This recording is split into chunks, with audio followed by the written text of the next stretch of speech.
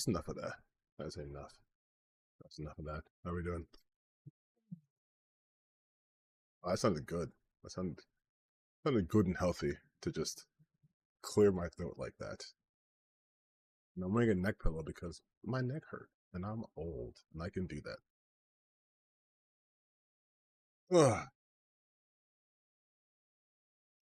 Up grifters. Bro, I don't understand. I don't understand, man. Like, first chatter. I started the stream at 5 o'clock. 5:03. This happened last time too.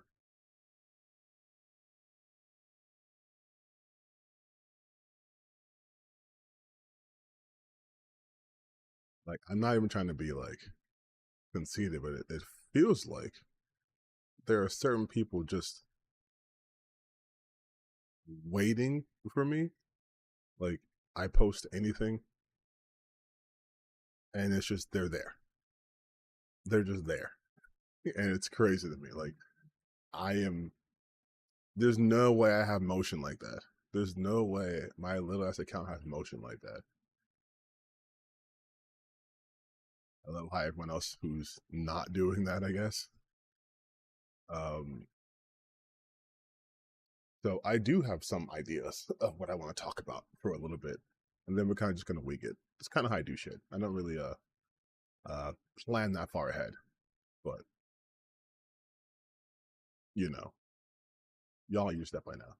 You're redownloading Unreal Engine. Hi, maybe you'll release a game before Grums will. Honestly, I had toyed with the idea of me learning how to do like actual game design, so then I could be like, hey, as a game developer, as an actual game developer, I know how long it takes to make this kind of shit. But I don't know. That shit takes time. Yeah, no, it's a high bar. It's a high bar to clear. You're gonna need about $800,000 to do it. Hey, spite is a hell of a motivator. But first, I wanted to talk about more. I don't know if it's like personal news. It's not like about me, but about the channel, right? Because I think we have grown quite a bit, and with that seems to have an influx of people who just hate and don't understand how shit works.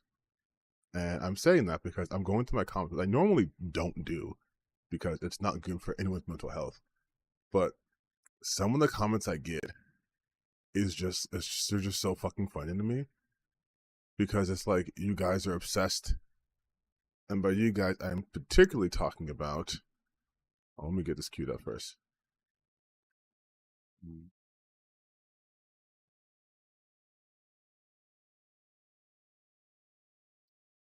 Like, I have hotkeys now, so I can just swap shit over. But like this shit, right? Where it's like, this person. It's weird highlighting them because they obviously well intentioned, but it's like, this person, Dollmaker, has been in every single comment of mine in the last like 2 days, which I think is right around the time that I released that Smash JT video. And then they're just running defense, but like nonstop. And it's like blatant shit. Like, but even this guy here, right? It's like, but it was already delayed twice before. AC Shadow has had more issues with its representation of the Japanese culture. You wouldn't like it if they did the same shit with the Black American culture, but I digress.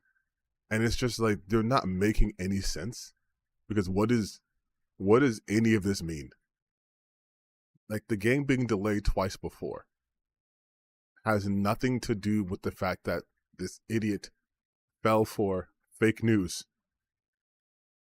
Like, the Birdman, yeah, I watch his stuff, but it's like, just if we break this one thing down right here, right?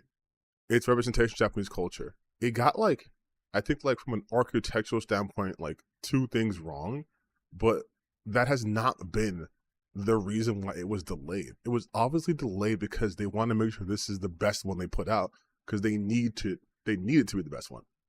they have to be on top of their game. And we can see just from the animations alone, they've polished those things up tremendously.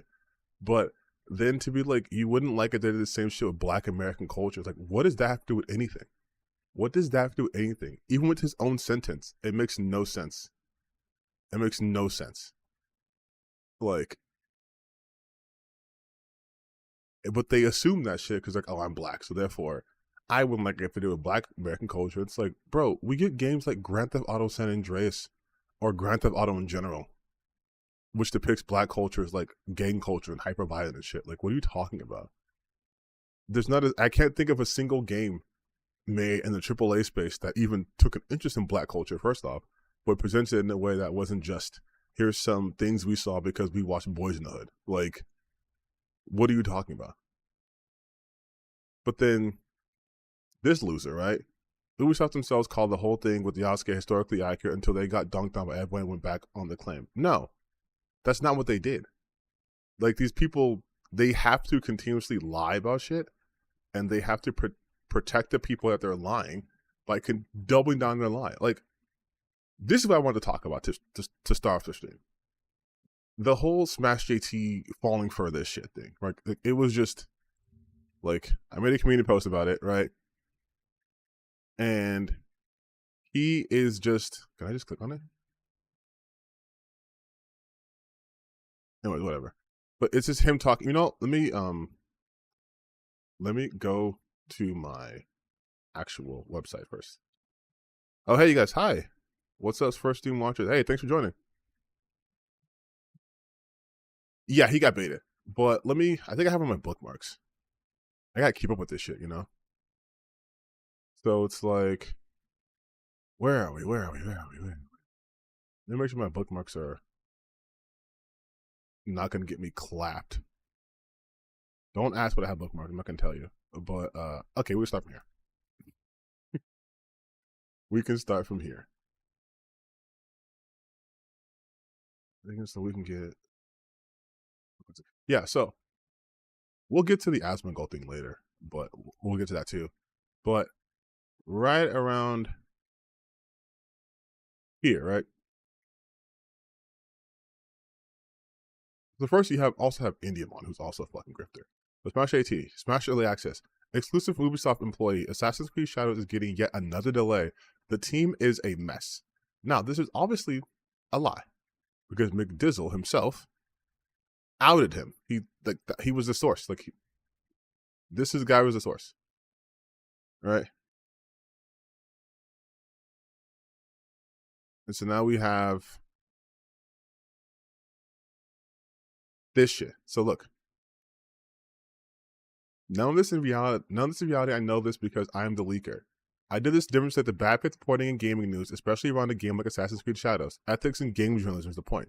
Smash could have asked for proof. He could have messaged me on a different platform. He could have reached out on other sources, but he didn't. He did not verify any credentials as he indicated. The only communication is attached. And anyone who can send an email to info@smashat.com pretend to be anyone and it becomes news. This has been the trend, and I have more examples. In fact, his BioWare leaker reached out to me to say they were just messing with him. So, and it's all about for money. Obviously, it's money. I've always said that a lot, which is why he deleted the post.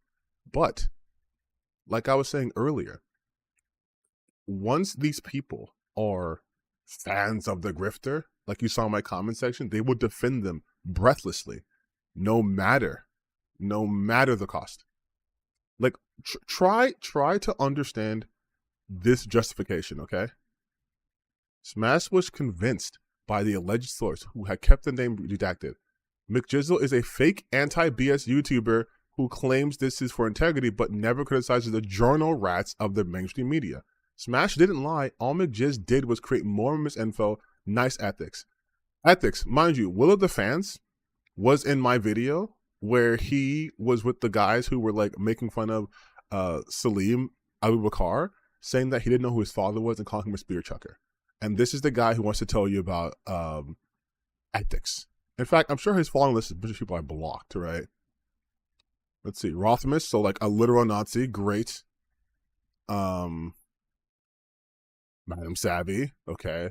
Usual Suspects, Vocally Correct Comics. Yeah, problematic. Like, okay, yeah, like, and he's the one talking about nice ethics.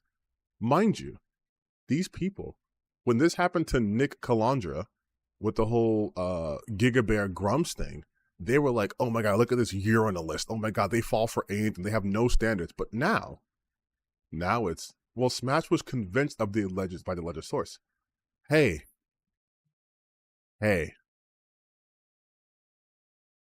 part of your job as a journalist is to vet your sources. That is why journalists do not rush, journalists worth their salt at least, do not rush to just put out anything. Because A, if they print it, that is libel and they can get sued. And B, credibility is their bread and butter. They need to be credible. That is why people like Jason Schreier or like Tom Henderson have pull, they have clout. And so people will actually actively seek them out to get a story out because people will believe it. Otherwise, we'd all believe in Bigfoot because the National Enquirer posted it like 40 years ago. And that's all we need, right? Like, you know, a verifiable source versus just a ambulance chasing grifter. The fact that this person's trying to be like, well, he was convinced, as if that's not a failing on his end, is so hilarious to me because they don't get it. They think this is a win, a dunk on the anti-woke side, right? Or sorry, the anti-BS side. But it isn't. It's a self-report. They're defending it with a broad thumbs. Yes, exactly. Like, first off, the spear slur as a person who is actually African, that's like racism for level 400. Like, that's not intro to racism. That's like level 400 racism. I think I have the video.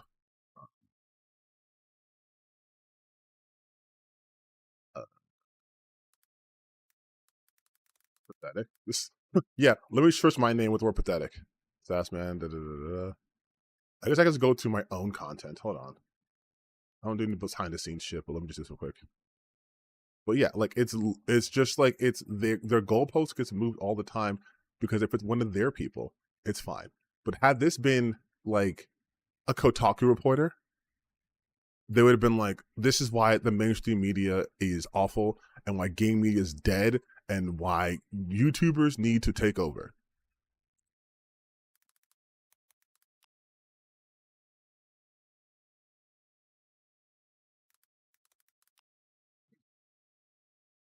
How did I what did I title that video? I've made too many videos, you guys. I'm forgetting the names of my videos. I'm trying to find the example where like he was in that video and they're talking about. Here we go.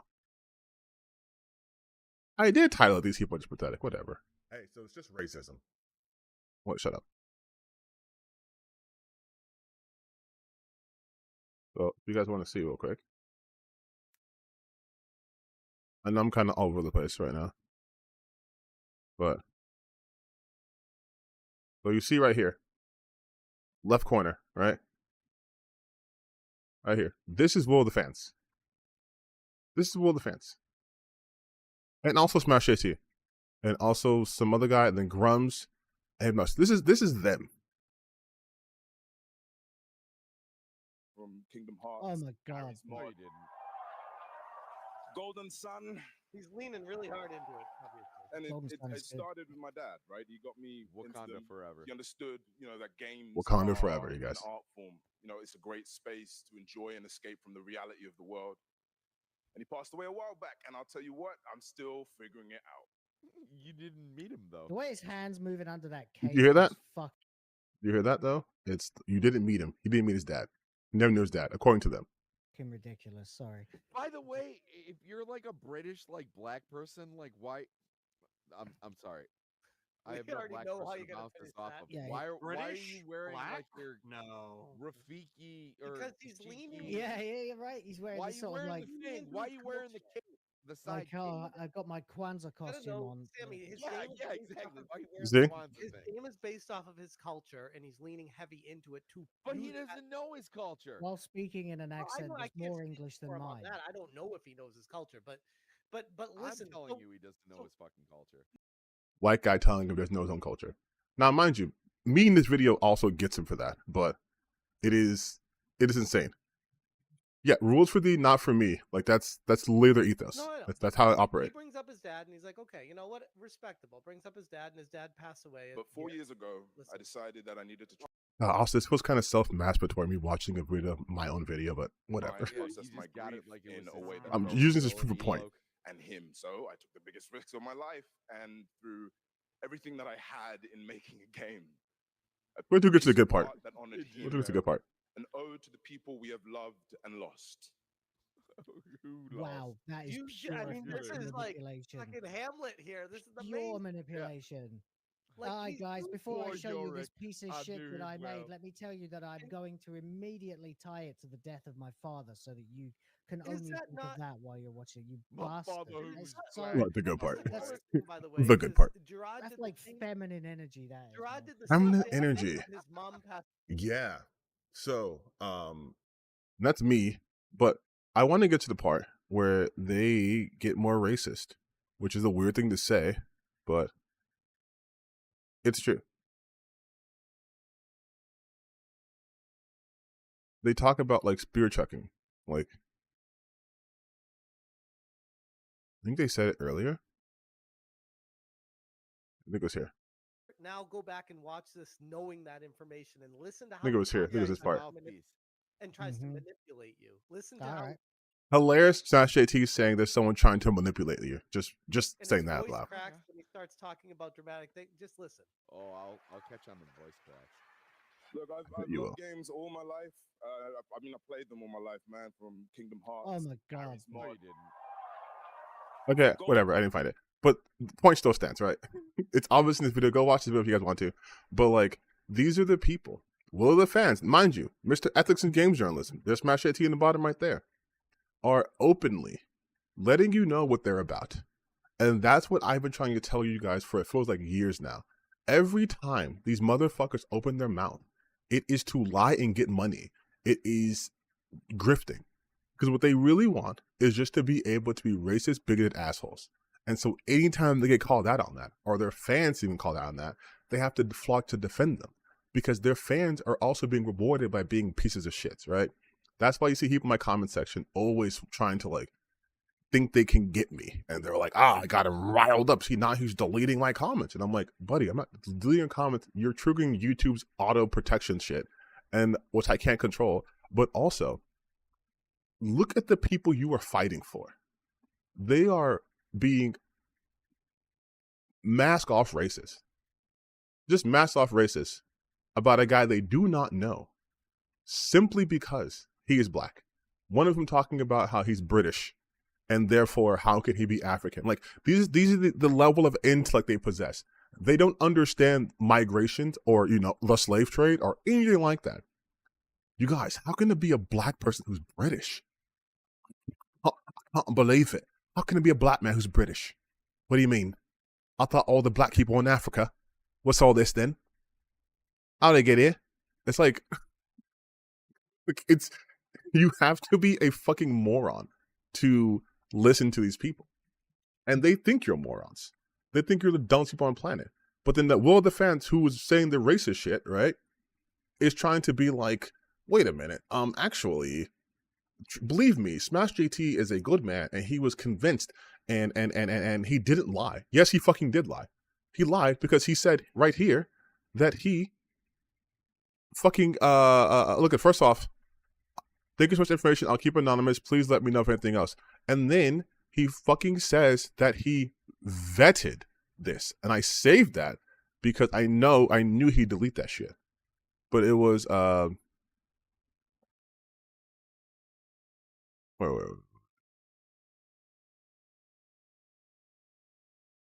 I'm gonna say it's my phone then. Yeah, it's my phone. But he said he vetted this, and then he redid the video saying, "Oh, I got." And then when I tell you guys this is about money, and then someone tries to call me a grifter, and they fucking say, "Hey, Omar," which is, by the way, by Smash JT's own standards, he just doxed McDizzle because he considers anyone finding out someone's name a dox. Hi, Omar. Thanks for playing. Looking forward to your video. I will be reacting to it on my stream when it drops, and looking forward to the financial support of my audience while we watch. The money is amazing. They are such great people. I hope someday you are able to see. It's true. Yeah, I know he made another video about that. I was going to talk about that too. But just look at this. Now, to a person who's able to understand behavior and patterns, right? Like a normal human being, you are seeing a pattern of behavior here. He's telling you this is for money. I'll be reacting to it on my stream. Like if we, I don't want to do this on stream, but he did go to my stream. He go to my videos when he was on his stream, so it's only fair, right? Smash JT. I got. Exclusive exclusive Ubisoft Insider, Assassin's Creed Shadow delayed. Update C-Pin comment. Now, if you gave a shit about accuracy, if you gave a shit about being an actual game journalist or reporter, why keep this up? Why keep this up? Why not delete it and be like, hey, you guys, if you saw my previous video, it was inaccurate, and in order to reduce the harm spread, I deleted the video. Oh no, because it's about money. I get money off of this shit. I've been contacted by an insider. Just listen. Let's suffer together, and let's watch a little bit of this. I've been contacted by an insider at Ubisoft with exclusive news breaking on Smash JT once again that Assassin's Creed Shadows is getting another delay. And the delay that it's getting is going to be for a couple more months, if my insider is to be believed. What's going on, guys? Welcome to another Which you did believe, right? And I was scrolling through my email, trying to get through everything, and holy crap, did I find a banger today with someone who works at Ubisoft reaching out to me to share some insanely... The shirt that's telling you like and subscribe, yeah. And very well-documented development cycle of everyone's favorite game to clown on, Assassin's Creed Shadows. According to my source, who's currently at Ubisoft, as I can't really say, the game is headed for another delay. You can't really say because they're not a fucking source. And this time, it's being delayed until May. Hit that subscribe, give me a like, and check out smashjt.com for the... Hey, do you guys think he wants you to subscribe to his channel? Do you think he wants people to like and subscribe? I'm sensing that, but I'm not.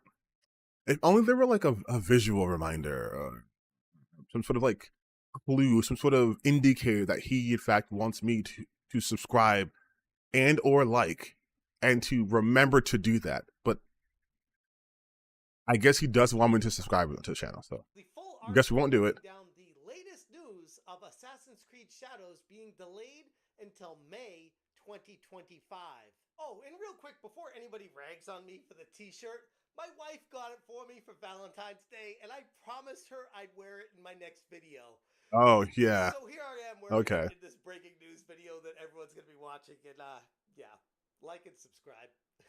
Assassin's Creed Shadows is his wife, you guys. Don't worry. Another delay. The game this time being pushed back so far that we're now over half a year past the point of the original release date of November. I know he was kicking his feet when he got this email. I know he was. Additional money Ubisoft is spending just to keep this game afloat and in development. $0. As the car is basically breaking down and they're just pushing it on the highway at this point. This isn't the first time Assassin's Creed Shadows has found itself. I love this because this is a 12-minute video for, mind you, a 12-minute video for a fucking email that was like a line, right? It was, where is it? Did I delete it? Oh, fucking idiot. No, I didn't delete it. This is my ADHD brain. I have to go here, and then go here, and then fucking go here, and here we go. ADHD, thank you for not being helpful, but here we go. 12-minute video. What, we didn't actually read. We didn't read this. Hold on. I'm on contract with Ubisoft Montreal, the programmer, until the end of March, working mainly on Assassin's Creed Hex, which has its problems with scope creep, but I also work closely with the Shadows team. I'm contacting you regarding an upcoming unannounced delay that Assassin's Creed Shadows. This is mainly due to complaints from cultural officials around the destruction of shrines, but also to patch numerous bugs. How did this not tip you off? The destruction of shrines? Were you not tapped into the zeitgeist about the other grifter who was talking about why that's disrespectful? You think Ubisoft would be like, holy shit, you guys, this one Japanese YouTuber doesn't like this. We gotta push this out of the fiscal quarter. Forget the company's finances. We gotta push this out. like, god damn, dude. This is the shit I'm talking about. These people don't even understand like the business side of things. This is within their fiscal quarter. They need this to hit. They cannot push this back anymore. If they do, they might as well at this point not release the game. And why would this be like, the game's coming out in what? Let me do some research. Let me actually my mouth this. I believe the game comes out in March though, right? It's Assassin's Creed release date. I think it's March. That's Avowed. March 20th. Okay. So that is literally like basically a month from now. They would not announce a delay a month from the fucking release. No, they wouldn't do that. Like, it's so good. The delay should be announced in about a week, and will probably be until May. In about a week. No. Sharing this with you as the game is not in a ready state and disrespectful to Asian culture. Again, how do you not pick up on this? How do you not pick up on this? This is so obvious. Oh my fucking god. Oh my god. Oh my god, dude. This is so fucking funny. How are the pre-orders? The pre-orders are actually, I've seen them, they're pretty good. Let me check. Pre-orders. Well, according to Eurogamer, right? What was I say? Is planning to go beyond initial cost-cutting objective by March. Assassin's Creed Shadow pre-order is solid, in line with series' second biggest launch. So I mean, you can't get much better than that. But the fact that I'm all over the place, I'm so sorry, you guys, I'm scatterbrained. But like the fact that nothing here triggered the wait a minute. No one talked about this before, and now suddenly it's shrines and disrespect for Asian culture. How the fuck would they fix that in the month's time? Delayed it 2 months. Let's say, for the sake of argument, this was true. This was not McDizzle. This is a real person who worked on the Assassin's Creed game. How would you remove the disrespect? Like, how? Because I doubt the disrespect was just, the shrines are destructible. You said the Asian culture. Not even Japanese culture. That, again, should have been more of alarms going off. Asian culture is vast. What Southeast Asia? Is it in India? Is it in, like, Malaysia? Is it in, like, Thailand? Like, which culture is it defending? If it was Japanese culture, why not say Japanese culture? Like,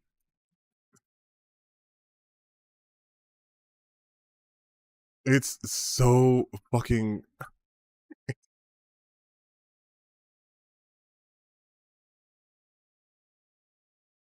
Wait, who's muted?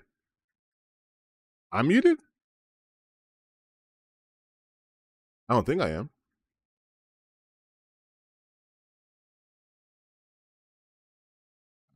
Listen, I don't support pre-ordering. Yeah, okay, you can hear me. I don't support pre-ordering either. I hate pre-orders. But I just don't understand how this did not like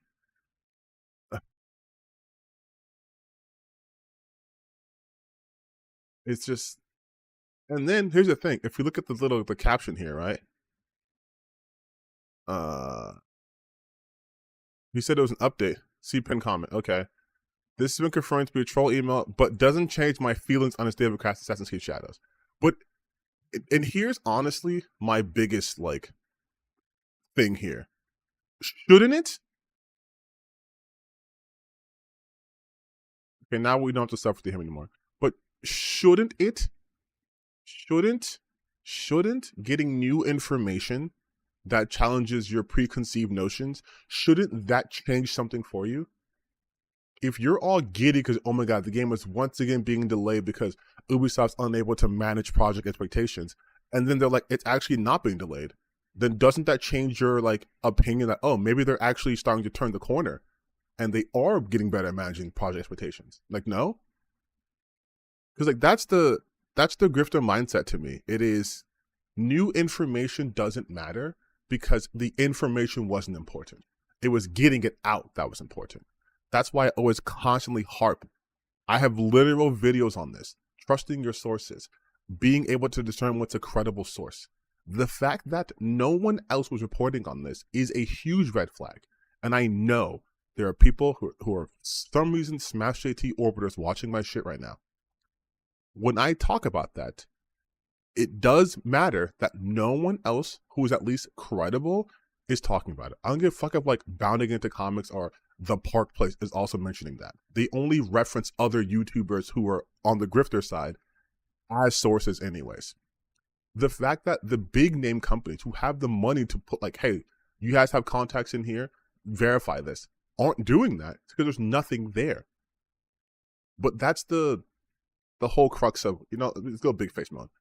That is the whole crux of how these people operate. They don't want you to be critical. And you guys know me by now. I want you to be critical. But not like, hey guys, critical here. Not that critical. I want you to be intellectually critical. Look at the fact that no one else is covering or talking about this. And it's not some conspiracy theory, because that's what they want you to believe. If they can't explain something, it's a conspiracy because mainstream media game journalism is colluding. But then if they're able to find something out, it's because they did the work. But if someone else does it, they're a mouthpiece. Like, do you see how it works? Smash JT falls for an obvious scam, a troll email that you could have taken 2 seconds to figure out. It's not his fault for being a yellow journalist. And if you don't know that term, it's not racist. Yellow journalism is a type of sensational journalism where we're gonna be like BuzzFeed. We're just gonna put out fucking articles that get attention. It's clickbait. It's clickbait titling, and it doesn't matter if it's true or not. We got eyeballs on our page. We got views on our videos. All that matters. On to the next, right? That's how yellow journalism works. That's what these grifters are doing. It's nothing new. It is, I got an insider, and they told me that someone at Ubisoft is pretty pissed that they changed the character of Yasuke. They're pretty mad about that. And it's like, yeah, my source also told me the same thing. And then it's just, they put it out there. That's why they want to be the first ones to put information out there, but it doesn't matter what the information is, as long as they're first. And that's the kind of shit that we can't abide by anymore. If you care about games and you care about, you know, information or truth, this should piss you off. It pisses me off all the time. It should upset you that these people are being rewarded for doing harm to the community. And the fact that his fans, which I hate to say he has, don't understand that is by design. Quite frankly, they are too stupid to understand this concept because they have become dumber by engaging in his kind of content. It is the brain rot, don't think level of content. And it's not just Smash JT, it's Andypants, it's Grumps, it's Verdark, it's all these people who just put out information just to like shock and awe style, right? They're just slapping it out every single day, twice a day, 3 times a day, just nonstop deluge of information, but all if it's wrong, or it's majority of it's being presented in a way where it's like, it's not the full scope. And they just want you to do, yes, exactly. I'm sorry I've ignored you guys, chat. I'm listening, I'm watching, I hear you, but I also have ADHD and I rant a lot and I'm a yapper and you guys know this.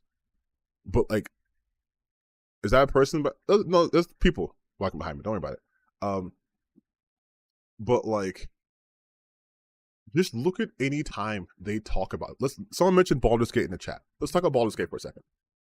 Baldur's Gate 3 is a game that by every standard, that's the new definition of woke beats at least, is woke, right? It is a woke as fuck game. There's pronouns. You can be trans. You can have same-sex relationships. You can do all those things. In fact, your party was so horny because of a bug that even if you didn't even try to bed them, one of them would want to bone you, right? They had nothing to say about Baldur's Gate. Nothing. Not a thing. Even though it is filled to the brim with stuff that they hate. And it's because there was no market to hate on Baldur's Gate 3. These people aren't people of convictions. They're people of convenience.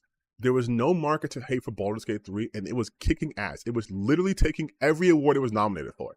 It won all of the awards. So they couldn't say anything. But that game, had they been having their convictions right, that game should have been on their non-binary list. But it wasn't. Because they don't care about that. They want the easy target. Oh, but Dragon Age, well, we really don't like EA, right? And this is pretty gay, so we can attack Dragon Age nonstop. They're trying that shit with Avowed. That one loser, Hypnotic, does the same joke he always does. Goes to a character creator, makes an ugly character, and calls him like Self-Harm McGee or I Hurt Myself Jones or something like that, and goes, they're strong and beautiful. If you don't like them, then whatever, right? And it's the one joke that they have, but then that's all they can do because Avowed's getting good reviews, so they can't do anything. They don't play these games and understand it because they do not view games as art. So nothing is meant to sit with them. It's simply a means to an ends. If it was more profitable for them to talk about the color of my cup, they would talk about the color of my cup and why this teal is actually part of like the trans agenda, because they could just funnel that into their talking points. But none of them actually understand games on any fundamental level. Not from a production standpoint, not from really a consumer standpoint, not from a player standpoint, not any standpoint. And it's so blatant to me. These people do not love video games. I love this shit. That's why I can analyze it. That's why I can talk about it for a whole day. And it pisses me off that we are rewarding these people who all they do is drop in Twitter headlines. Granted, I do use Twitter too, but I actually dive into the topics. And they just read off Twitter stuff and then post a video. That fucking guy, Rev Says Des, makes videos where it's like a minute and 30 seconds long because he's just responding to a tweet. Why is that a video? What does that have to do with anything? Like,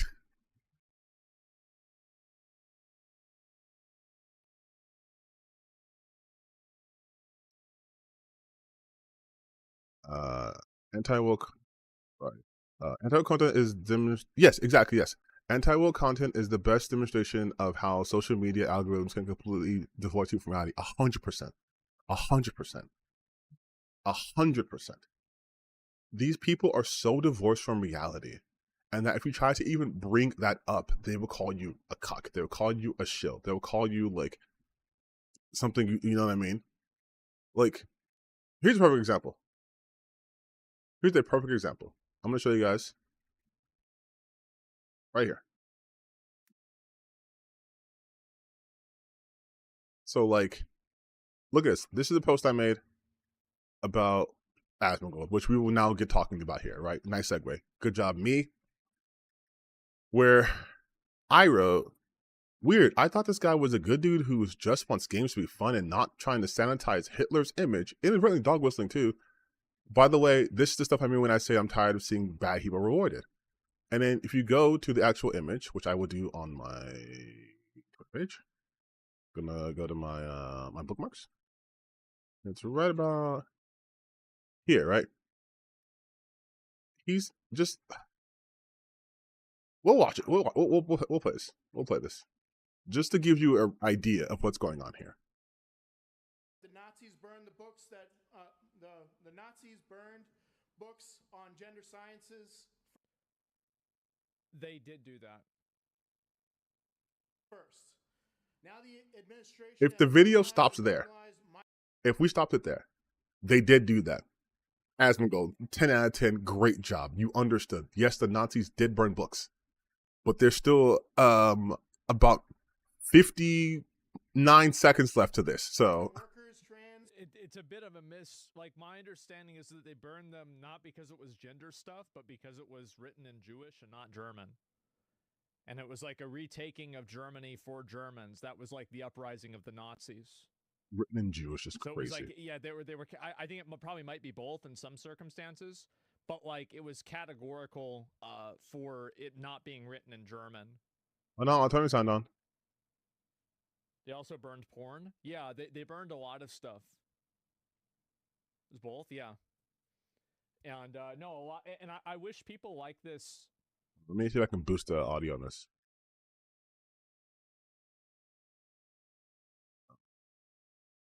You guys saying it sounds low, like you can't hear him speaking. Let me real quick. Let me boost my desktop a little bit. It'll probably drown me out for a second, but give me a second. We'll boost up a little bit more. Okay.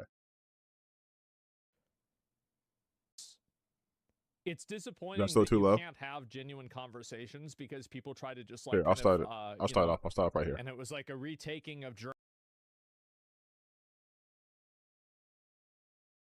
Okay. stuff, but because it was written in Jewish and not German. I mean, to be fair, his audio is just low. Germany for Germans. That was like the uprising of the Nazis. But I think the captions are working So it here was too. like, yeah, they were. I think it probably might be both in some circumstances, but like it was categorical for it not being written in German. They also That's burned crazy. porn. Yeah, they burned a lot of stuff. It was both, yeah.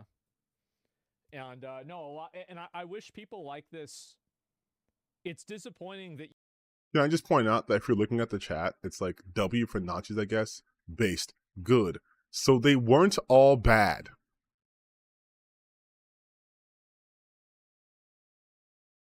Only good thing that they did. Now, some people are like, what? Like, wait, is he saying that W old German forces? You can't but have most of his chat, like, look at this. Because people try to just like kind of, based Jewish gibberish, like handpick facts and like not giga-based, things in an based honest way. But it's like part of that's true, but it's like not completely true. LGBT people. Like, yeah, basically, without getting in the weeds of this, he is talking about a little history here. He's talking about the 1933 burning of the Institute of Sexology in Germany, which did happen. But what he's trying to say, what he's trying to say is that the reason that it happened is because not Hitler being anti-LGBTQ, but because the books weren't written in German, you see. They were written in, I know what he said, but he most likely meant either Hebrew, which I think came way later, or like Yiddish. Basically, he's saying that it wasn't written in German, but it had to have been written in German. But even if it wasn't written in German, that's an insane take to be like, you should be able to burn books that aren't in your language. But the reason why I take such umbrage with this is because, first and foremost, was he not one of the forefront advocates of just keeping games fun, don't put politics in video games, right? Now look at him. Nothing but politics. Nothing but politics. And look at the kind of politics he's espousing. He is doing Nazi apologia on stream as one of the largest content creators on Twitch. So he's reaching a large group of people. And he's giving them active misinformation because he doesn't know better. Yet he's speaking on these things he has no actual knowledge of. They did, in fact, have anti-LGBTQ laws in Germany prior to the Nazis taking power in 1933. But those laws, while on the books, were never persecuted. Think about it like if you live in America, how there's lots of police laws, lots of laws in your states that have been around since like 1816, but no one enforces it. If you're bored, look up like just weird laws in your local state, and you'll be like, wait a minute, it's illegal to walk backwards holding a duck after 7 p.m. on a Sunday? It's like, yeah, but no one's going to arrest you for doing that. You know what I mean? It was kind of like that. But as time went on and the Nazis gained power, they hyper-focused on that because the Nazis viewed homosexuality as not just a sin, but detrimental to German identity. When he said taking back Germany for Germans, it's not like they're saying that kick out all people who aren't born in Germany. That's not what he's saying. What he's saying. Thanks for the follow and a subscriber. Sorry.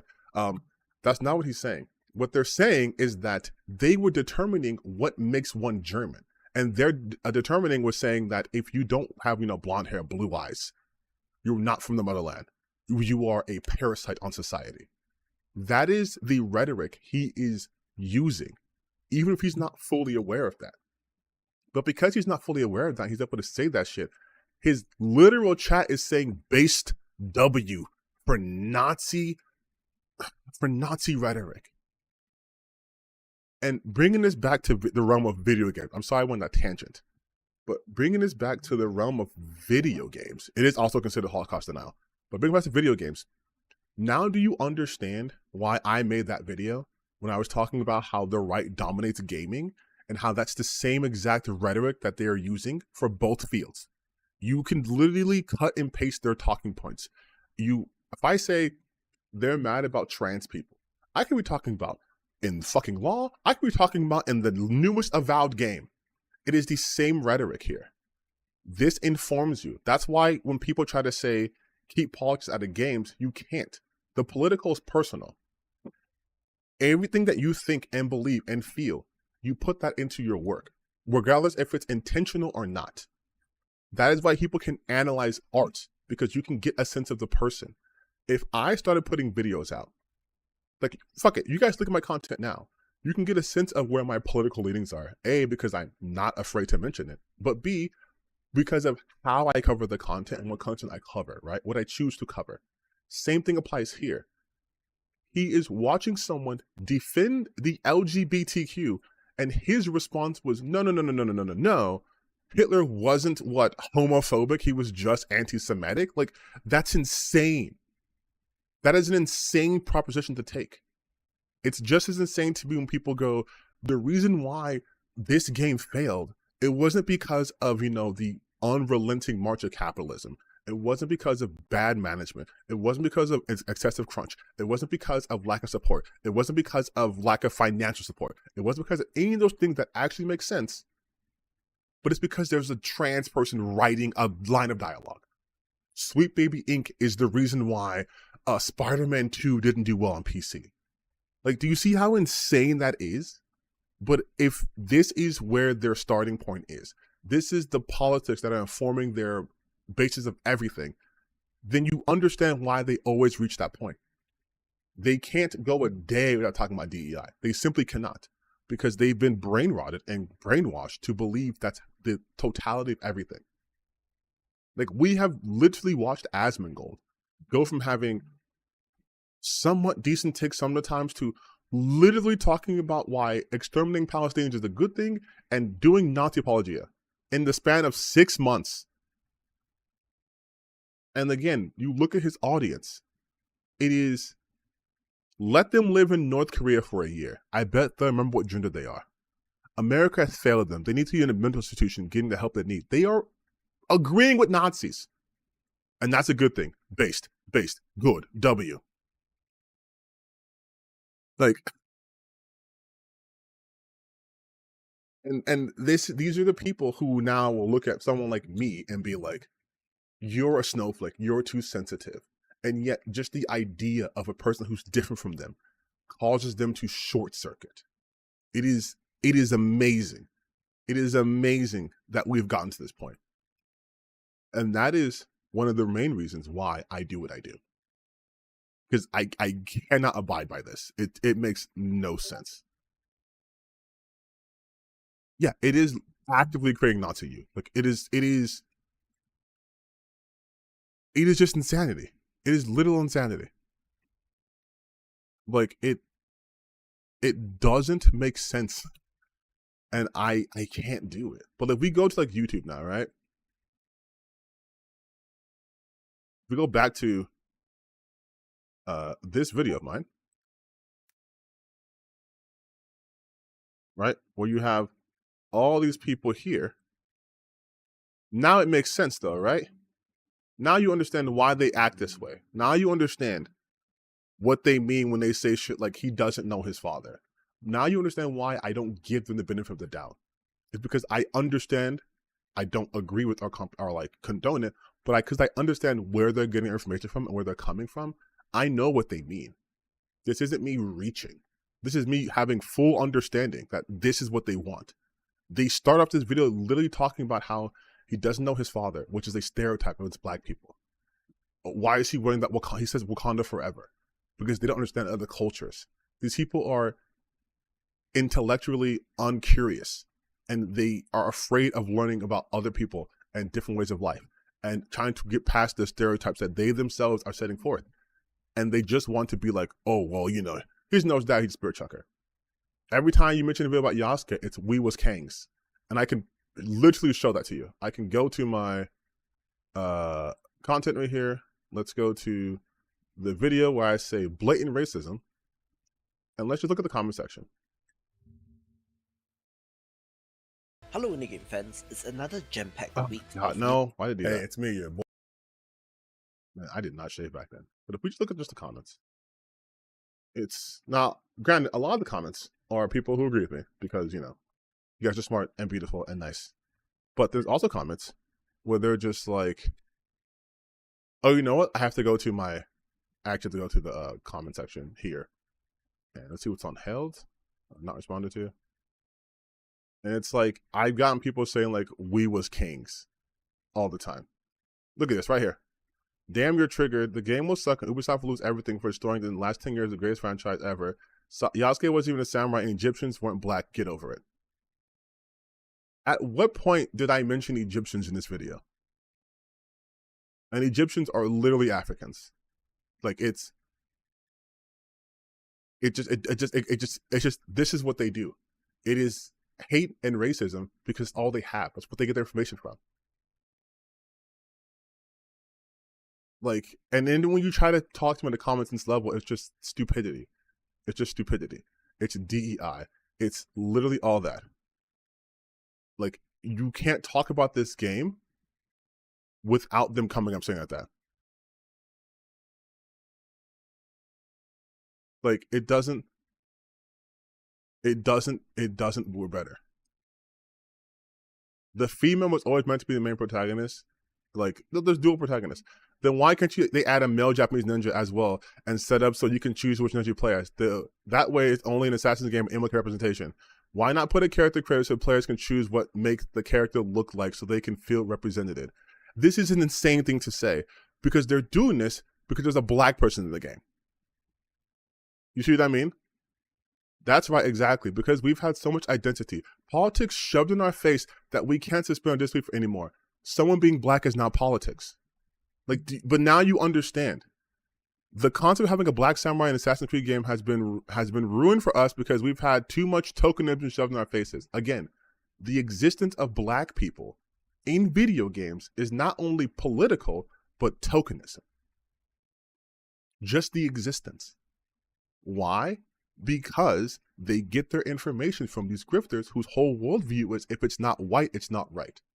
That's it. That is why these comments will always be here. That's why those comments will be here.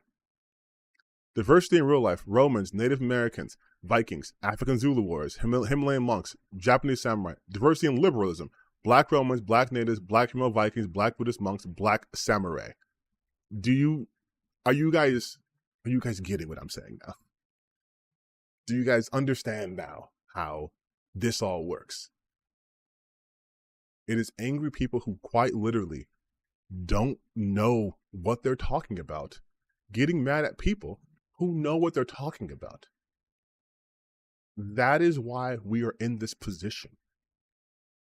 We have a large group of people who have no idea how the world actually came to be, what roles people played, or anything like that. Nothing about power dynamics or anything outside of that, because they're just gamers. They just focus on video games. But now, because they're God King Asmongold, who used to be one of them, is now getting political, they suddenly think they understand the nuances of like race relations, of how we, you know, have gone more diverse. They think they understand that. But then you put a black person in front of them and then it's DEI. How can you have a DEI hire of a video game character? Team Ninja did DEI with Neo, but they won't call it that. Because William being white is actually fine because he was a real person, unlike Yasuke, who was a real person. No, that was George Floyd's influence. Like, again, like that is their logic. It's just racism. It's literally just racism. All of their concerns are dumb. And if we want to just get like, I know I've been going off right now. I'm so sorry, you guys. But if we want to just take this down to just like Assassin's Creed, right? When has Assassin's Creed been historically accurate?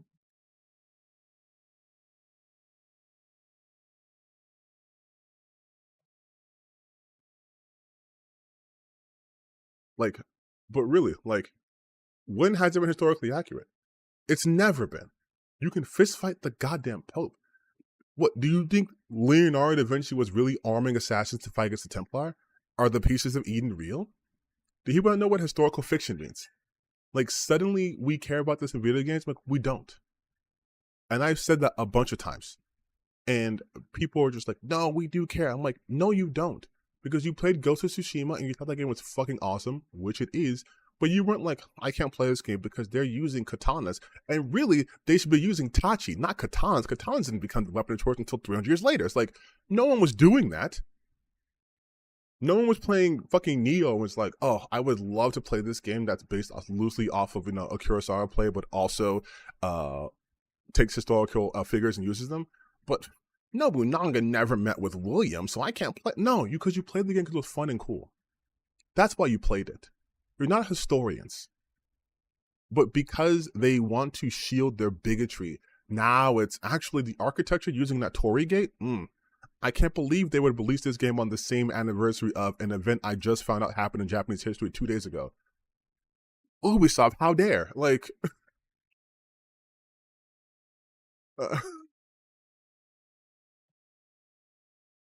like it's a game when you punch the Pope. It's a game when you punch the Pope. This is the equivalent of me saying, like, imagine if, I think actually they did say this in like the Spider-Man, Marvel Spider-Man games, right?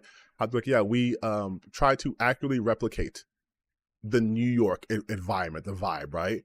Imagine you thinking that meant that like Spider-Man was a real person. You know what I mean?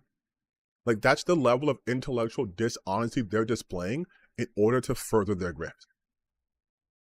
If I say that this game, like, Grand Theft Auto painstakingly recreated Los Angeles, does that mean there is a guy currently being chased by the fucking military because he robbed $1 billion worth of money and is now shooting grenade launchers on? No, of course not. It just means they took the location.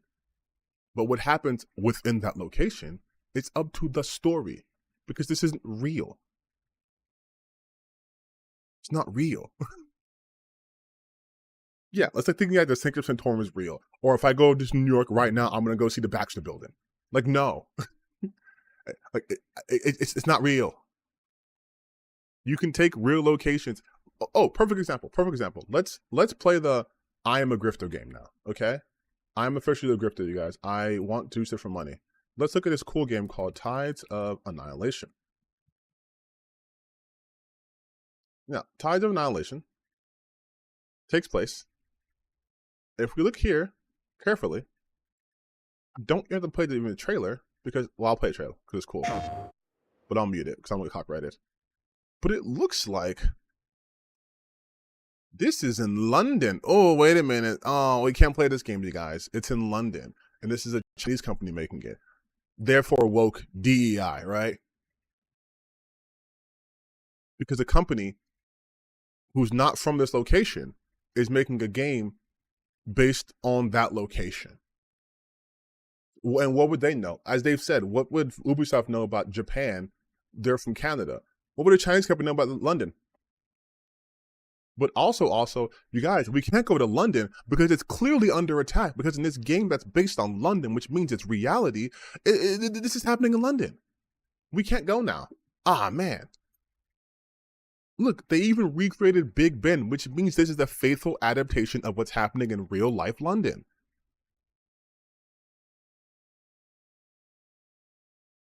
Oh, and you're playing as a woman? Woke, you guys. Damn. I was really going to think about maybe possibly playing this game, but now it's a woman playing? I don't know. I'm a heterosexual man. Where are the big sweaty guys at? That's what I need. I need big sweaty men to play as. Otherwise, how will I be represented? Girl boss woman. You can't do it. Sorry. And this other game called Soros. Let's see what this is about. Again, I'm muting it because I don't want to get copyright. Let's see what this is about. Oh, it's a man. Oh, but he's a minority. Why won't they let white guys be heroes in games anymore? Why are we using this now the game's political, you guys. I just wanted to play a fun game where I shoot things and blow stuff up, but I can't because they won't let me because they have to shove their politics down my throat. Like, they can't even go 30 seconds without showing a minority. What is this, America, or are we back in, I don't know, I can't be that racist, I can't say that joke. But, like, this is how they live. Everything is just an attack on them. Everything's a goddamn attack. Like, Onimusha, but you're playing as a Japanese guys? Japanese guys aren't that strong. They can't cut through this. Like, that's the kind of shit they say. Like, it's like a woman as a lead. Women aren't strong. Oh, this is bad. I can't believe they would promote this nonsense here. Like, look at all, you guys, look at all this agenda. Look at all these political videos. Woman, political. Woman, another woman, a furry. God, when did PlayStation become so woke and political? A black person, Oh, here we go. Here's a good game. I can tell this game was good and people liked it because it's a white guy with a beard. I'm pretty confident that Days Gone sold really well and was beloved and had no issues. Because again, how could they? The main guy is a white guy and he's looking for his white wife. Heterosexual couple. This should have done numbers. Jesus Christ, man. Like, oh, and guess what? Liza P. Isn't this also like a Korean game? Oh, I remember this is set in clearly London, England again, so can't play this. There's just so many games I can't play. Lost Soulicide. Sorry. I am a American man, and this is a non-American person. Therefore, I can't play this game. Because I can only play games in which I am the gamer and fully represented. Otherwise, it's woke DEI slop garbage. Unless it's Stellar Blade. Then for some reason, that's okay.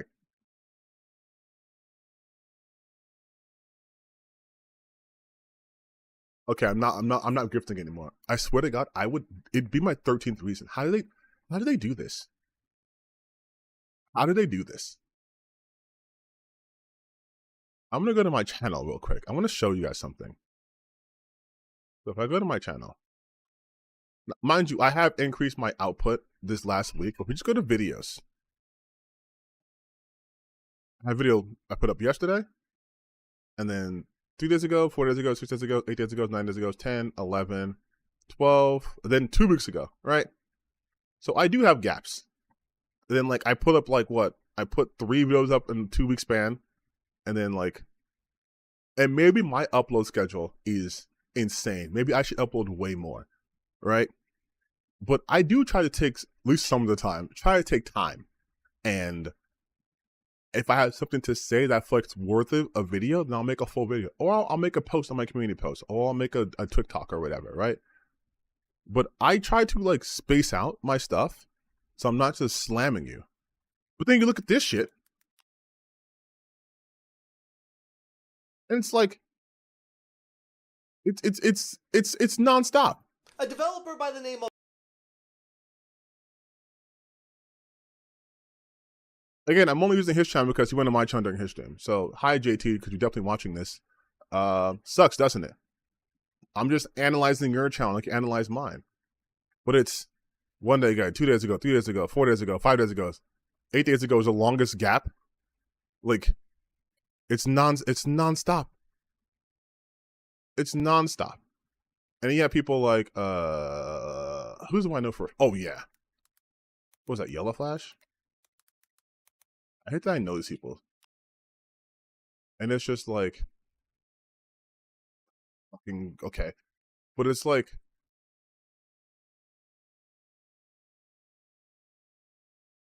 One day ago, 2 days, 2 days, 3 days. It's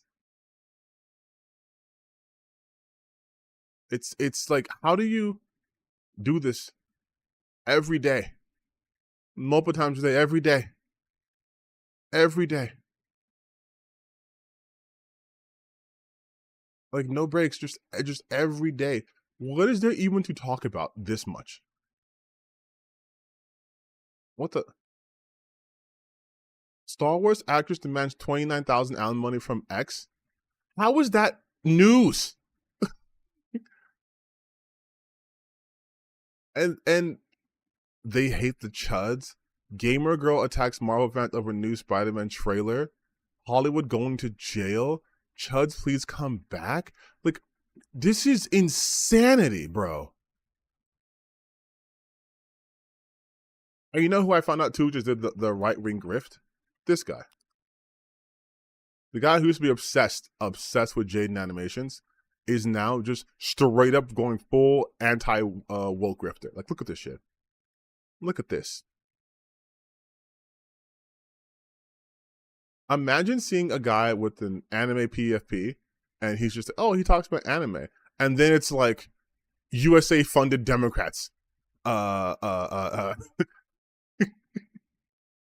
Like, yeah, I want to go to the anime guy channel. What anime is he talking about? His favorite anime, Illuminati going to jail. His favorite arc in all of anime was Donald Trump ending censorship. Crazy manga arc that was. Her parents are broke. Like, and look at the horror pivot.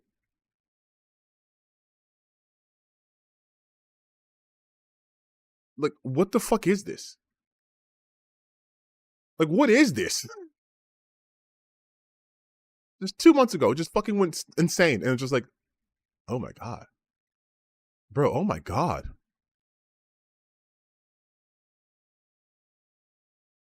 Analyzing every TikTok Markiplier ever liked. Like, what?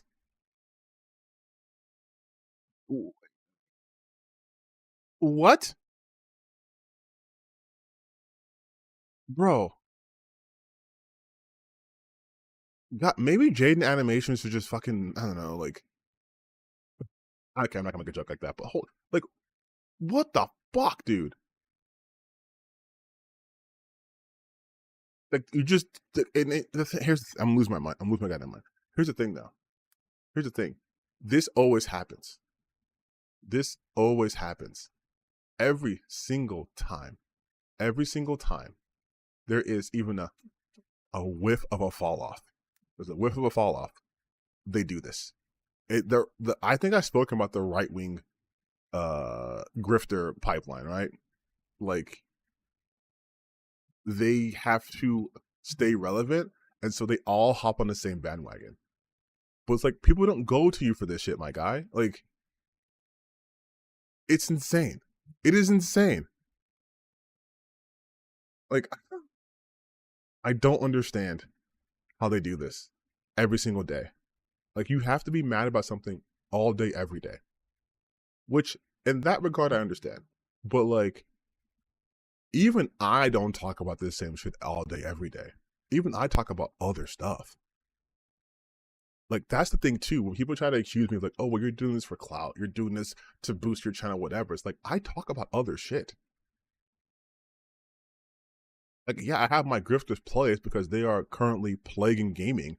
But, like, if and when that goes away, hopefully soon, I'm not going to be starved for content or anything like that, because I actually like to make up my own shit and have ideas and thoughts about things. I did an analysis on mouthwash and it pretty well. I like to talk about interesting topics within gaming. Like, I can do other things. These people can't, so they need this. And it's obviously what they need. They're desperate. They literally are just shifting their entire platform. Asmongold did it.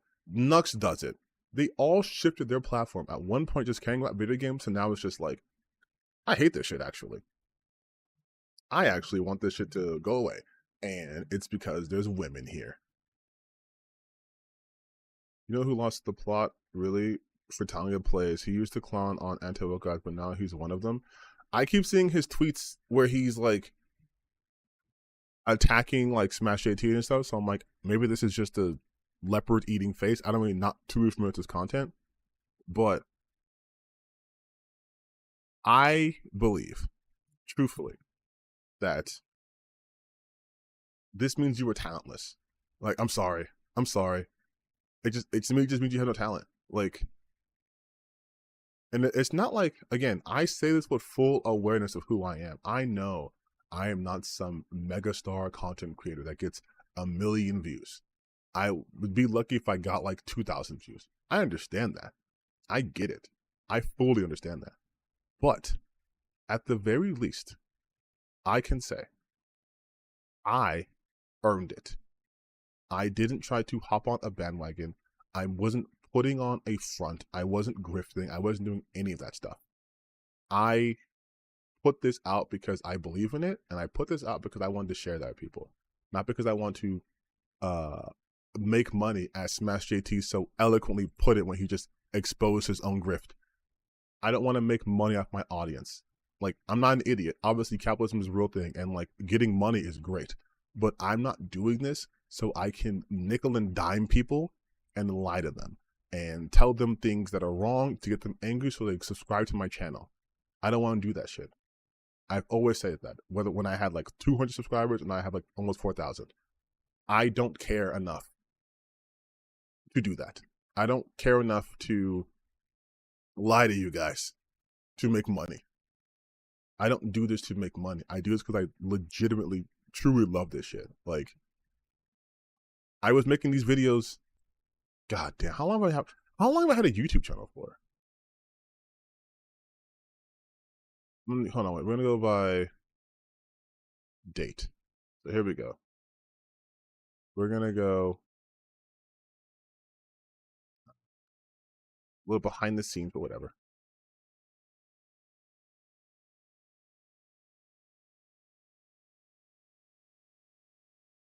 Look at this shit. Now, granted, I haven't been playing or doing this consistently, but I first uploaded in 2016. Okay? And yes, my content has changed over the time because Let's Plays have changed, and personally, I started getting burnt out on Let's Play a long time ago. And yes, it does take real life loser energy to be an online game grifter. Like, it does. But like, let me do a better view on this. Let me actually go to my actual YouTube channel instead of like going through behind the scenes shit like that. But my videos, here we go. No, this is the same thing. I still clearly don't use YouTube. I would just go to there we go. So if we go through my videos, oldest, right? 2016, 8 years ago. And yeah, of course my content changed over time, like I said, because Let's Plays changed. But like, it's not like I was getting a ton of views to begin with. I was still doing it because it was fun. It was passion. And it's still passion for me. The only reason I've changed is because the landscape has changed and we are rewarding people who aren't passionate but just want to make money. And so yeah, I'll call them out. And this is the kind of content generally I'd be making, mostly like this one, like this video right here, which explains a lot what's happening. You guys should watch this video and share it. This is an important video actually. But like, I like doing this, right? But I could easily become a grifter. If I had no more, I could easily become a grifter. I had to slow change this kind of content over the span of like years and months. And these guys will get one video that pops up and it's like, well, let's just do this all the time now.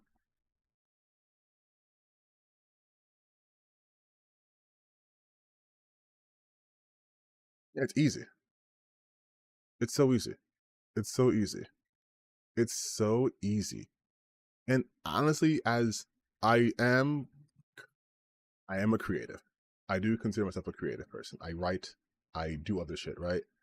It's more rewarding for people to see the work I put out there, whether it's me, and this has always been the case, I'm not being fake here, whether it's one person or 100,000 people.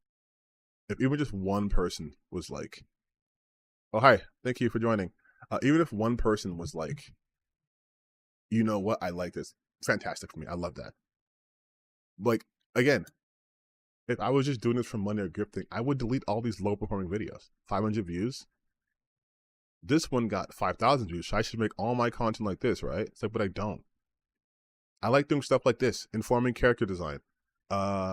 Me talking about why body type diversity is important. Like, I like doing this stuff. Corporate greed is killing gaming. Wow, it's almost as if I've been consistent with my messaging all this time. And I'm not just suddenly talking about it because I think it's profitable to be woke. In fact, it's not profitable. And also, and I take credit for this, I feel like I was the first people to talk about this shit right here 11 months ago. When I was literally saying, I hope to God it's not Gamergate 2.0. I lost that beanie and it makes me sad. But like, I'm able, because I'm a normal person, to read the tea leaves and be like, hey, the vibe shift is shifting in a bad way. So let me talk about it. But they don't do that. Yeah, exactly. Like, even the smallest channels are like, you know what? I'm going to just grift now. They're all, and the thing too is they're all trying to be buddy with each other, but it's fucking fake. It's so fake. They don't care about this shit. I'm talking about industry layoffs. And then they'll be like, I'm such a shill for these companies. Here's me disagreeing with Kotaku a year ago. Here's me talking about Xbox exclusives. Here's me playing games, talking about state of play, talking about informed consumership. Like, here's me talking about the issues I consistently talk about. All the time. Because I keep that same energy. I like talking about this stuff. Because it's fun.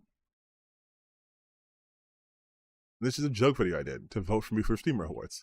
But like, I like doing this stuff. It's fun. I love playing video games. Single player games are superior. I stand by that. 2 years ago, I stand by that shit. Okay? So like, when they were talking about like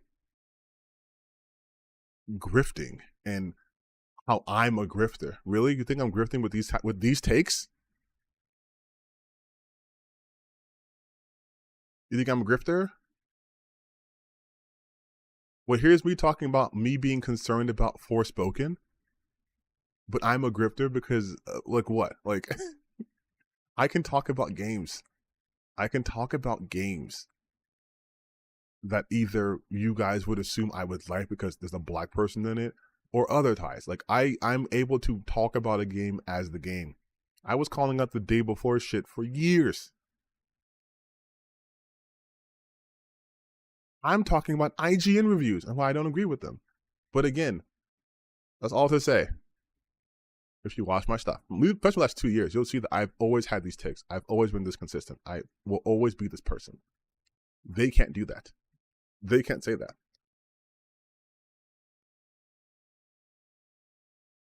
I'm blocked. Spec so hard doesn't even exist. What's good? Hey, what's up, Hidden One? By the way, shout out to Hidden Ones. Congratulations for hitting 100,000 subscribers in like a year's time. That's fucking crazy. That is fucking crazy.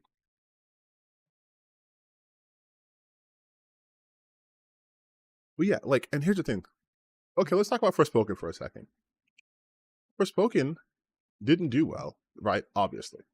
Now, I can look at the game and tell you, oh, from a technical standpoint, a lot of people couldn't run it, right? Especially on PC. But also, it was barren. You know, even though the combat could be really fun, it's like the story doesn't hook people. And I think they went about it in a way where they didn't really promote the game, I think, effectively, because they used it as a tech demo to showcase the power of the PS5, and then that was kind of it, right? It didn't really match the current landscape of open world action adventure games. So there's a reason why it probably didn't resonate so well. And obviously, we can't ignore the fact that it's a black lead and a woman in a time where everyone's talking about like wokeness and shit too. So that probably didn't help it. But I can talk about the game from that perspective. You type in Forspoken and it's just like, it's so cringe. It's the cringiest. It's the cringiest game of all time. It is so, you're all wrong for hating Forspoken, defenders. But it's like, this is my favorite, by the way. Indiamon, I did a video on him, and he was talking about how he actually likes the game. But then he has to let me just fucking show you guys. Not from his video though from mine because I don't want to give him views. But he was talking about how it is actually a pretty good game and it's fun and stuff. But now he has to hate on games like this. Soulless corporate trash. Oh, synthetic man. Okay. Wait a minute. Should we watch Synthetic Man's video? Not all of it, but should we watch a little bit of it? Just like, can I be gross for a second? He's honestly my favorite. He's my favorite because I think his hatred for people and himself is pure. It is for simple hate of the game. He doesn't want to, he's not trying to like appeal to grift. This is who he is. This is who he is. And at some level, I respect that. Like, he's not like, again, he's not like pivoting content. He's been this way from the jump. It's not worth the psychic damage. I love that I can sense the dread happening in the chat right now. Just the mere idea of me talking about it, like, no, please don't do it. Don't do it. He hates for the love. That's what I'm saying. Like, listen, as a hater myself, as a hater of grifters and all people like that, I have to respect the hate. Like, I'm not doing this shit for views. I was doing this shit when people weren't watching my channel. Like, the hate is real. But he has another level where it's just like, okay, we're gonna do a little bit. We're gonna do the tiny. I sound like XQC, dude. No, here's dude. No, listen, we're gonna do a little bit. We're gonna do a little bit. Just a small, tiny. We're gonna go straight to the story continuing wokeness. Okay, all right. With no warning, baby. No lube, going in raw. And so we've established the combat's kind of mediocre, and given the intro, you can probably guess the story and the writing are pretty mediocre, but I might as well dive back into that for a second, as I haven't even explained what your purpose here is. So Frey, for whatever reason, is another reluctant protagonist. I'm getting really sick of those. Even though her life was objectively shit in the real world, she still wants to go home, maybe because she really misses her cat. I don't know. I wasn't even paying attention at this point. But do you see how bad he is at this? Where he just like, I wasn't paying attention to the main draw of the story. I just like, whatever. Maybe she wants to save her cat. Like, you can't fake this level of apathy. You can't. But now, in this world, she has magical powers and is a super badass and is killing all these evil monsters and stuff. Why the hell would you want to go back to your old life if your life... Why would you want to go to a life where you don't have to be the savior to kill monsters?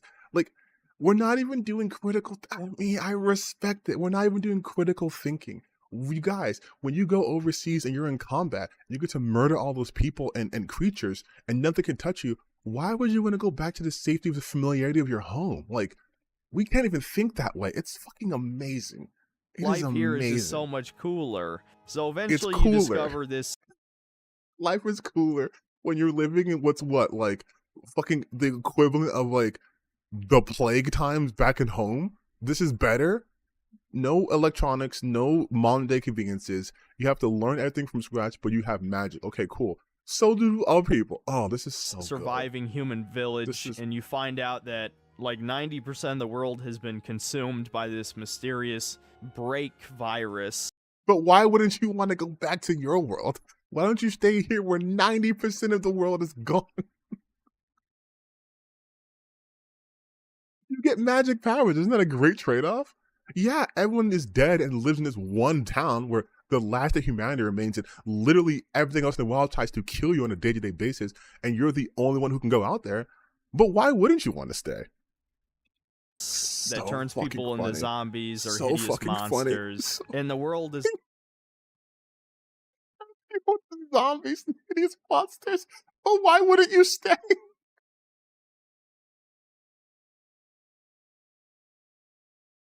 Fucking dying.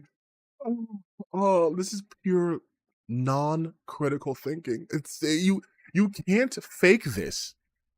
You cannot fake this. You cannot fake this. It's so good. It's so good. It's so good. you guys have to understand why I'm getting so much joy from this. As someone who obviously loves critical thinking, just be able to like analyze media, to watch someone just so full of hate and just cannot process the most basics of character motivations is astounding. It's like a series of mini monarchies ruled by various queens who are all these super powerful witches, and obviously they're the main villains. And look, I already know what you're thinking, but isn't that just low-hanging fruit? I think it's pretty obvious that this is like a female power fantasy type of game, and when this game eventually bombs, I think it'll prove that this sort of thing will not sell in the game industry, no matter how much you want to pretend that 50% of all gamers are women, or whatever the newest study has claimed. And here we go. He couldn't even last that long. Like, to be like, this is a female empowerment movie or video game by virtue of having a female main character and having the enemies be women. This is gonna bomb because of women. It's such a incel level thinking. It's so yeah, good. The fact that it's so obvious, but kind of done in a weirdly politically neutral way anyway. It's not like he says, wait, hold on, wait. Like they're beating you over the head with the fact that, you know, women are awesome and they're the only heroes of this world or something. At least then why is that? You just contradicted yourself. You cannot say that this is supposed to be one of those female empowerment games, but they do it in a weirdly non-political way because they're not saying that only women are capable of doing these things. Then it's not what you just said. Oh my God, this is... See, now here's the thing. If I was like those grifters, but for like, I guess the woke side, I would have 20,000 videos on Synthetic now every time he breathes, because he's a gold mine of reaction content. Do you understand this? At least I didn't see that explicitly being said. That doesn't mean it's not there, because Like, of course it is there. Of course it is woke. But I find Of course it's woke. Of course it's woke because it's there. And I won't tell you why it's there, but it's there. Because of course it is, you guys. It's woke.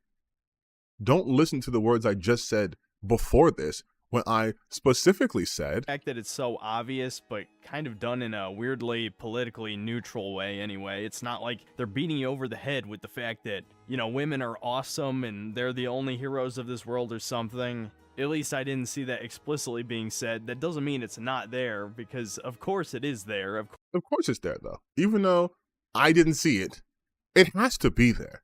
You understand it has to be there. Because black woman...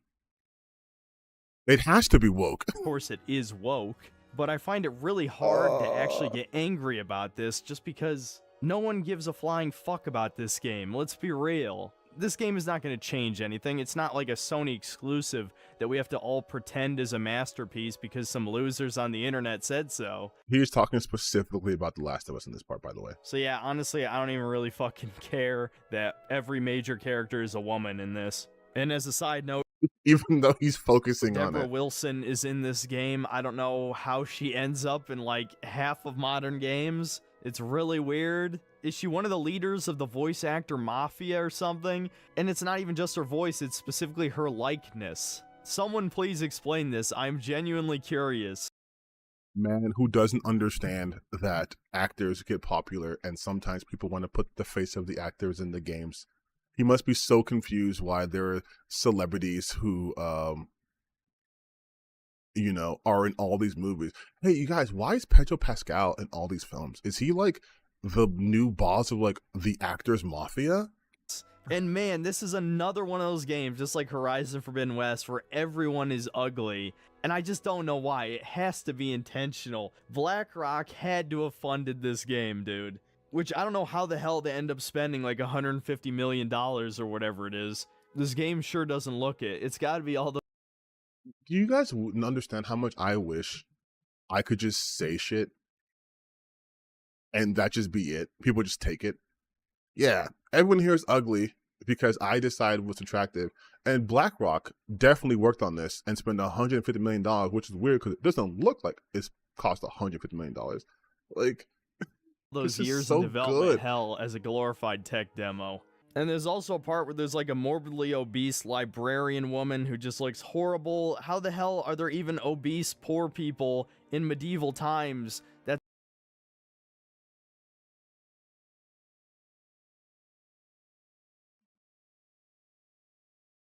Do I even? Do I even? Do I even have to? I'm not going to touch that. That is on its face. It's so stupid. Before I report you for war crimes. We're almost done. We're almost done with this one section. That's not how it fucking works, guys. The only people who could afford to be fat were the rich. And don't give me the fantasy excuse. It's not like they fucking had high fructose corn syrup and everything, and seed oils, and all these other fillers. And it's weird that given the quirky nature of the dialogue, that millennial Reddit humor stuff, I don't know why they keep making Frey unlikable in various moments. She's mean to Cuff all the time, she straight up steals an apple from this cart without paying for it. And while she does end up giving it to a little black girl, I guess who's an orphan just like her that she finds, then I just start asking questions about this fantasy world, about why there's so many diverse different people, and maybe there's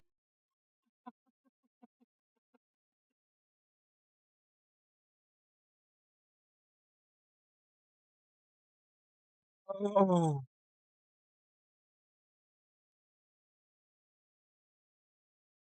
Yes. I was waiting for that. That's all I needed. Thank you so much, Synthetic Man. You've done your job. You have done your fucking job. This is what I mean. Now, notice the difference between him and like the Smash JTs and the Grums and stuff too, right? He has no wherewithal to dance around his bigotry. He is straight up perplexed why this video game has such diversity here. Like, what? Because in medieval times in the real world, it was only one race of people. That's it. There was no one else there. The Moors, I don't know what you're talking about. Like, but it's this level of simply not knowing, anything and just being so confident in what you're saying is such a good, like, it's, what's his latest video? He's live right now? No, I have a feeling he's not good live. I have a feeling he is. Listen, I see you begging me to watch the Fallout thing, but I will get back to him later on. There are other people here, and I can't just be like, the synth cells, the Roasty Brigade, these aren't real people, dude. What? The Roasty Brigade, so women. The synth, so just, it's not illegal to be gay. I don't understand this. Like, why do they do this shit? Like, why do they do this? I will never understand these guys where it's like, we are heterosexual men and we hate the fact that girls are playing video games. Like, I still wonder if this synthetic is not banned. Bro, they reinstated Dr. Disrespect and remonetized him. YouTube doesn't give a fuck about who's on their platform, as long as they get money. But we will take a break from Synthetic Man because that's not fair to everyone else. You guys don't have to indulge my sicknesses, but now you understand how I can watch like the anti-woke stuff when I make videos on it. It's because it's comedy to me. These people are inadvertent comedians. He can't understand diversity. His brain cannot process a world which is the real world because he lives in his basement. Literally, he does not go out, so he doesn't interact with people. So that concept eludes him. It's a fantasy game, and he says, "Don't give him an excuse of fantasy," but that is the excuse. Then, like, it's so funny.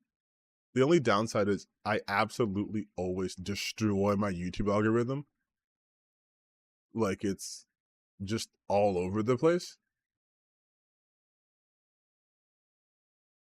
Ethan Klein. Oh man, what a dumbass. But yeah, this is my brain, you guys. It's just random shit happening here, and then lots of basketball. This is more recent stuff. It's just this. But the upper stuff, it's always like, if I start watching much of grifter content, it feeds in there so quickly. It's crazy. Thankfully, not today. But, oh, so good. It's so good. It's so good, though. It's so fucking good. Like, but you see, listen, you guys, this is why I'm here. This is why I'm here. I'm trying to, I will poison my algorithm so yours isn't ruined. YouTube isn't notifying you when I go live. Yeah, it's because YouTube's trying to keep me down. YouTube doesn't want me to mess up their money. That's the real conspiracy theory here. YouTube doesn't want me to literally prosper. So they're like, we're not going to tell your subscribers when you are live. Which, by the way, thank you guys for like legitimately putting up with me and watching my stuff and sharing it, because I have seen my stuff on Reddit, on I think it's like Saltier Than Crate or something like that. And we almost have 4,000 subscribers. Like, that's crazy to me. Who would have thought people would like to see me just yap and continuously yap?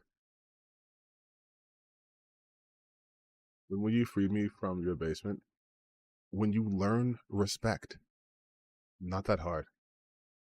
When you finding it's like, I found you because of Xander Hall. Yeah, you know what's the craziest thing, honestly, is other people like watching my stuff and people like, I found you because someone told me that Surf Times, which I'm familiar with. I'm familiar with Lantern's content. And they're like, yeah, he watched 20 videos. I was like, no, he didn't. Because why would he? And then he did. I was like, oh my, holy shit, someone watched this. And then they're like, yeah, Xander Hall watched your my Project 2025 video. And I was like, what? Uh-huh.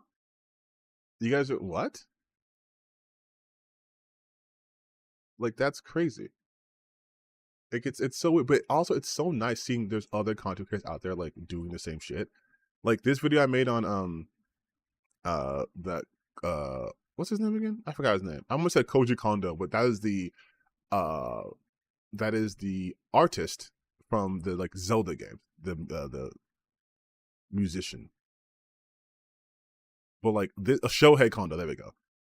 I was sent this guy. I had no idea who he was. I was sent this. And I'm like, someone actually went through the lengths to message me. It's like, hey, can you talk about this guy too? I would never expect anyone to want me to talk about any other shit. You know what I mean? But like, it is nice to get this community growing, which is why I am working on a Discord. I am working with someone to get this Discord going, but it's taking a bit of time. But once it's live, I will let you guys know, which is why you see my message right here, but I'm not going to go through it on screen, honestly. But honestly, whether you're watching this on Twitch or on YouTube, I really appreciate the fact that you guys are here. It is honestly reassuring, especially like now that I have clearly become, let's say, a resident in certain people's heads. It is nice to see that, like, yeah, people are sick of this shit. They're sick of the grifters. They're tired of it. I get it too. I'm also as tired as you guys are of it. I am equally, if not more, tired.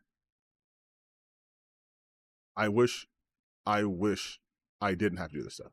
Honestly, I mean, I don't have to, but like, you know what I mean.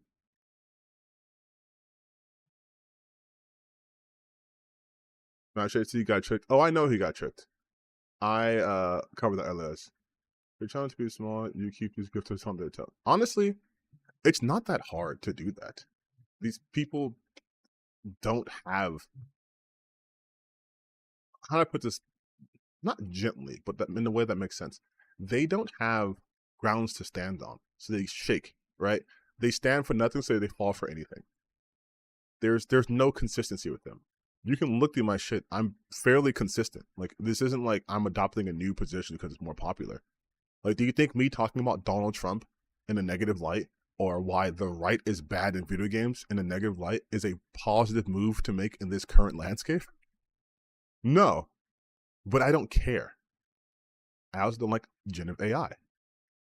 I always stick to my guns. I stick to my principles. It's just, hey, this is some bullshit, and I'm going to tell you guys why it's bullshit. But what I like too is this video right here, the RPGs video, right? I made a question, and it wasn't like me going, I don't know what an RPG is, but it's like, hey, I want to kind of examine why we are so willing to call these games JRPGs versus RPGs and whatever, right? And then a lot of people were just like, here, right? This guy, I can't find a single unified definition. As he scrolls through a full page of Google search results that give a unified definition. And I'm like, those each gave different definitions. It's so disheartening to try to like expand people's understanding of topics and things when they're just like, I'm only going for the dunk. And I feel like we have created a dunk society where there's no more nuance. There's no more like people who are curious. And so that's another reason why I started doing this stuff. Because like I want people to be curious. I want people to examine shit. Like, hey, we often call these RPGs. We often call them this, but like, why did we call them that? And ultimately, it is just vibes, right? But like getting to that point is the fun part for me. Like, let's start here. How did we get to this point? Well, let's go through the journey. And it's like, okay, so now this is why we're here. We call these RPGs because it just feels like it. Like, you know the difference between a JRPG and a Western RPG. It's innate. But having to explain that is difficult. And so it's like, I kind of want to go through the explanation of that. Yeah, I hate the fact that people are like so incurious about things. I'm like, can we just talk about video games for a second? Like, just like the actual creation of video games, the fact that I keep pushing the wrong button, the fact that video games exist in itself is amazing to me. You have something that shouldn't work working. You have a bunch of people coming together for a creative vision, and they have to execute it with a level of technical know-how that combines literal artistry with technology.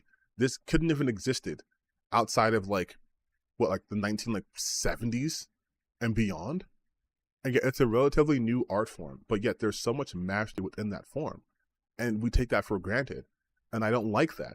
Like, I think it's really fucking cool when developers are able to be like, hey, I don't know if you guys remember on Twitter when developers are talking about the little tricks they use to make games feel more exciting. Like, you look at your last bar of health, but like that one sliver of health was like 80% of your actual health, and the other shit was like bullshit, but it makes you feel like you just got through with the skin of your teeth.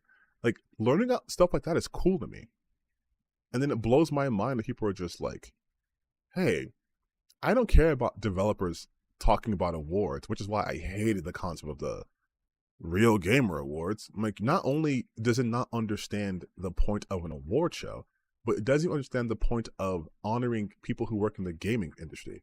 Because I'm a code monkey, right? I've been living in the basement of Blizzard for like 4 months, and no one knows who I am. But this is the one time I get to show my face, and I get to have recognition from my peers.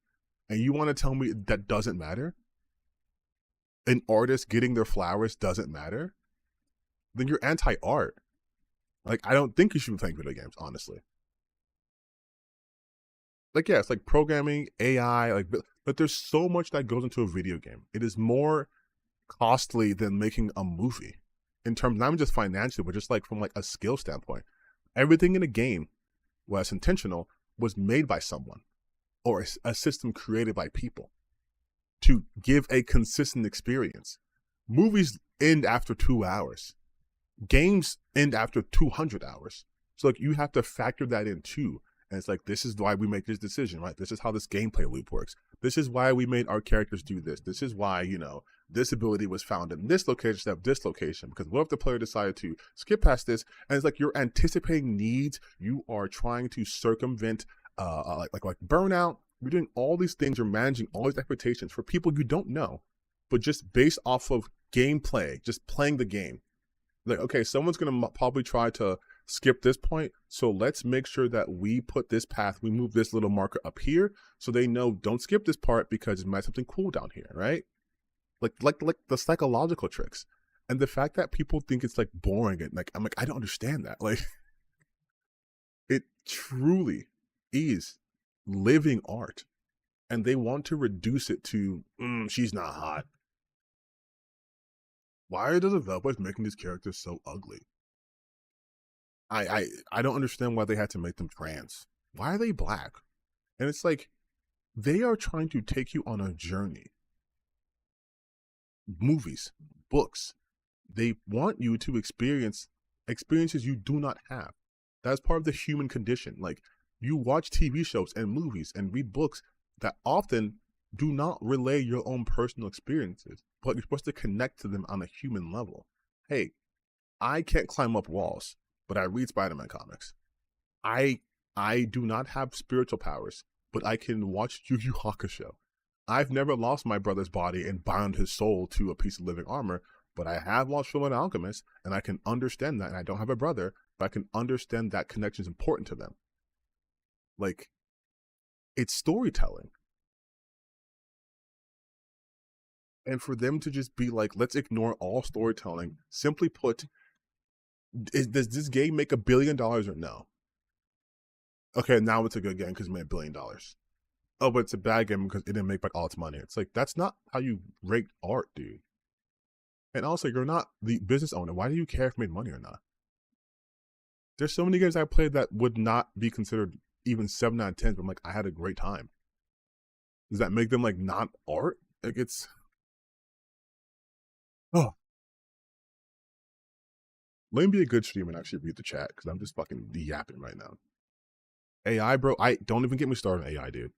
Go watch my generative AI video. Don't get me started. I'll be here for forever. Yeah, it's awesome. Also, the hot take, most ugly characters don't... yeah, that's what I'm saying. Like, it is... Well, hold on. Same for the actor who played Yennefer in the series who voiced the protagonist in Unknown Night. Yeah, like...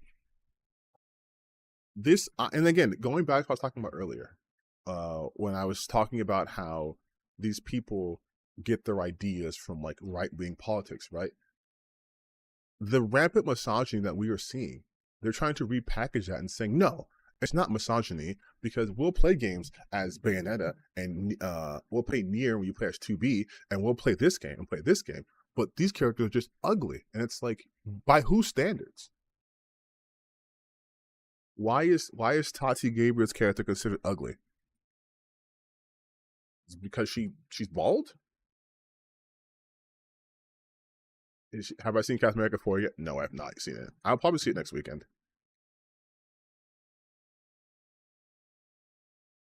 And then, like, even Hades, which has some of the hottest characters you'll ever see. This is like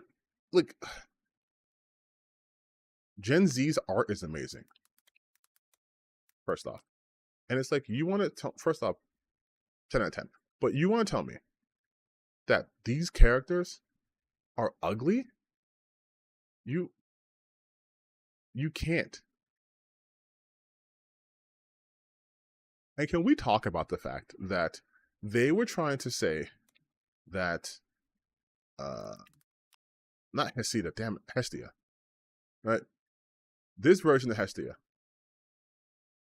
which, again, is perfect in every way. And I'm going to show you guys, I'm sorry, I forgot to switch screens, which is perfect in every way, from a character design standpoint, was messed up. Here, I'll make it bigger so it's not covered by text. Just open the image. Why can't I make this bigger, internet? It sucks. But you see her, right? She is the goddess of the hearth. It's pronounced hearth, right? Not earth, hearth, or hearth of the hearth. Basically, fire. Goddess of flame. So they did a cool design choice. They made her face kind of look like burnt coal. So it's like she has a little white marks here, like you're burning coal, and she has a little coal on top with like ash. Her hair is gray. She has a little red underneath here, a little red and orange underneath there. Like, that's good character design. lets you know who she is. And then you have people like, let me rework it. Now, Hestia, goddess of the hearth, is also like a mother goddess. That's why they made her like a grandmother in the original, to evoke that sense of grandmotherliness, right? That's how we roll in the game. Literally, can I click on Reddit? Okay. Literally, it says here, look at you, hot stuff, come to help the elderly. Does this look like an elderly woman? And here we're just about to burn this whole place, blast the place down to the ground. Now here's a little warm up for you. Does this look like an elderly woman?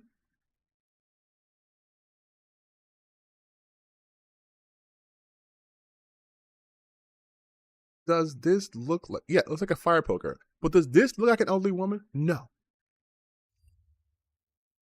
No. Absolutely not. This is an elderly woman. And it looks cool. So does Demeter in this game too, with her frost armor. It looks sick.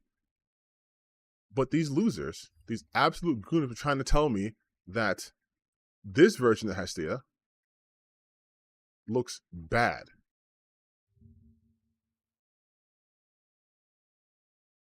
Like, look at her. This is great. This is a smart person. This is a smart person. They understand character design.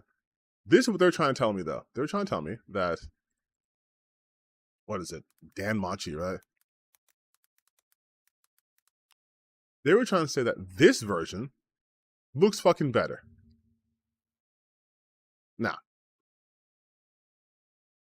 Now.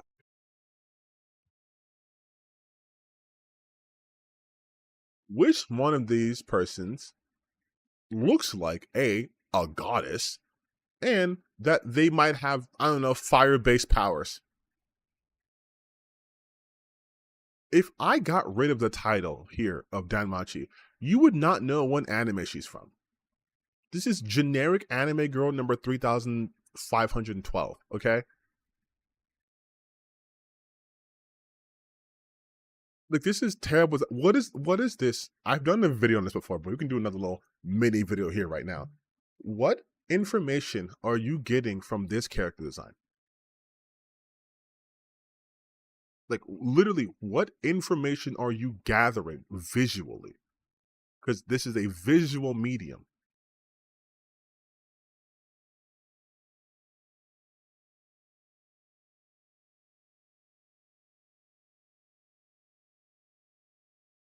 Like, the closest you might get, if we're stretching this out, is maybe blue means hot flame. But if I were to tell you that this one was like ice-based, if I said this one, right, is the goddess of ice, I think you could see that, right?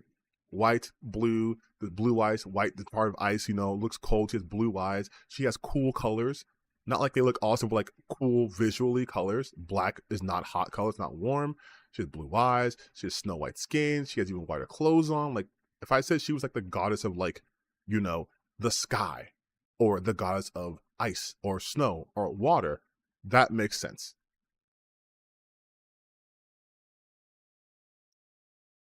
But she's Hestia? This same Hestia? No.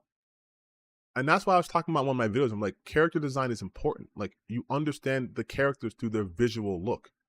That's why they look that way. Like, again, if I say,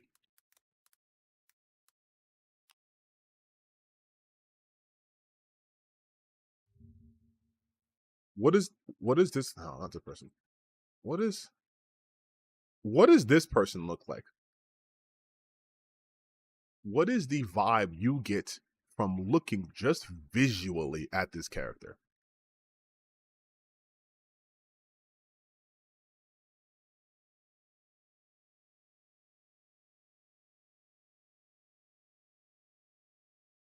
Like, I look at this person and it's like, hey, warrior of some sort, physically strong, imposing, capable, right? Judging by the armor, gets into combat, can fight, take care of themselves, probably gruff exterior. That's just looking. kind of like Wonder Woman, right? But that's just looking. That is looking visually. It is a visual medium. So if I look at the character, regardless of them being hot, which all of Gen Z's character designs are, it's look at their character. If this character was not, let's say this is a comedy, she might be the most sensitive, wimpy person ever and wants to make friends, but because of her physical appearance, she can't. And that would also work given the fact that it was like a comedy, but like this is not a comedy, right? This is character design 101. Inform the audience what they're about. Like it's basic stuff. And yes, Nemesis is my favorite character design because hello, muscle mommy, mother, yeah. But these people don't appreciate that. It's just like, does you have big giant titties? Then yeah. Because like I said before,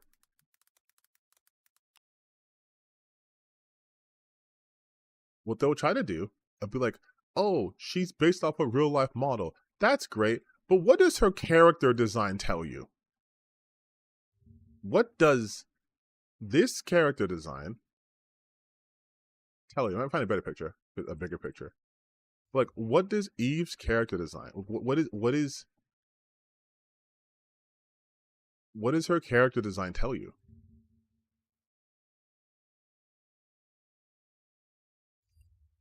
Because remember now, Eve is doing the fish out of water storyline, right? So it's supposed to look like she's naive to the ways of the world and all that stuff too, right? Nothing about this evokes that to me.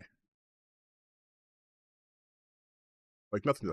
And I know it's like a dress-up simulator, but like nothing here evokes that to me. Like what it look like? Okay, sci-fi, sure, but like sci-fi schoolgirl, like I don't know. Like I don't know what's happening here.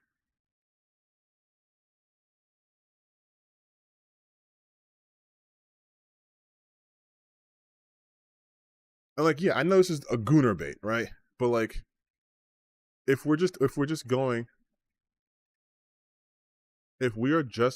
by, again, character design and not the fact that we know that this is a gooner bait game, what is this information? What are you gleaning from this? It's kind of a busy design. If I told you this is supposed to be the naive main character you play as who slowly gets the world, like open to her as we play it through her experiences, what does this do? Like, and again, I'm not saying Eve is a bad looking character visually or anything like that, or she's like a bad character, nothing like that. But from a pure character design standpoint, you're not really getting anything from this. And I was going to mention Nier Automata because Nier Automata, while also being gooner bait, at least the visuals kind of make sense to the story because, they're servants. So them wearing like a maid and butler outfit makes sense because they are serving humanity. And the fact that 9S has blindfold and Eve and 2B is covering her face and has a blindfold, obviously symbolism is symbolism. They are blind to the world. They are wearing black and white colors. Also, if you want to go a little layer deeper, they are meant to imitate what they believe to be humans, much like the machines. So they're wearing human garb that would have been outdated by our standards, but they have no reference for that. So they think this is what humans wear, right? There's multiple layers you can get through that. But at the end of the day, yes, I know Yoko Taro is a respectful gooner. We recognize game, but still, there is intentionality behind that design. It works within the context of the story.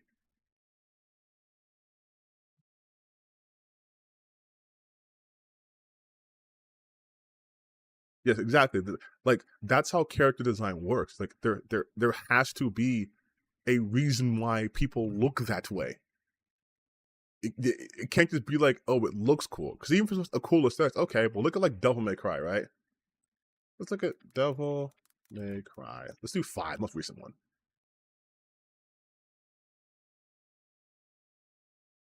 And it's like you look at like Virgil. You look at. I mean, have we played this game? Do we know like Virgil and this guy are the same, or did I just ruin it for somebody? I'm sorry if I did. But like, if you look at Devil May Cry 5,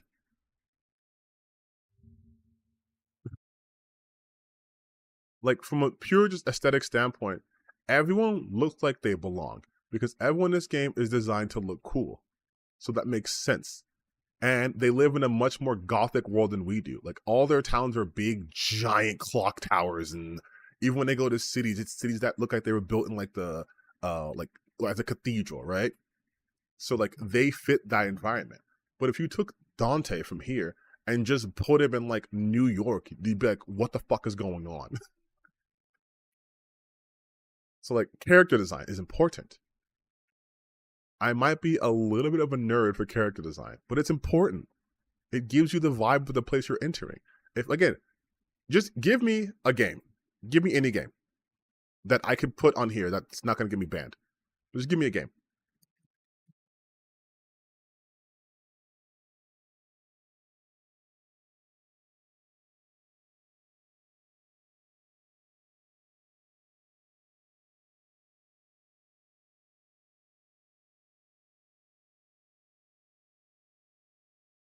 Any game, someone gave me a game, Halo 3. Halo 3. Halo 3.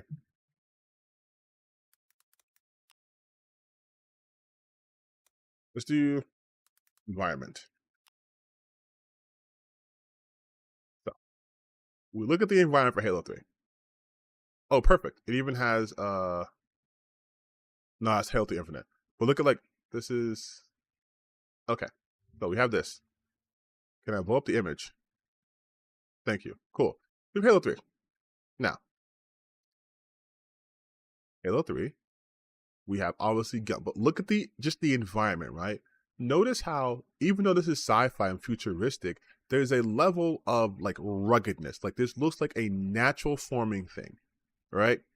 It's not like they have Master Chief and his power armor, and then they have like Gundam mechas flying through here, right? Master Chief, even his power armor, doesn't look super fantastical. Again, it's not like big anime style. It's like, okay, this looks like basically like the modern day version of Knight Armor, right? And then look at the environment that he's in. This is believable. This makes sense. You show me this environment and you see what they're doing. It's like, okay, I get it. This is a sci-fi military shooter game. He's fighting against aliens, but even the aliens who are not from Earth have similar design because aesthetically they need to match the game that they're in.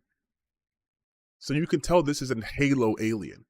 It's not, it doesn't look like an alien from like Alien Isolation, or it's look like an alien from like an anime you saw, right? This is like, oh, this is clearly Halo because they have the same aesthetic cohesion.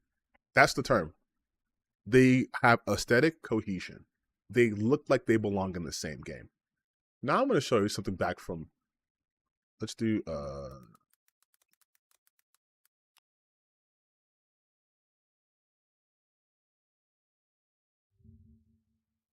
this is person from Stellar Blade.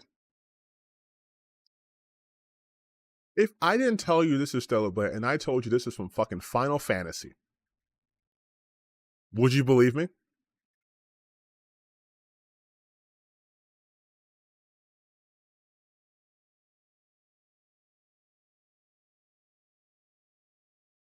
You were going to say Final Fantasy. Final Fantasy. If I told you this is the character from the first Descendant, would you believe that?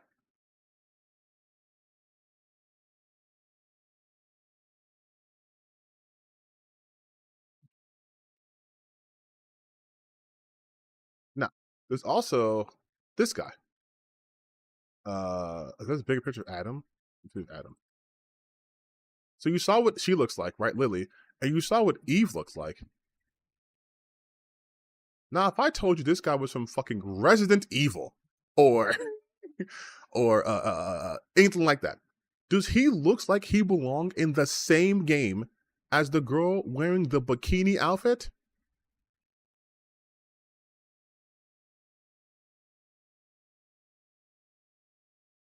If I told you he was an operator from Rainbow Six,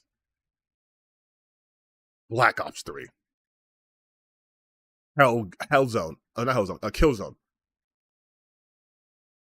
You could play him in Apex. Like, you see what I mean? Like, there is okay, never not Resident Evil, but like there is no visual or aesthetic cohesion. They look like they're from 3 different games. Again, this is Adam.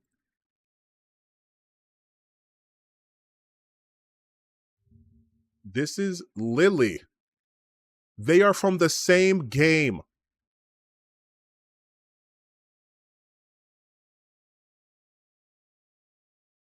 Same game.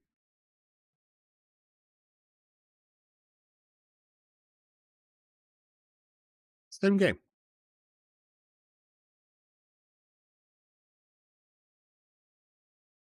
But Lost Planet. Yep. Like I'm saying, this could be literally any fucking Capcom game, and it would work. You have Final Fantasy Girl. You have Black Ops 3 Operator. Like, it's not even like the weapons that he's using. Why does Lily have nothing? I know she's not a fighter, obviously, but why does Eve have like a fucking gunblade looking weapon and he has a flare gun? Like, that's what I'm talking about. Like, at least even in Halo, you are on Earth, you have guns that use bullets. The aliens have like also bullet guns, but the Mauler is like more aggressive. But then you also have like plasma rifles. You also have like okay, they're more futuristic, but it's still guns. We're still using the same weapons. In Devil May Cry, the enemies may not have swords unless they're controlled by humans, but they have like sword-like appendages, so you can get like sword combat because the majority of the game is a melee sword fighting game. But like even from a visual standpoint, it's like, why do you have a fucking flare? Why do you have a gun?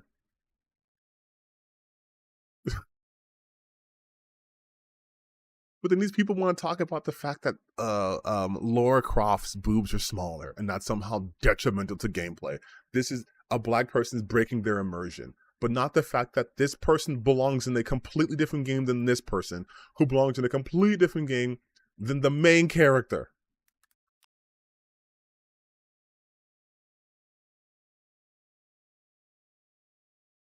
Like, I don't. And see, now, here's the thing. Had it been like the reason why Lily and Eve and all the girls look that way is because they're not human. They were programmed to look a certain way. Like, they reflect a certain level of like sensitivity or whatever. The softness that the world lost due to the invasion of the Natiba, right? And how they are more naive and innocent looking, so they look more childlike. That makes narrative sense and story sense. But that's not the fucking case.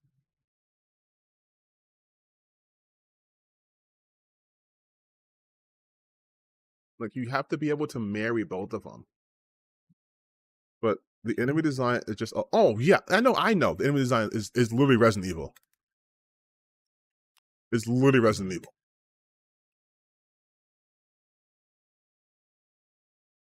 Like, there's so much of a tonal shift. Like it's, look at that. Like, that's a like, bro, this is, now we're playing not even like Dark Souls or Demon Souls. This is like Scorn. Like,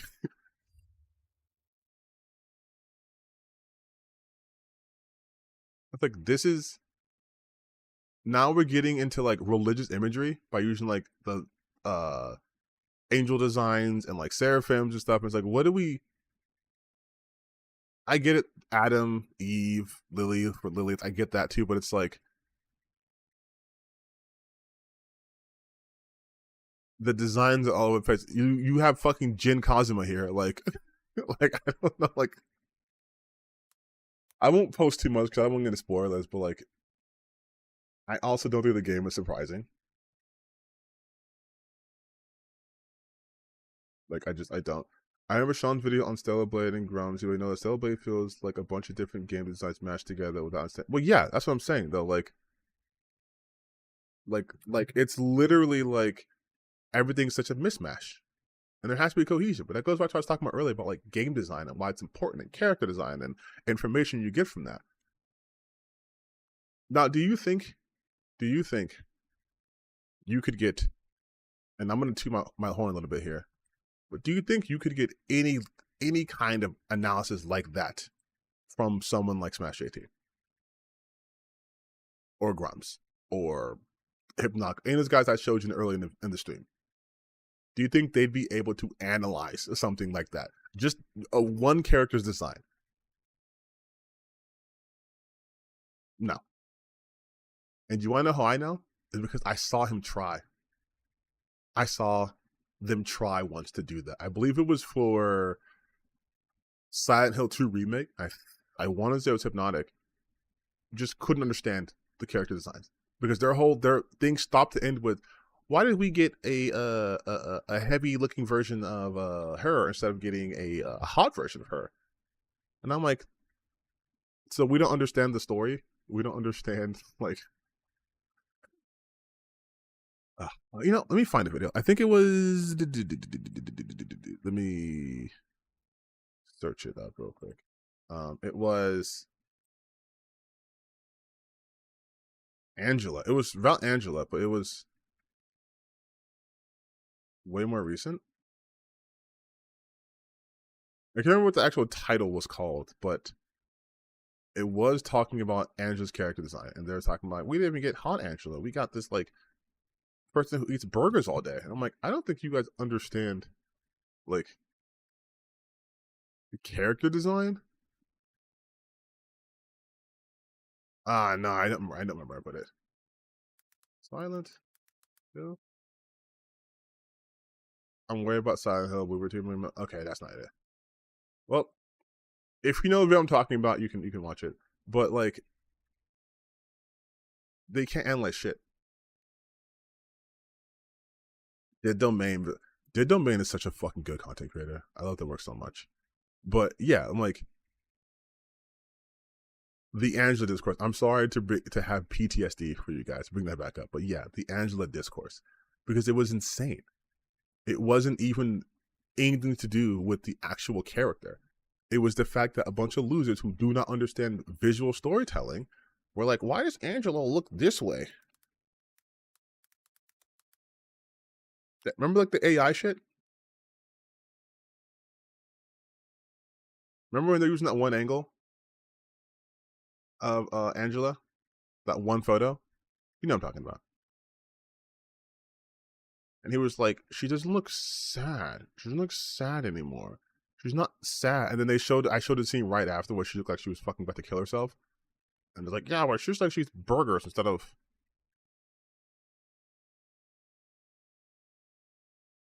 Now it's like, hey, you remember how she's a child, but then she, like, looked more mature? Like, she made her look more unattractive and, like, because she was assaulted, and we're going to just ignore that and then do... Oh, here's my favorite guy.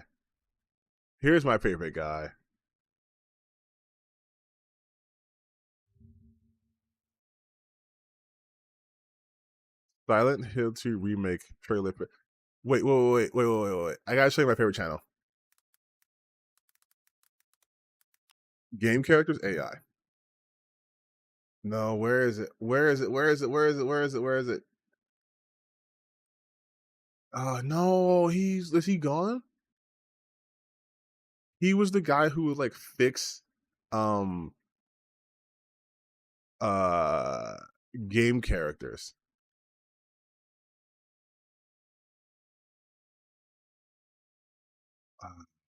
Let's say fixed game characters AI. I know I use AI fix Concord, not that one. We did before. Is he just a Twitter guy and not? No, I did a video on him. Oh, he's gone. No, he was so good. I used AI to fix Dustborn. Again, these are muted because I don't want things for the copyright shit. But it's like, no. Let me tell you guys something about Dustborn. I know. But let me tell you something about Dustborn. It is not Left 4 Dead. It is not a zombie hunting game. What the hell does the new cover convey?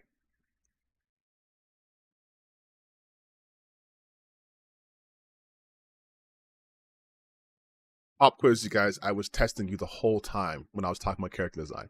What does the new cover convey? What kind of game is this now?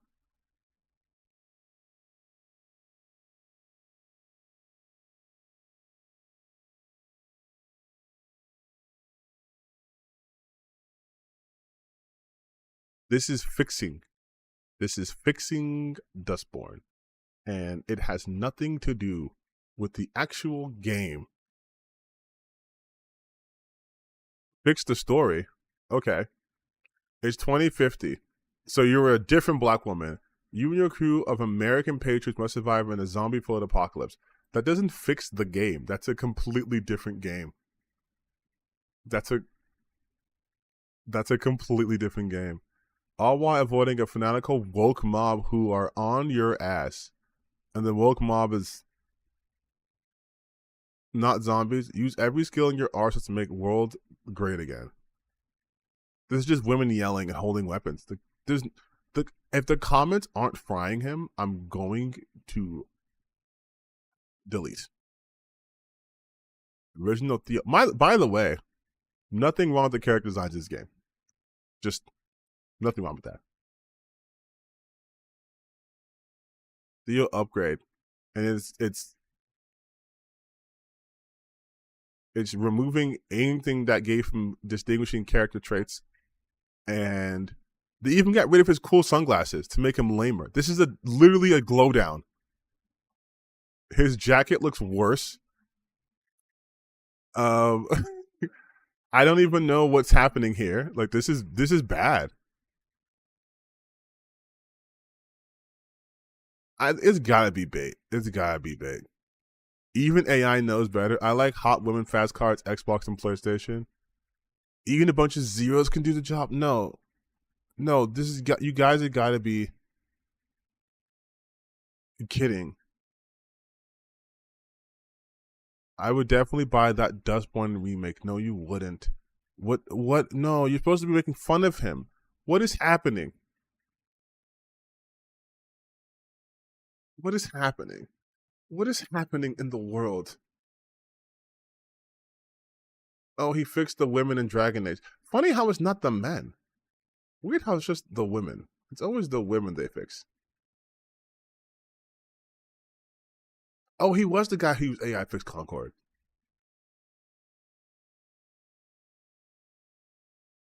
I love how it's just generic anime woman or a generic Asian woman.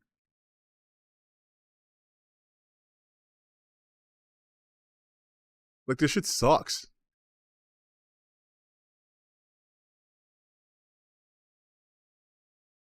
How many lakes did he empty making this? How many literally, like,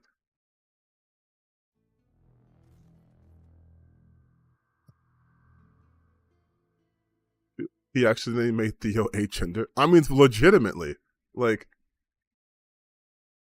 this is such bad character design too. Because it's not what the character's about.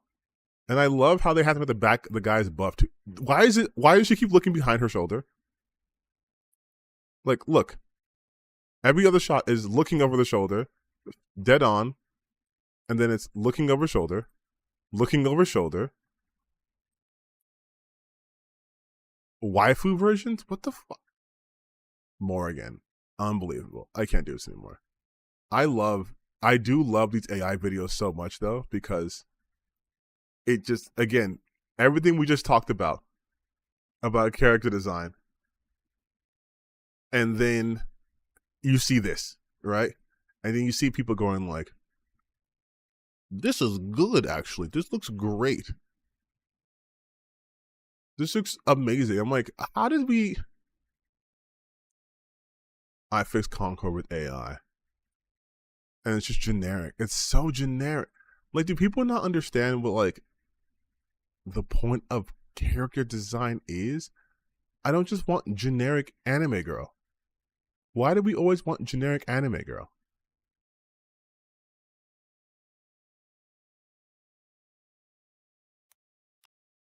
Yeah, Morgan still looks hot.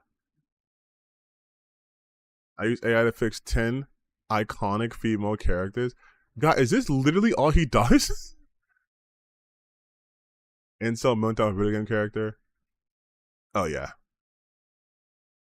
God damn you guys. I don't. Honestly, you guys, sometimes it feels like the work is never done.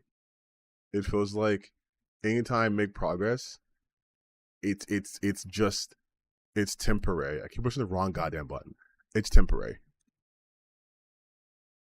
It's temporary. We're so fucking cooked. We're so fucking cooked, you guys. I'm trying so hard, and just every single time I feel like we're making progress, there's 1,000 other grifters who come out and do this shit, and I'm just like, how does this keep happening? How does this keep happening? How are we so fucking lost? Like, it's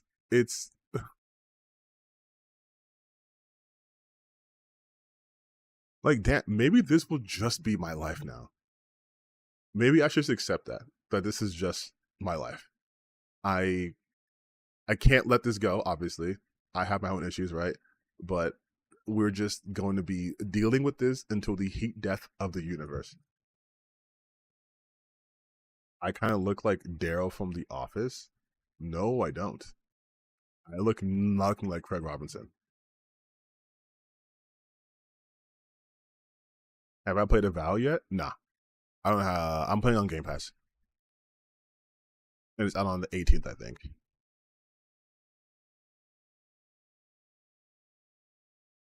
Okay, here's the thing. I'm gonna get some more water, and I'm gonna torture you guys some more, and then we can play some video games. I'm thinking of playing. There's a demo of a game I downloaded called Twisted Tower. I want to try that out, and then maybe we might do like Eternal Strand or something else. But I'm gonna get some water, and then I'm going to torture you guys. I'm not saying Craig Robinson is not awesome. I'm saying I look nothing like him. I'm going to torture you guys because we're going to watch an Andypants gaming video. That's right, baby. We're going back to King Grifter. We're going back to the man who has one speed, and it's hating gay people. So get ready for that.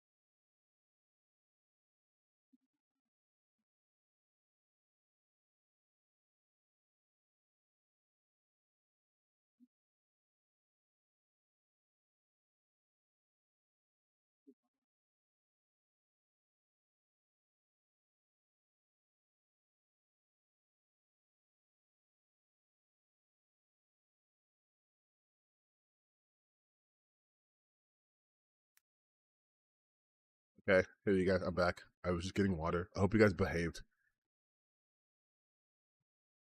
You're doing your best behavior, and I'm going to reward you by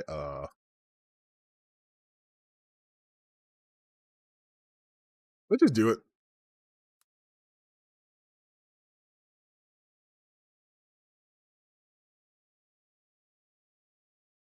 It's been such a long time since we checked in on our friend Andypants Gaming. I wonder if any of his talking points have changed or evolved over these very long. Actually, what was the last time? I'm gonna check. Okay, when is the last time I even mentioned him on this channel? I'm checking my phone, by the way. Content.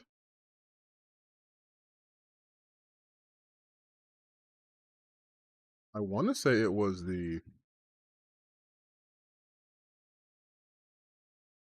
so 4 months ago. In these last 4 months, we're gonna see. We're gonna see what's happening last month. We're checking on him. What do you think of Corpo trying to appease Donald Trump? You think the Chuds will stop complaining or will start attacking indie creators like Busy Pop? Yes, they first off they hate Visipop. I don't even fucking watch Has Been Hotel or anything like that, and I'm aware of it because my Twitter feed will never go away with that shit. I know they hate her, and corpos won't stop bending the knee to Donald Trump because they're corpos. They care about money, not policies or integrity. Ackman absolutely did cook him. Yeah. No, he was so easy to fry. Like, he was so easy to cook. But let's see if he's evolved his positions, you guys. Let's see. Let's see here. So in case you didn't hear the news yet, Henry has the option to be gay in Kingdom Come Deliverance 2, which is we're just starting off. Departure from the based Christian first game. There's a scene where you and your best friend Hans are hanging out, and you playing as Henry can choose to kiss him on the mouth and pursue a gay relationship now. Yuck. But it actually gets much worse, and there is a full-on gay sex scene between Henry and Hans. I'm blurring it out. I'm not even going to show it here because it's freaking disgusting. But you put it in your video. We're 27 seconds in. Oh, man, this is going to be a banger. So why is this a big deal? Characters have the option to be gay in RPGs all the time, right? Starfield, Mass Effect, Dragon Age. Why is this one different? Well, it's different because Henry has always been explicitly stated to be both a Christian man and a heterosexual man, not... It's impossible. Wait. It's impossible? It's been explicitly stated to be both a Christian man and a... It's impossible to be gay and Christian. Hope, you guys.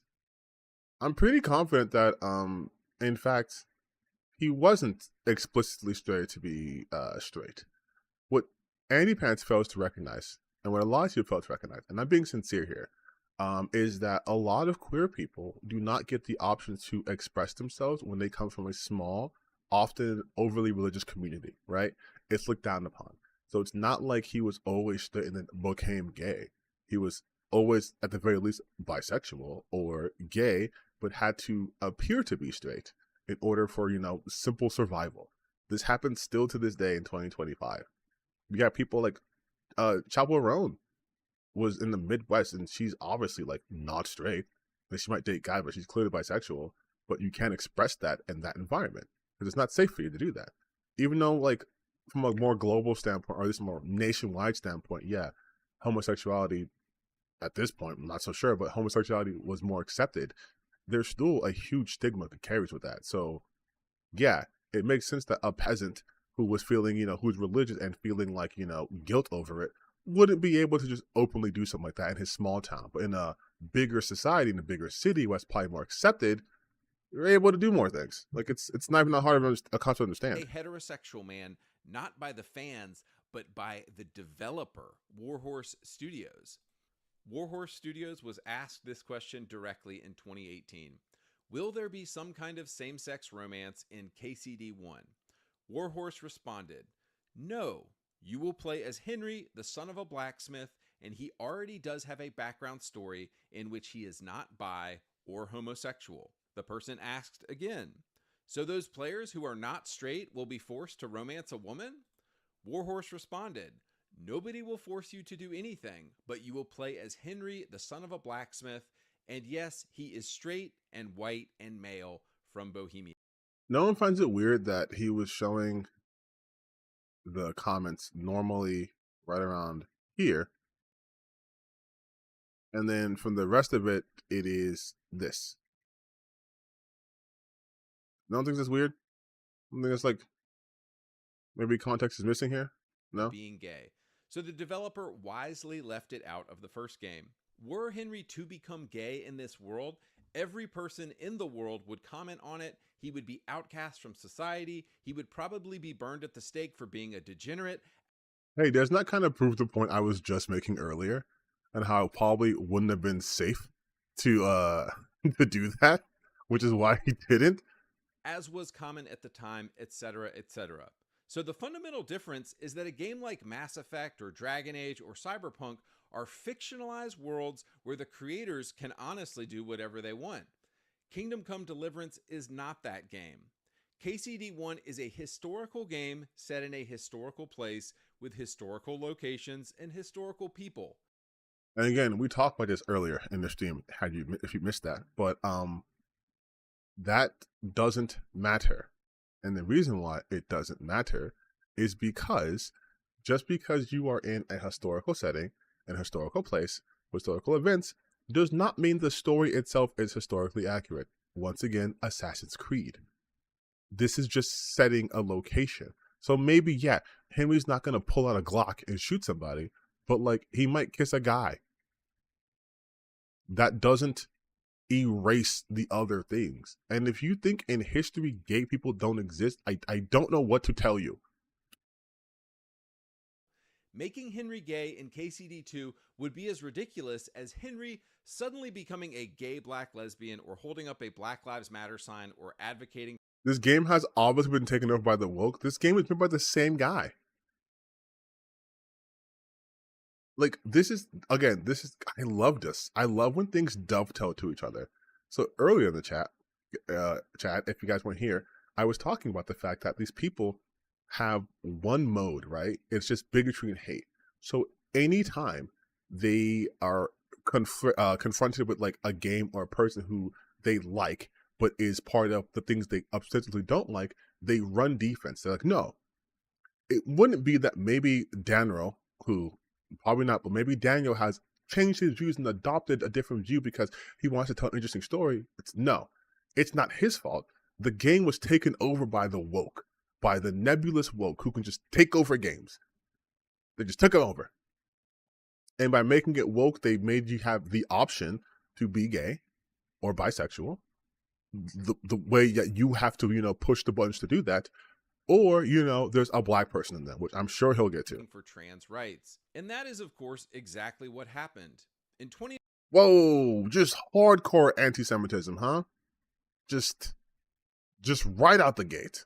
2019, Warhorse was purchased by Embracer Group. Embracer Group has specific diversity quotas and representation goals they have to meet. No, they don't. Let's read directly from their sustainability report, and huge credit to Endymion for finding this. Endymion, there we go, baby. Oh my god, I'm always right, aren't I? I'm always right. It's a curse. And no one listens. I'm going to change this channel to Cassandra Gaming, because holy shit. To be clear here, Embracer owns and controls absolutely everything that Warhorse does. Warhorse doesn't sneeze unless Embracer tells them to. Again, not true. But let's look at sustainability. Overall ambition of this solid work pillar is to enable the creation of the greatest games and entertainment while supporting digital well-being and accessibility for all users of our games and entertainment. To better reflect the audiences, the ambition is to develop and increase diversity and inclusion in our games and other entertainment. Okay, let's look at how we do that. Report reads, Embracer Group believes that a more diverse and inclusive workplace will create more diverse and inclusive games and entertainment. Embracer Group wants to develop games and entertainment. Okay, so this says how to make or have better farts. Just so you know that. I don't know if he knows what that means in Spanish, but I don't know if he knows that. But for everyone, regardless of background. So you also notice what he's doing too is assuming things, right? I'm putting it nicely. He's lying, but he's assuming things. He's trying to associate the word diversity with degeneracy, and developing game entertainment background for every age and gender as transitioning children. You see how that doesn't make any sense? It doesn't have to make sense though, because this is supposed to elicit an emotional response. This isn't supposed to be anyone with a thinking brain to decipher. Age or ability. Embracer Group wants to develop games and entertainment for everyone in regards to their background, gender, age, or ability. You know what that means? That means they can make a game that is more accessibility focused.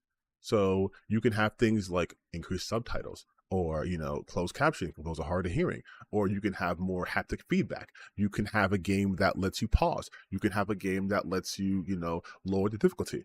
That's what that means. Lately, the parent company has focused on making our products mirror their audiences even better. So, of course, Daniel Vavra, the game's creator, is running defense for his parent company and the forced DEI that they've put in the game. We see this in how Daniel is changing his story constantly on Twitter. At one point, he's saying it's not a Christian game. Another time, he's saying it is a Christian game. Wait, he says, no, it's not Christian. It's not a Christian game. Another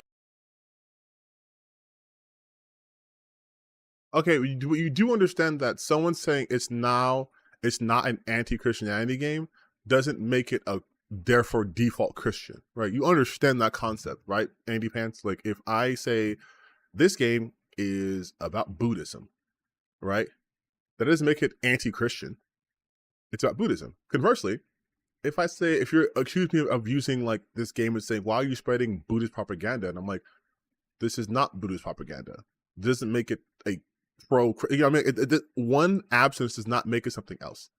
Just because he says so, it's anti-Christianity. Who told you? Did you make it up? That doesn't make it pro-Christian. Like, so the gay and anti-Christianity is all your decision. That makes it better. Why is it anti-Christian? Because someone's gay? Third time, he's saying it is a Christian game. That's not what he said. When a corporation is controlling you like an effing hand puppet, you start acting like this. And hey, at least when he sold his soul for Embracer's cash, the payout was good. You get that money, player. When it's all said and done... I'm sorry, your videos are so badly edited and put together. Like, they're such shit. He allowed his own creation to be pumped full of gay, DEI, and ESG, just like they're pumping American children with puberty.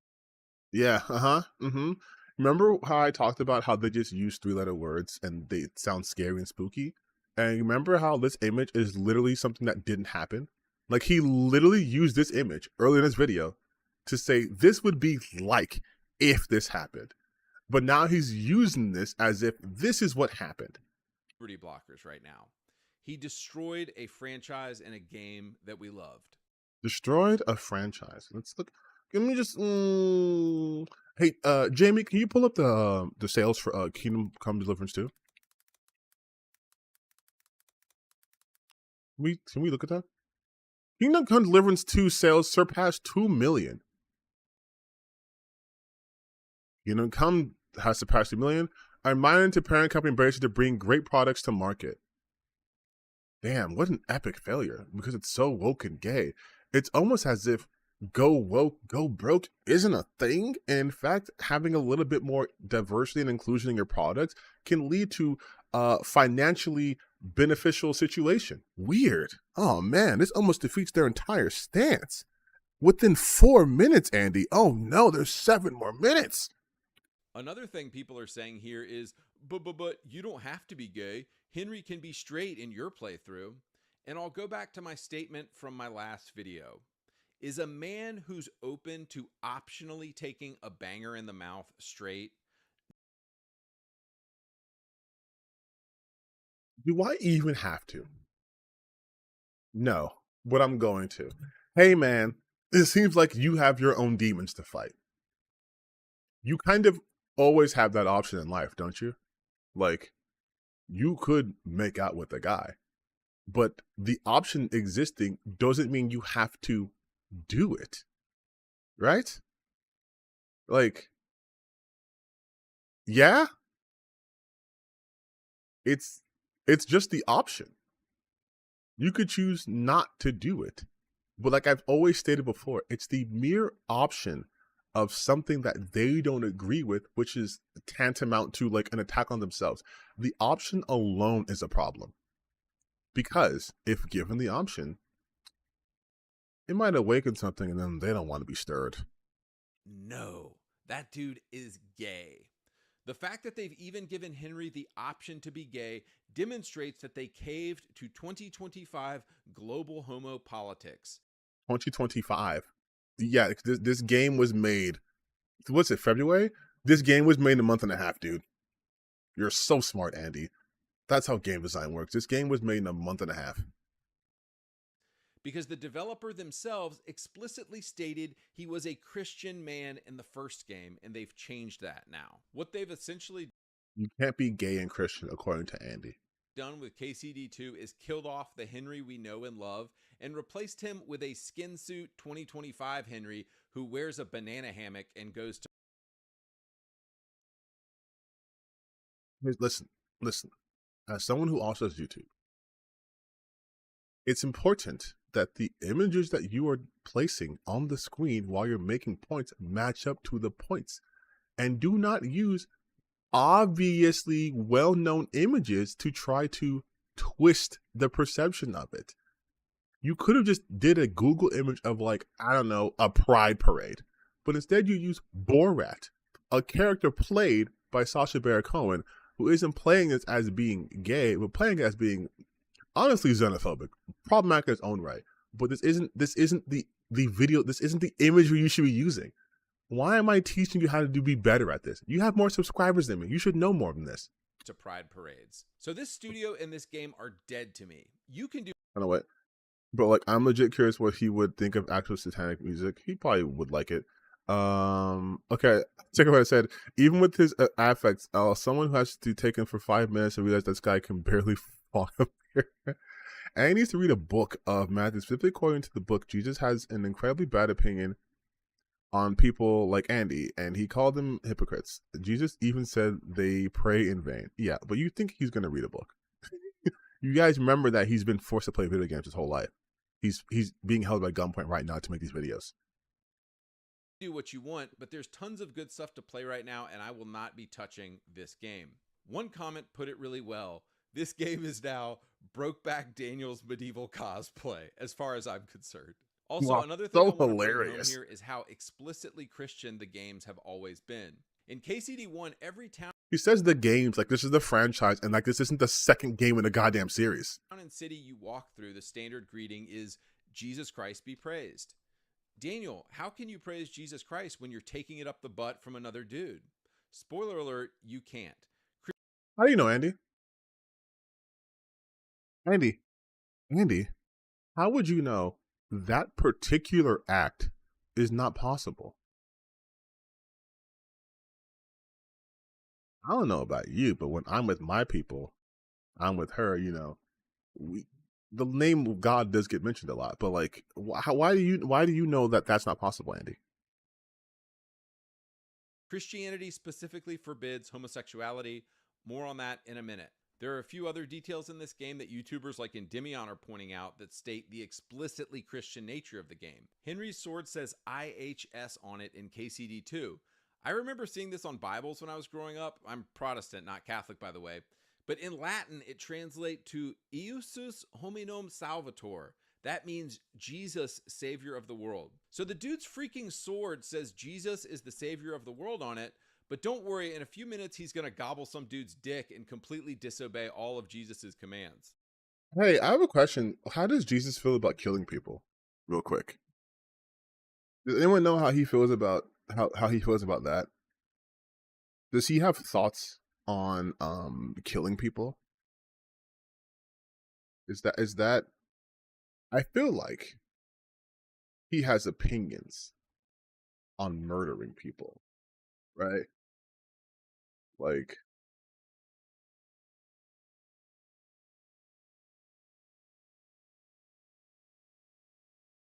there's no problem with Jesus.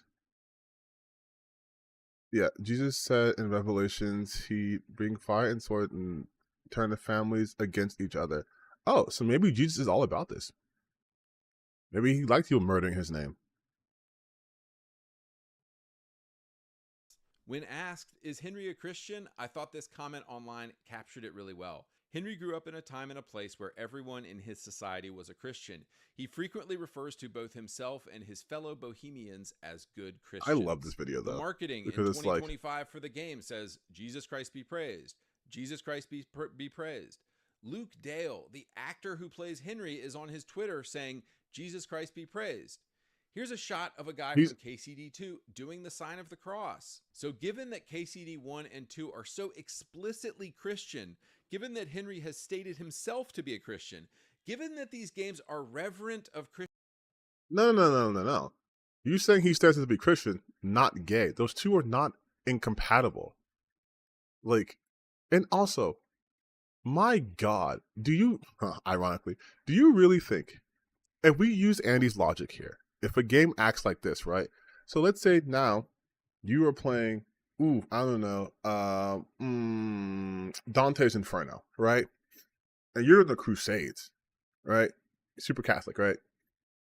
And you go to hell, and you're murdering all these people, and you're a sinner, right? Does this portray that belief system as a negative or positive thing? is Christianity in this game be portrayed as a negative or positive thing? Because if I were a Christian, which I'm not religious, but if I were a Christian, I would look at this game and go, wow, truly God is all loving. Because even someone like Henry, who is, I don't know, an abomination or whatever, is still a devout Christian, still believes in the teachings of God. Love thy neighbor, maybe literally, but he still believes in the teaching of God. He's still following his word.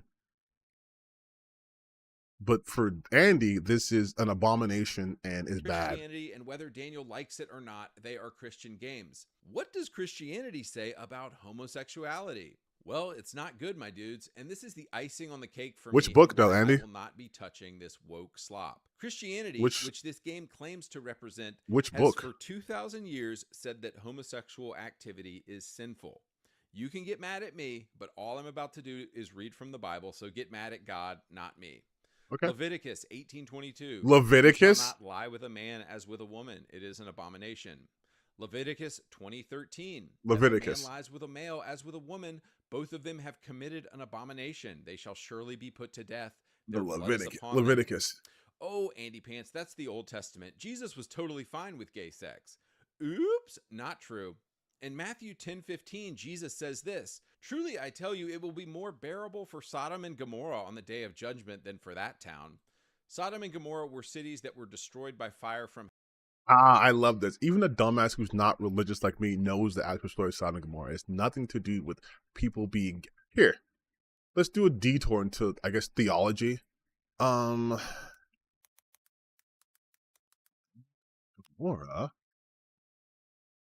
Let's just do, I guess, Britannica, because people will get mad for Wikipedia. Sinful city, destroyed by silver on fire because of its wickedness. So what were they doing though? In Genesis account, God reveals to Abraham that Sodom and Gomorrah are restored for their grave sins. Abraham pleads for the lives of any righteous people living there, especially the lives of his nephew Lot and his family. Abraham seems to negotiate with God on behalf of the righteous in the two cities. God first agrees to spare the cities if 50 righteous people can be found, and eventually agrees to spare them if 10 righteous people can be found. Two angels appearing as men are sent to Lot and Sodom, but are met with a wicked mob who ask for newcomers. Lot offers the mob his daughters instead, but this only further enrages the mob, who are then struck blind by an angelic guest. Finding out Lot and his family are righteous among the inhabitants, the angels warn Lot to quickly evacuate the city and not look back. As they flee the destruction, Lot's wife looks back upon the city and turns into a pillar of salt. But what were they doing? The exact nature of the damn wickedness of the cities has been subject of debate. Traditionally, Sodom and Gomorrah has been associated with homosexual acts. The mob of men that accost the angels have demanded of Lot, "What are the men who came to you tonight? Bring them out to us so we may know them." This has been long interpreted as carnal knowledge, and many believe this to be widespread sexuality of inhabitants that earns their obliteration. Modern scholarship and several Christianity have proposed that its inhabitants lack hospitality, not their homosexuality, that gives offense to God.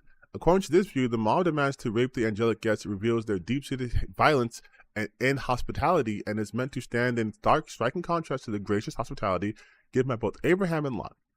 So, we can agree, at the very least, that they don't know what the fuck was going on in Sodom and Gomorrah, but just sinful activities. The problem here is that people like Andypants, what they like to do, especially when it comes to religious texts, is to interpret it through a modern day lens.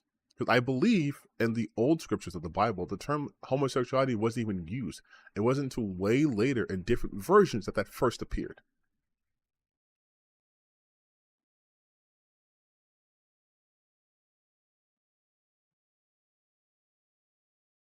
Welcome to my gaming channel. From heaven for practicing homosexuality. So here you have Jesus, the creator of the world, referencing the righteous destruction of these cities. Also, yes, of course, the Corinthians Bible is super inconsistent. It's written by multiple people, translated through multiple languages. Things get lost in translation. What means one thing in one culture means something completely different. Hell, in our own culture, gay meant happy. You call someone gay now, they're not going to think you mean they're jovial. Like, it's so fucking stupid. 6:9 says, "Men who practice homosexuality will not inherit the kingdom of heaven." 1 Timothy 1:10 says that homosexual acts are sinful.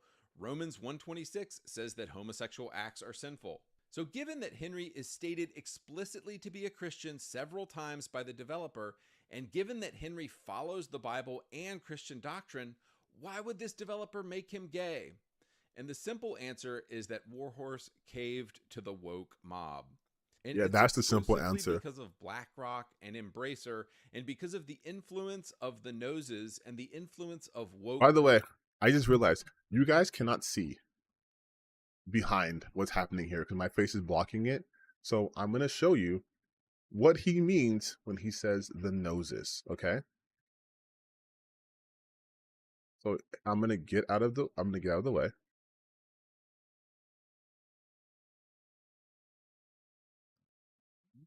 Okay. Homosexual. This is what he means. This is what he means by his noses. That's why when I said he's starting off with just straight up anti-Semitism, because of this. This is what he's talking about.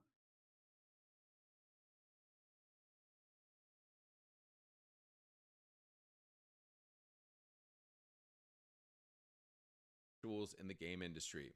Create a fictional world if you want to do this stuff. Nobody cares what you do in your fictional game. That's a fucking lie. No one cares doing fictional game. That's a massive lie.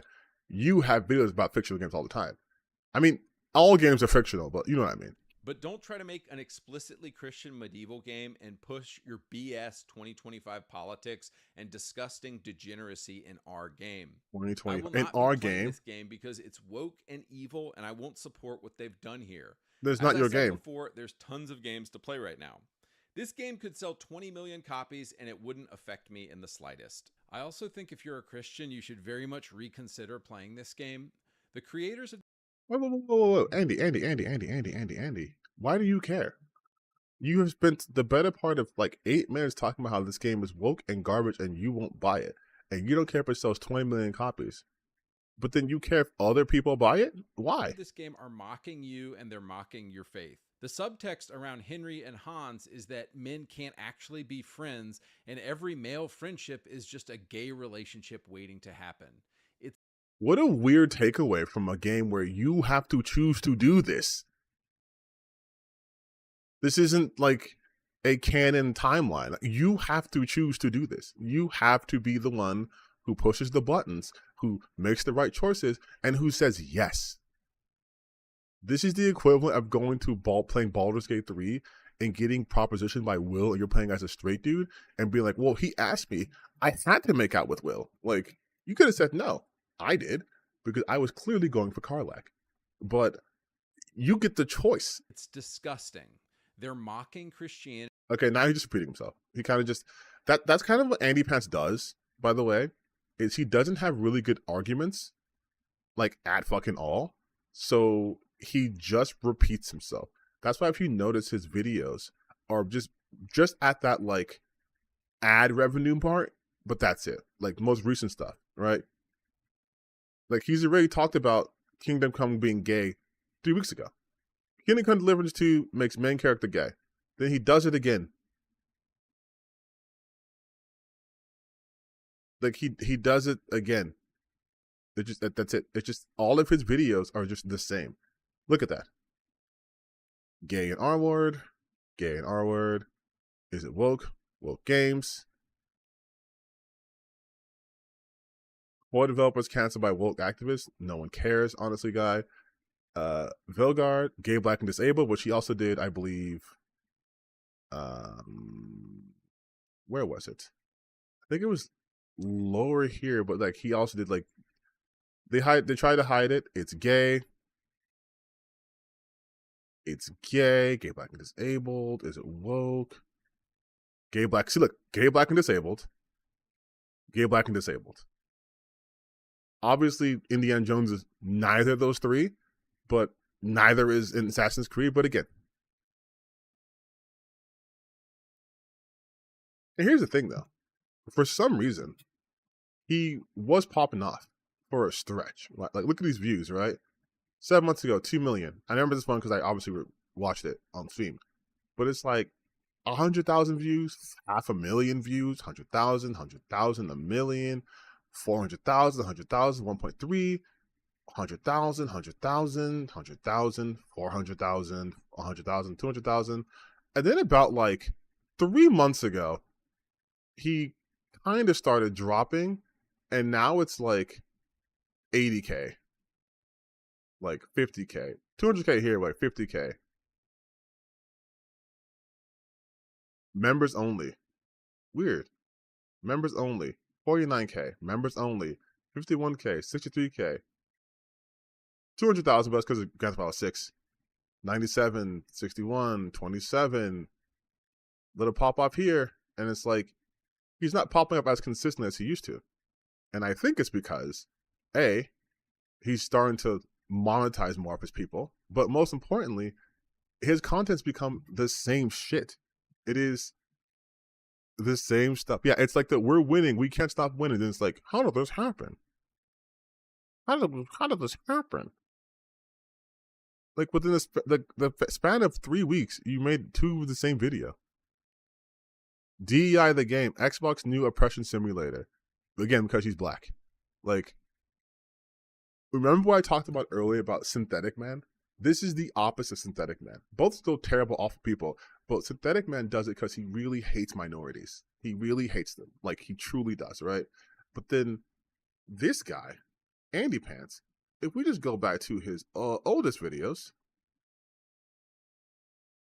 these are all membership. He'd like to just talk about Mafia and like shooting games and like do retro stuff, right? Mind you, he had another channel. He deleted it. He was an Xbox fanboy. He deleted it and he started this up 2 years ago. But even then, he was like, okay, I'm going to talk about best survival games, a Ghost Recon retrospective, playing Far Cry in 2024. Of course, he started getting woke stuff here, but then I was far and few between. You had woke here 10 months ago, and then it was right around here. But he still had like what went wrong, right? Didn't do so well, but he still tried some things. And then it's What Killed Masculinity, and then it just went to shit. She's suing people that she harassed, the pussification. Like, you see how it's just like, you can always see where it happens. You can see it. And then he doubled down and just said, everything's gay, and I'm a scared baby, and it hurts my fifis, so I'm going to complain about it.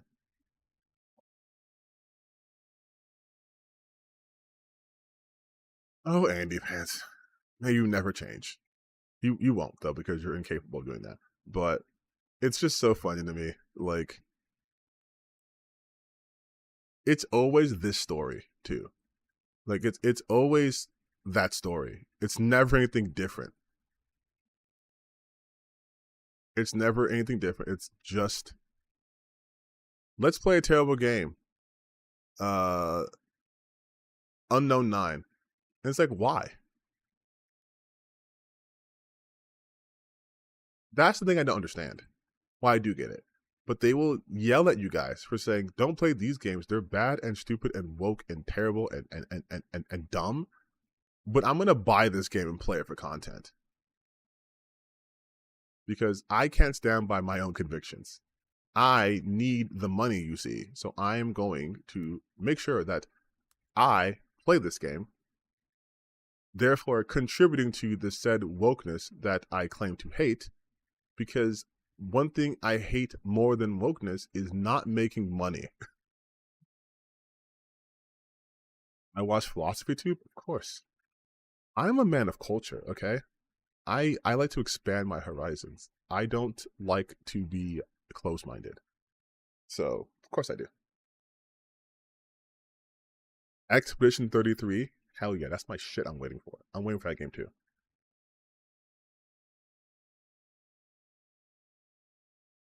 Bro, I've been talking for 3 fucking hours. How are you guys still here? You're still here. Unless I confident, I can confirm comics have been woke since the beginning. Yeah, dude, comics, like, when people say shit like that, like, comics have been woke for forever because it's inherent to the genre. Like, superhero comics, it's inherently woke. Now they might lean, some of them might be more like centrist in takes, but like it's woke because they are fighting against social injustices. That's why, for example, it was super hard to keep Magneto as like the overall bad guy, because as society progressed and caught up to his point of view, not necessarily, like go murdering people, but like the reasonings why he did things and how he views stuff, he's like, he's not wrong. His execution is right by both a literal sense and like the way he goes about it, but he's not wrong that like, yeah, these governments, these people will try to eradicate us because they fear what's different, they fear what they can't control. And you look at the real world, you're like, yeah, he's kind of right. That's why the new X-Men series goes so fucking hard, because you even have a character who was like working against him, then she sees the kind of shit that her side is doing, and she was literally like, Magneto was right. Like, they're saying it's hard for these people to truly understand art because they are not curious people. They don't understand like the things that form art. They only understand it from a consumerism standpoint. It's just, does it make me think? Does it challenge me? I don't like it. Therefore, it's bad.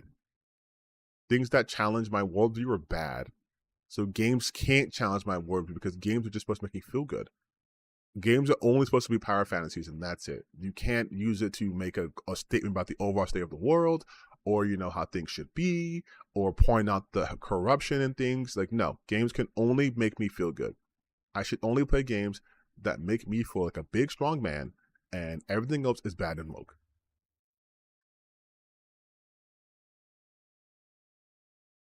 Like, that's why they couldn't even understand mouthwashing.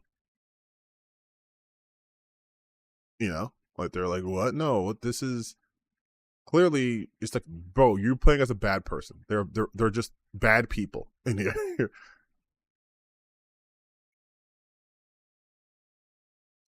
But all right, let's do one more YouTube video. Honestly, this will be more of a fun video. This is not going to be just depressing yap session hour 3. But one of the YouTube channels I love the most is Gameranx, because I'm not usually a fan of like list channels and stuff, but their lists are so funny to me because they'll just be like, here's 10 games you thought were gonna suck, but actually don't.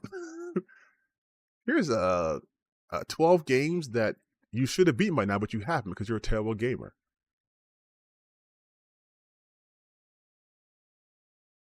Like, look at this shit. Look at this. Just look at the title of this video. It is called 10 games that are far better than they look. Like, who does that? Who just makes videos that are just like, hold on, is Melanie Mac and cheese on the menu tonight? Did Melanie Mac do something? Contrary to what I've been saying for the last, oh my god, 3 hours, I actually don't have my fingers on like every single grifter, what they do every single moment. But did she do something recently?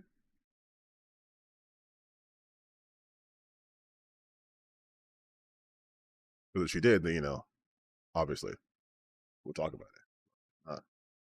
I'm curious now. You shouldn't have done this. What did Melanie Mac do? Marginalized migrant workers, trans. What did she do? What did you do? Dear Elon Musk, impregnate Melanie Mac? That's fucking crazy. Tomb Raider?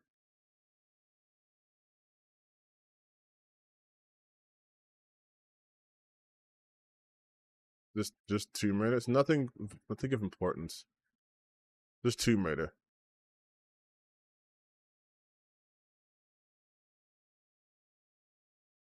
Which is so fucking weird to me, because like, bro, pick a lane. Either you like, you can't be like who you are and then just be like, wait a minute, but Tomb Raider's fine, but everything else is degenerate. Like, especially OG Tomb Raider. Like, come on, man.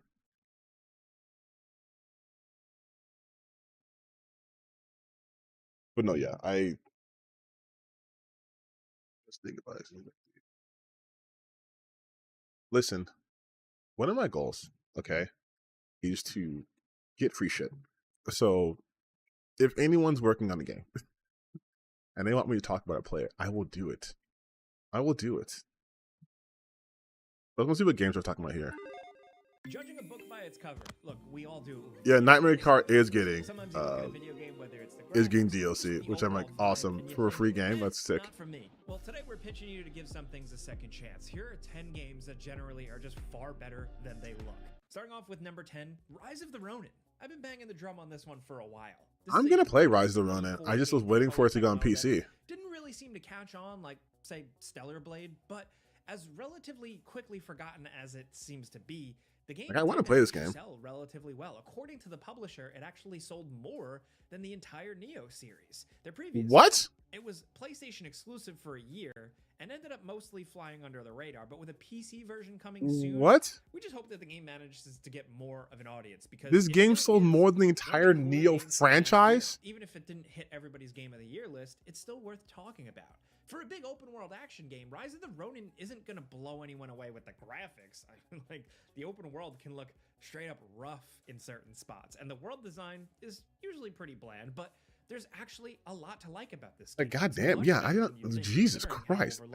Either this Neo or Wolong Fallen Dynasty, but set in an open world Japan. But does Neo like undersell, or this game is just actually a banger? Feel to the combat that makes every fight so much fun. That also, I did not like Wolong Fallen Dynasty at all, dude. The combat mechanics from Tecmo's other games into an open world just feels fresh and exciting and fun to play. And Neo has the best combat of the Souls-like. Yeah, I said it. See in these types of games. There's a lot of pretty creative ideas at work here too, like this branching narrative where your choices actually feel like they matter, kind of like a rival character that you create as well. Yeah, I like.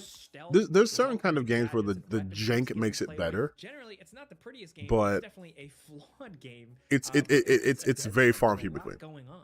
Some of the open world stuff is pretty rote. You know, it's still all okay. We can skip to the next one. Thank you very much. 2001, but don't let appearances fool you here. This is one of the more intriguing and fun survival games to come out recently.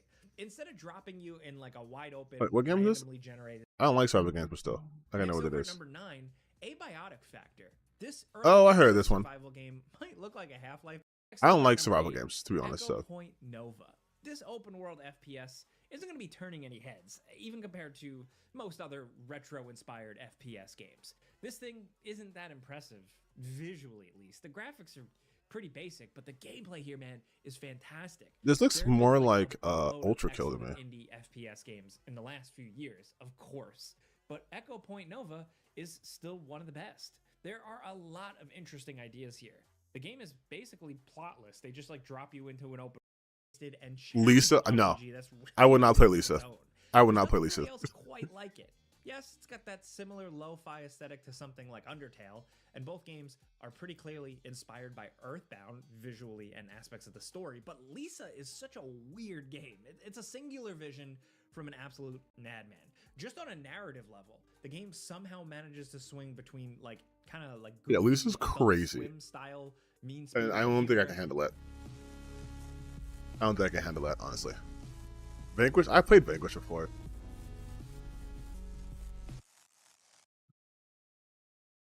And you climb that for like 10 minutes. Like, it's crazy. And there's nothing of value up there besides that.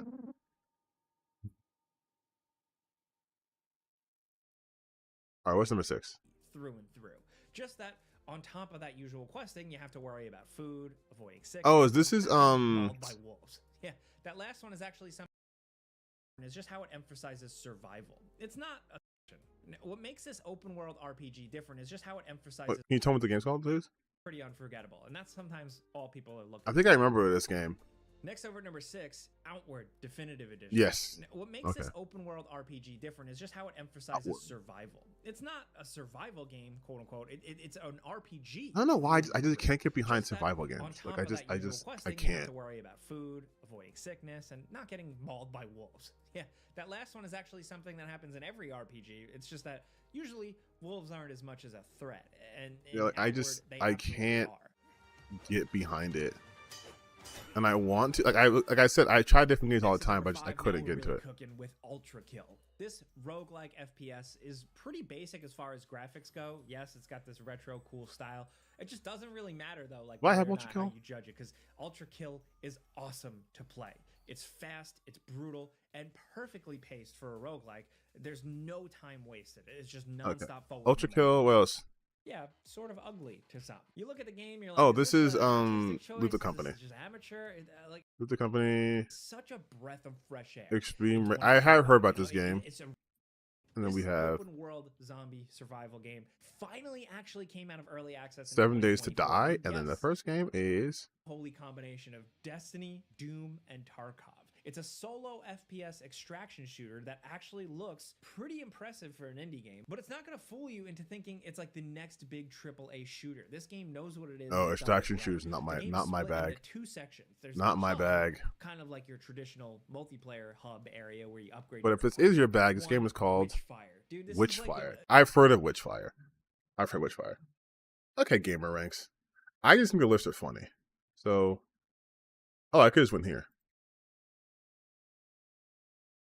I just think the lists are fucking funny. All right, well, what I'm gonna do now is, I think we've done enough of the yapping phase of stuff, and now let's do the top 30 most. Oh, okay, I hate challenges like this. And no shade, I get it. You get your money up, get your views, whatever.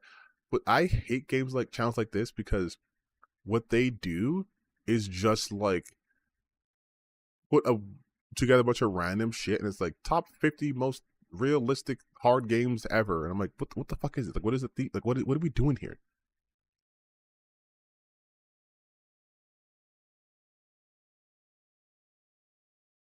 Okay, but here's what we're gonna do now. We're gonna play some games, and then we're probably going to watch some creepy YouTube stuff because I feel like it's getting later at night that we should do that. And I've never done it with you guys. I've never watched like those creepy videos. I'm becoming a streamer now, which means I have to pad out my my streams now. So we're gonna scariest book I've ever read. I have no math on my screen. Come on, dude. I'm gonna start playing a game now, but I don't know where I downloaded it. I think it was on Steam. Yes. Okay. Got to get this shit set up. While I get it set up, you guys can, I don't know, relax, take a beat. Play capture, game capture.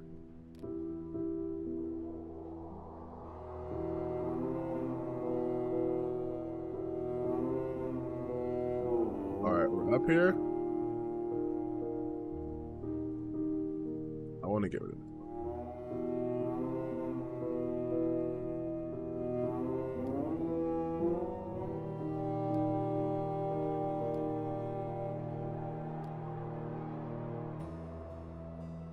Yeah, we're playing Twisted Tower.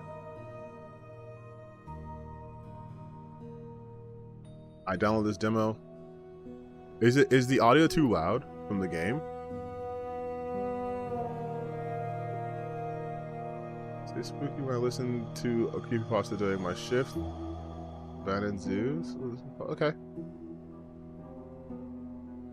Audio's fine. Okay, let me make sure I'm not like overpowering like the stuff. But so I heard this was supposed to be sort of like almost like a BioShock type game, and this is just a demo, so it won't be too long. I think it's like 30 minutes. Tiny, things have changed since the war. While you were away, I met someone whose established position promises a steady future. Oh. You gonna do me like that? Oh, listen, I love Bioshock 2. Win treasure beyond measure. I'm a big fan of the original Bioshock, not a big fan of Bioshock Infinite. I am looking forward to Judas, though.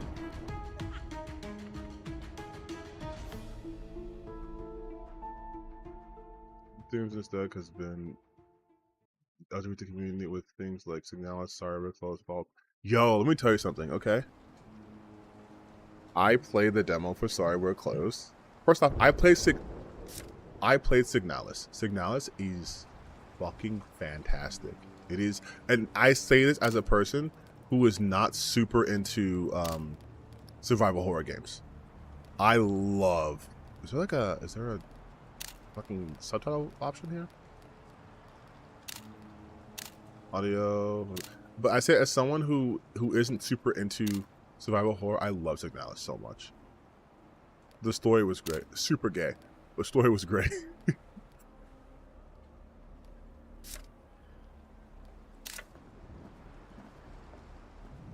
Well, first off, okay, I'm gonna turn on VSync because that's crazy how I'm getting screen tear like that.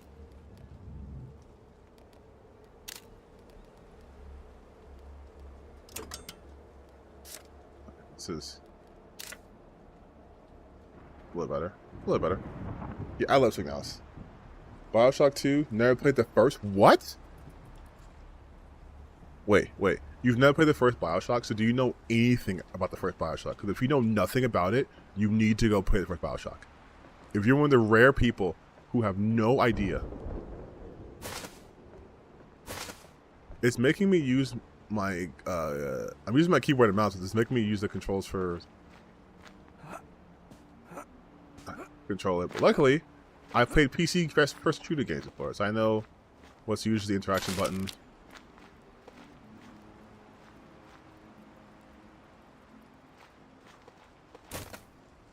Why is it not letting me? There we go. What the hell is this place? Okay, so there are subtitles. Good. Yeah, you gotta play Bioshock. If you haven't played the first one, you gotta play the first one. Oh shit, you guys, there's hammers. There's hammers in this. You know what that means. This should come in handy. Why take the hammer and not the knife? I feel like that'd be way more handy, right?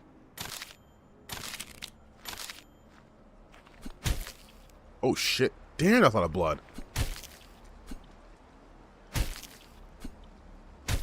You just okay with this? Okay. This is a demo, so maybe we don't know why there's already dead people here, but I can probably smash this, huh? Yeah.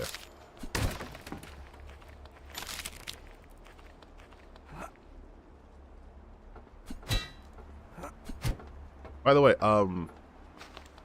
when Avowed comes out, that will be the only game I'm streaming, because I made a challenge to myself. I usually don't play games on this channel that take a long time, but I think since I stream about like once a week, on average, I think Avowed will be a nice game to stream. People always have something to do.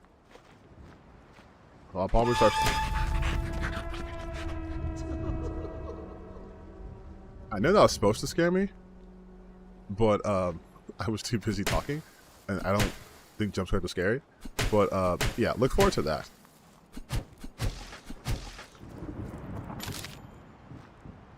Because unlike certain other content creators in the space who want to analyze my channel, I actually play video games, and I play indie games a lot. So Avowed would be kind of my first like AAA game, I guess, on streaming it. Climb to the top. Wait, we're in London. My mistake. Push the tower. Climb to the top, brave and clever. Claim the treasure, yours forever. An old sign. Climb to the top, brave and clever.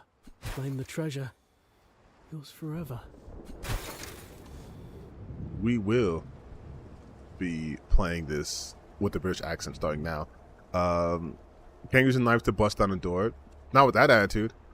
Going to something Silent Hill 3 when Heather went to theme park. I gotta play Silent Hill. I gotta finish playing that game. Have I played Manhunt before? I have not. I have not. I've not played it.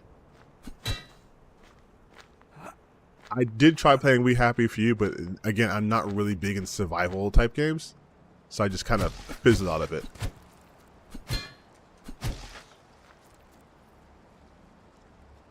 Crouch probably C, yeah. Oh, that's a bit nowhere, isn't it? What are you doing up there? Floating on about like that. I gotta be more consistent with my accent. I want to do a... I can't be like, hey, what's all this then? But I can be like, what's all this? Hi? That's a bit weird, isn't it? That's a bit weird.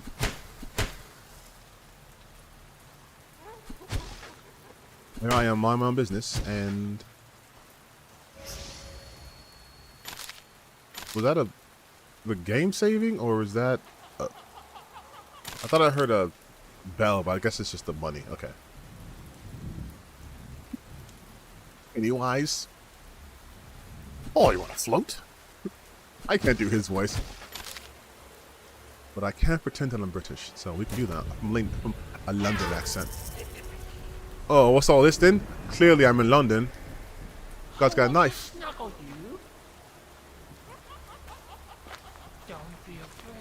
I mean, you move kind of fast, but also kind of slow. And here we go.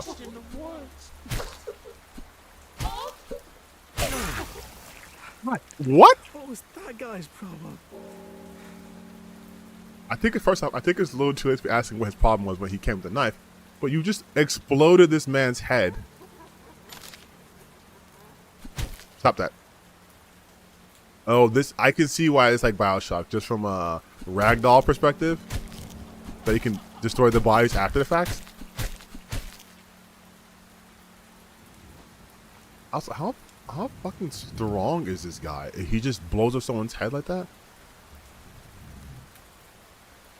I mean, bloody hell. That's more Welsh though. Bloody hell.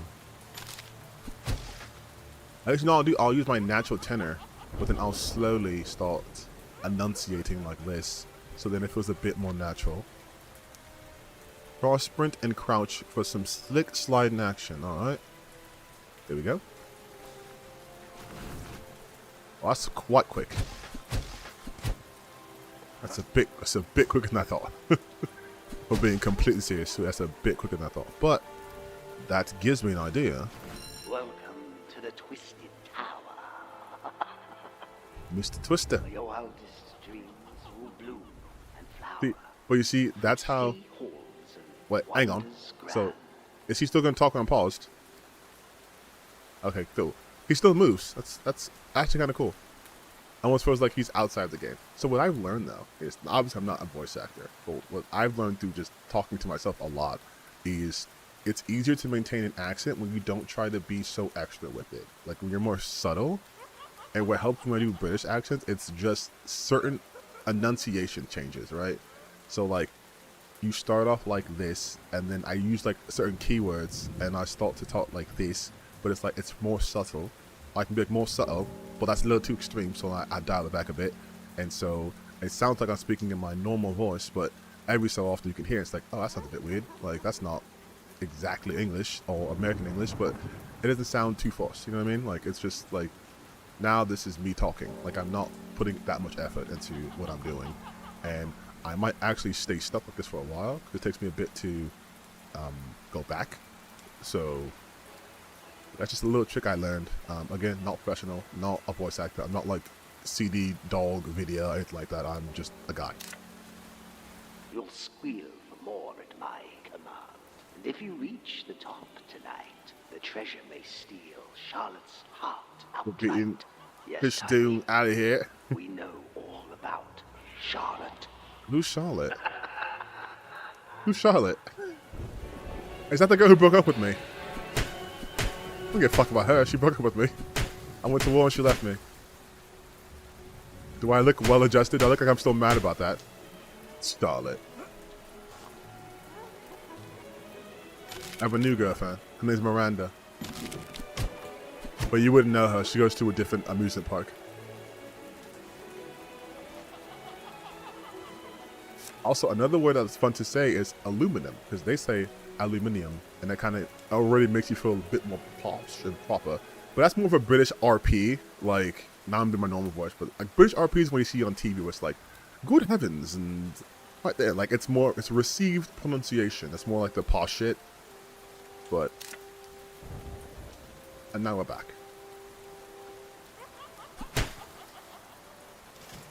Once again, I know my accent is not flawless, but I can get better at it. I think if I was playing a game where I was if I was ostensibly British, I could maintain it a lot better and a lot longer. Although I have no problem maintaining it, you know what I mean?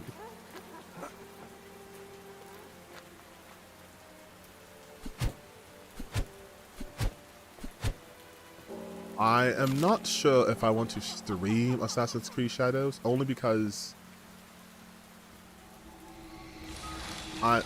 win her back, like literally win her back, or do they mean like whatever? In fact, wait, is that not the girl from Contrast? I swear that's from Contrast. Oh. Okay. Wait. Dun dun dun dun. Oh no, copyright.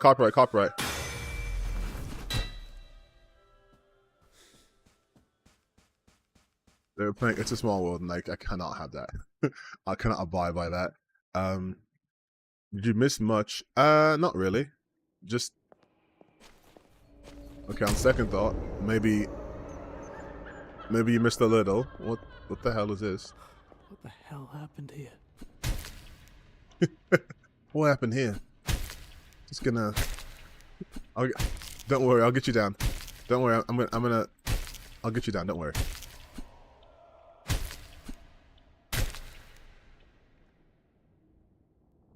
He's reaching for me. I feel like I should help him, but I can't. I just. Wait, am I supposed to? I think no. The money is mine. Of course. Can't play a game based off BioShock and not have capitalism involved. Of course.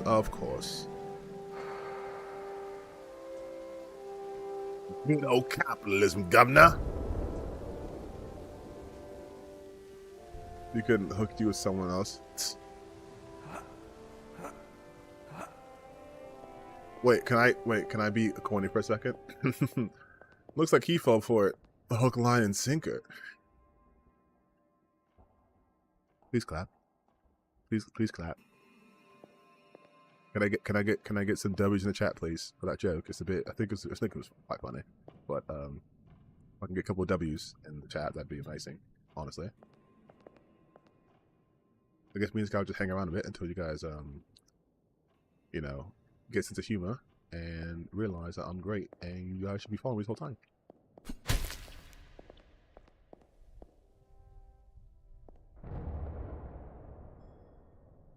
Normally I would stay in chat, but it looks like you're quite hung up on something, so I'm gonna go now.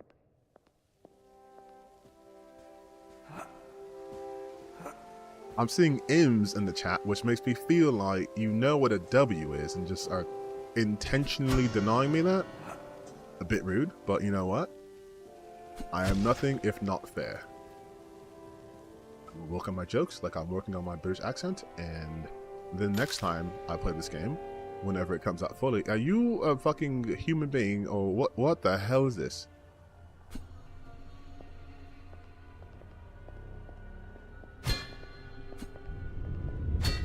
Why are you so hard? You have a cigarette. You're not real. Oh, you're indestructible. Okay, so I can't. Alright, I guess I'll... Wouldn't you love an upgrade, chap? That can do fire. Are you sure about that? Thunder thwack. Oh, smack. Wind up for a thunder thwack, dealing instant double damage to your foes. Ah.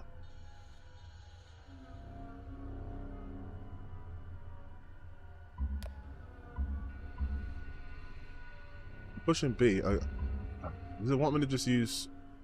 No, controller. Let's just use the controller. Pleasure doing business, big guy. I guess no more keyboard and mouse. We'll just use the controller.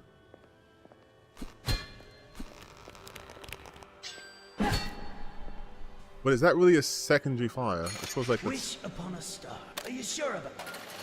I ain't lying. You're looking impressive. M for Mega, right? Right.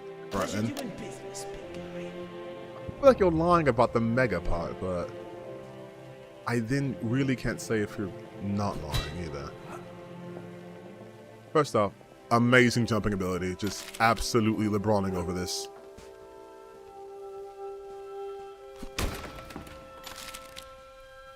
I don't like using the controller. I'm gonna go back to keyboard and mouse.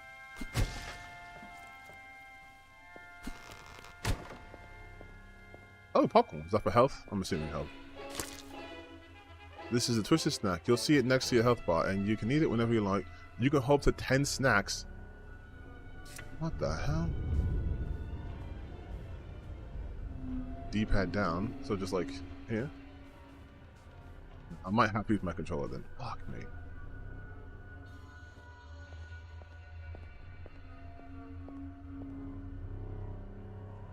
I feel like you've missed a couple of spots, Patricia. Hey ho, if it isn't Tiny Martin. What? Are you on Tiny? Twister's all hot and bothered by you.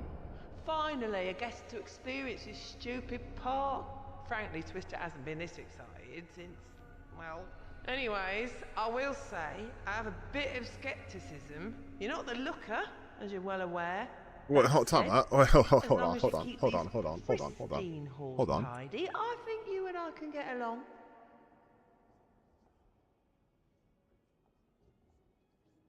Me, not the looker. That's insane. It's an insane take. Wild. What a wild thing to say. Another fact. Oh, so you can bleed, but not the guy down there? Hey ho, if it isn't Tiny Martin. Twister's all hot and bothered by you. Finally, I guess to experience this stupid park. Frankly, Twister hasn't been this excited since... Oh, that's enough about that. I will say, Not a fan. You're still talking. You're not the looker, as you're well aware. Oh, so I can just walk away and you're still talking. You're not looking at me. That's rude, right? A bit rude. A bit rude.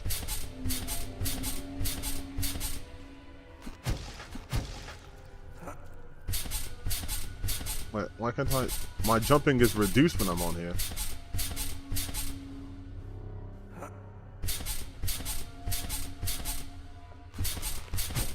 Weird. Absolutely weird. I guess I go through this door. Hide me. Hello, everyone who's still in the chat watching me absolutely master this game. What the hell? Elevator con. This elevator con. Insert an elevator and you'll have access to the next floor. Oh, okay. So it's just there. So I have to... That seems rather large, but of course I did. It was simple. It was a one-step procedure. I feel like it's a bit condescending to be like, you did it, right? Like, it's not that hard. Anyways. Oh, so clearly there's bad guys up here. You have a knife, so fuck you.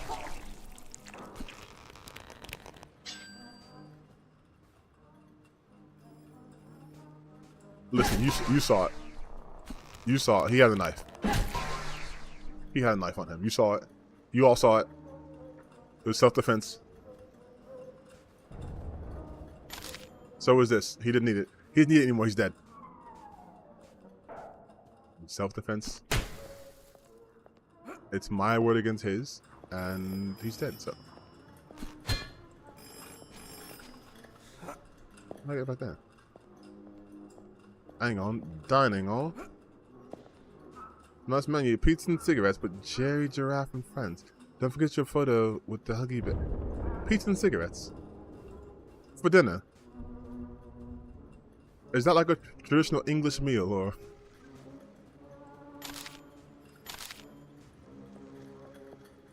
Oh, what? Exactly. Exactly. I was by myself. He came at me. Right? You're listening. He came at me. I had no choice. There's a... Sounds like there's a bone somewhere. A baby? Why was that my first instinct? I'm not ready to be a parent yet. Clearly.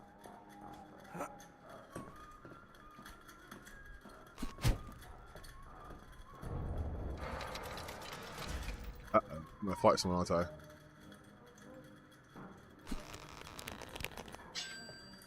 No? Just... Can I go to the floorboard? No, to the floorboard. Interesting, interesting, interesting. Well then, how about we steal more tickets and we do more exploring. Listen, I saw the carriage and I freaked out. I'm sorry. Sorry. I have a confession to share. Oh, that you're an It's insane about the man. prize, so handle it with care. The prize is not quite what you'd expect, it's true. But trust me, you'll like it more than you knew. Indestructible television.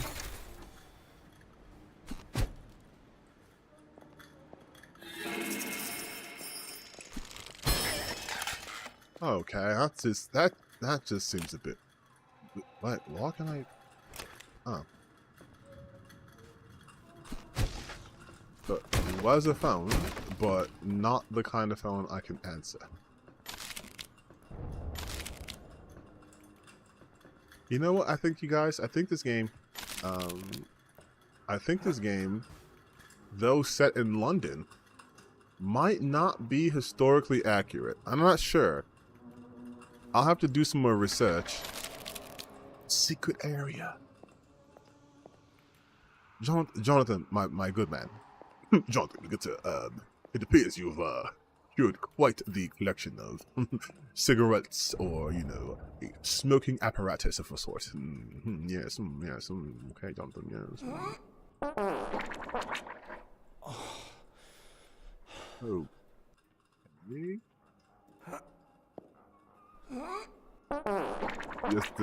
You're just, you know what, Jonathan?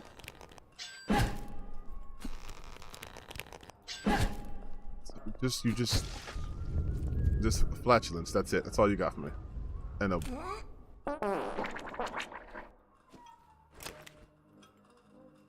right. You can just stay there. If I, no, he just. Okay, that's just what he does. He just farts and stays there. Now this, we're gonna go from London, so my British accent goes away, back to America, baby. Is this a toy? Hell yeah. Guess we'll find out.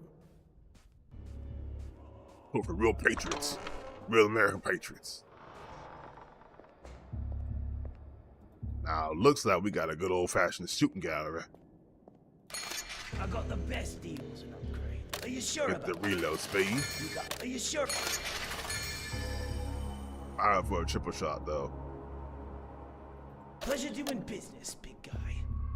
Be a real. Are you sure about it? Pleasure doing business, big guy. I will say, keep up for that means the path you can take on your next playthrough, ensuring. Oh, wait a minute. Keep an eye out for those doors marked with an X, chap.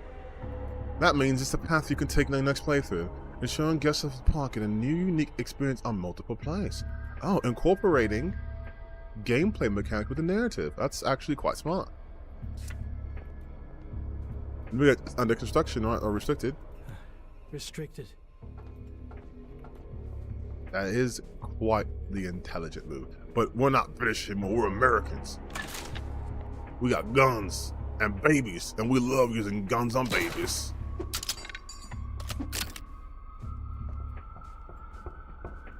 It's the American way. Hello.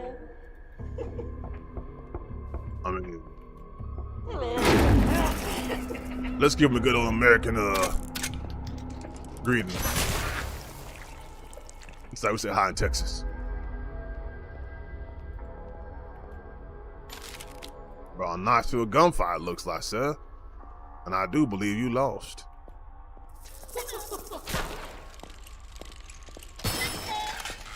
Lost in the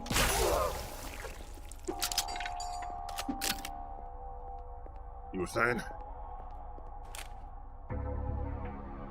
Just like my grandpapa taught me. You see one of those tea drinking bastards, pump full of lead.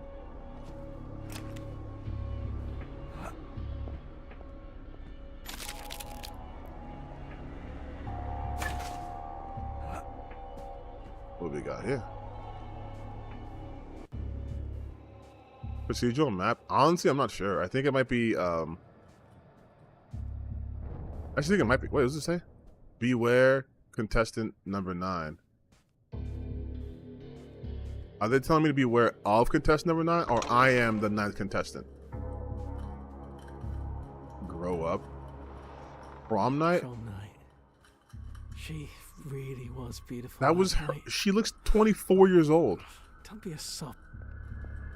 Oh, that's a fucking nightmare for you all. Like, Jesus Christ.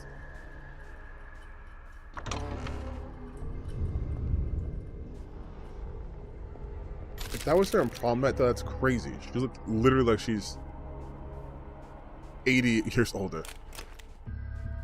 Well, now I'm back to being a British man. What's all this then? What's all this?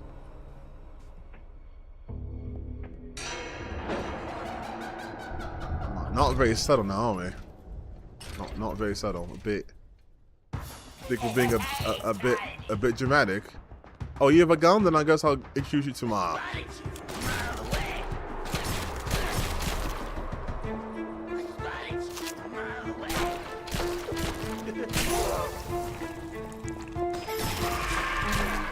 Oh, they're just spawning in. What the fuck?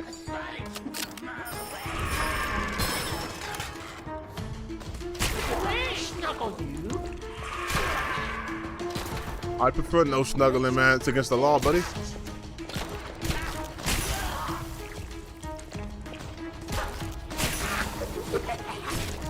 Now, what in tarnation is going on here?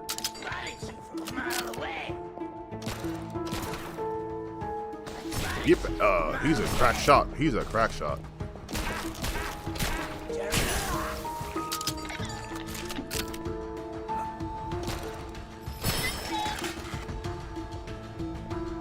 Is that it?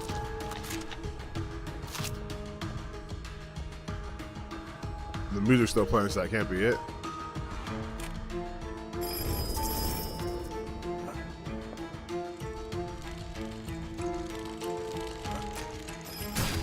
Oh, fuck me.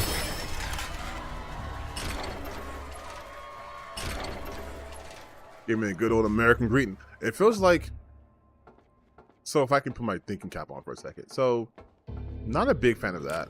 Only because they were doing a pretty good job of just incorporating the natural elements what you'd find in here. And then suddenly you just had like literal spawning in enemies. Like that feels a little cheap. I feel like there should have been like maybe not lock the door, but had them coming from a specific door. So that way it feels more natural than just literally trap me here, spawning enemies until I arbitrarily kill enough of them and then they leave. But this is a demo, so there's still time maybe to like just tweak enemy placement.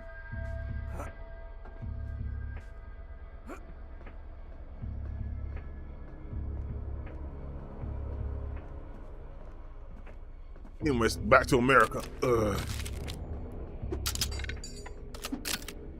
Go US of A.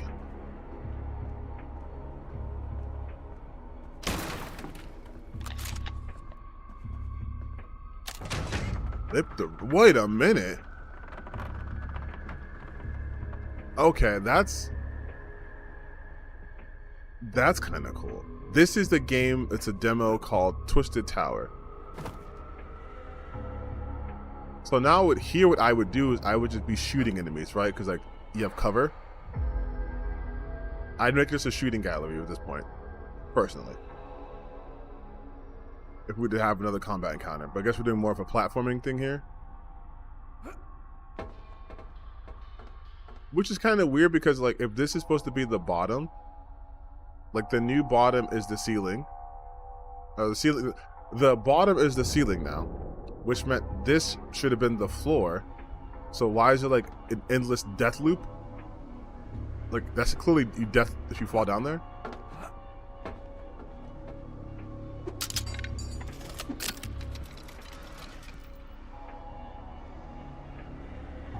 So now do I flip the room back? Or is there cool shit I can do now here?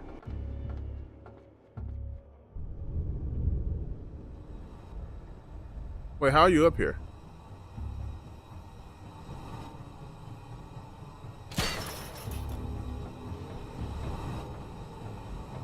Okay, not gonna ask my question with that. I'm just gonna keep going.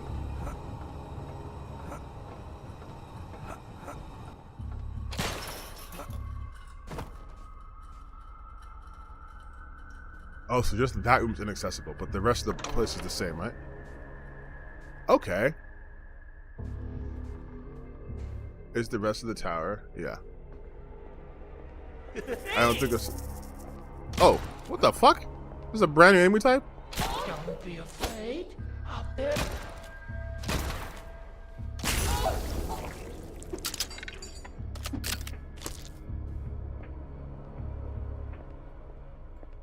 I think it's hilarious that they just announced themselves. Also, I don't know if I was doing an American accent, like America. I am American. I can just talk.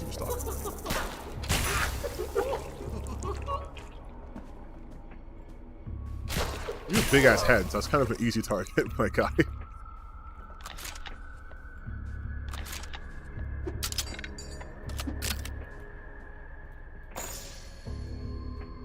What kind of Kingdom Hearts size key is this? And you just let me kill your friends. That's crazy work, bro. I got the best deals on upgrades. No strings. Oh, yeah, fully. I wonder if they're gonna tweak that in the final game to make it so you can't just immediately max out the upgrade for the weapon. Let's just multiple upgrades for this weapon. I'm just getting it like piecemeal.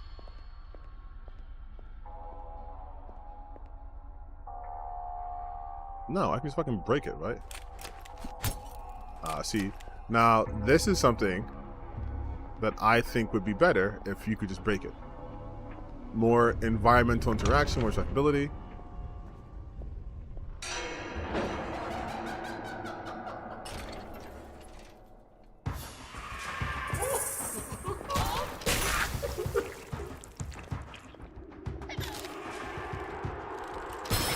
See, again, just them like spawning in randomly is crazy to me.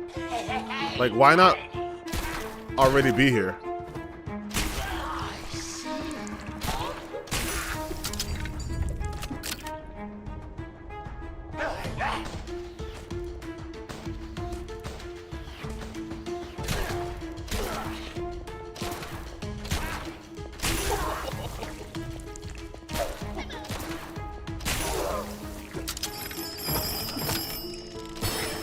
Yeah, I think they gotta cut back on upgrades because I'm not being challenged at all here, and that makes it just boring. Yeah, they shouldn't let you upgrade that quickly, honestly. Either get rid of the upgrade so early, or make it that the enemies have better, like, I guess, AI, but it might be easier just to get rid of the upgrades. Now, mind you, this is still a demo, so it could just very much just be like, when it gives you a taste of what it'll be like, but in the actual final version of the game, yeah, you can't upgrade your fucking gun to max level the second you get it. Or you gotta reduce the amount of tickets you can find. Because, like, just like walking around here without doing anything serious, I got like total like 1,000 tickets. I could buy everything with no problem. Yeah, this is Twisted Tower. This is Twisted Tower.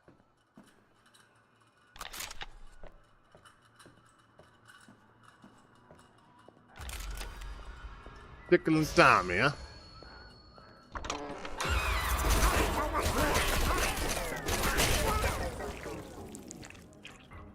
Okay, that's fun to use, but it's really weaker than my other gun. But if I can immediately upgrade it, which would be a problem, I guess it alleviates that.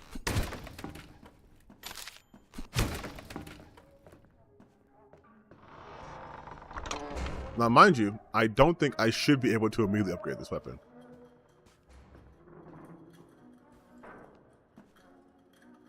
Oh, like a little teapot. Miss Quackus. With the gun. With the blicky.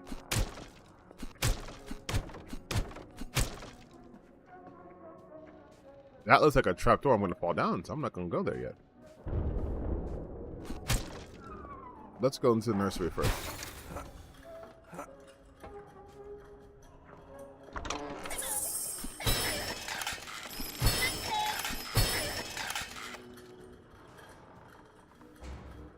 This looks sus. Can I throw this at the balloons?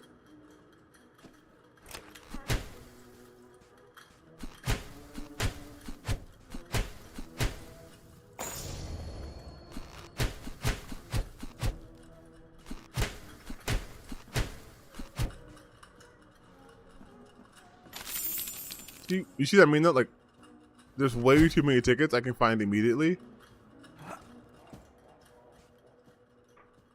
I'm not like I'm complaining. I want to give constructive feedback. Like, I don't know what the vibe that they're going for. If it's supposed to be like just heavily action oriented, so they want to keep the pace going quickly. Because that's the case, then sure, do it this way. But if you want to have like a bit of like the survival element where you have to like think it through, then just giving me damn near 1,000 tickets is insane. Donald Duck? You sound like Donald Duck.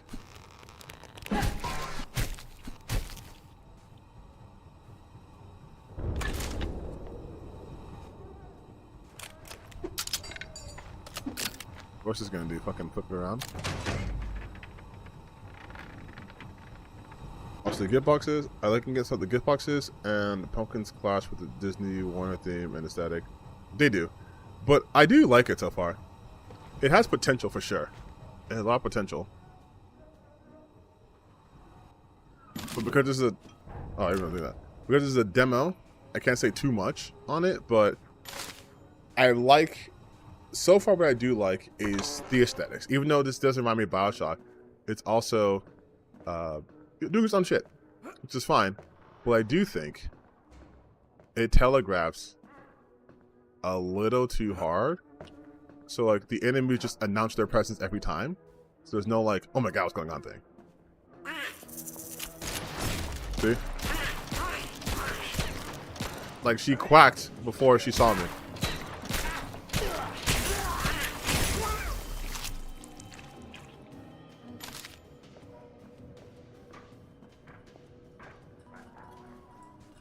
And also, I think also for me, also twice, I would like it if the enemies were just roaming around. Like they belong here, and not like they're waiting specifically for me to show up. You know what I mean? Like, this gives more of that sense of like a natural environment. Like they're...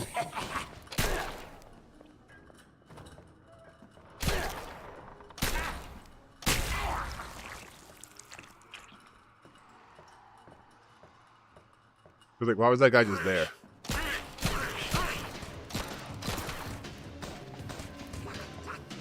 But at least they're not just hopping in, so that's something. Better.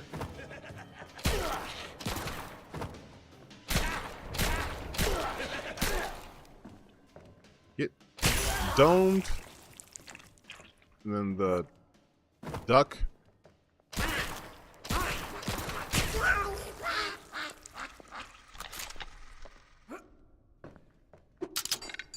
Yeah, man, they just, you gotta get rid of the upgrades. I think that's be the easiest way to do this.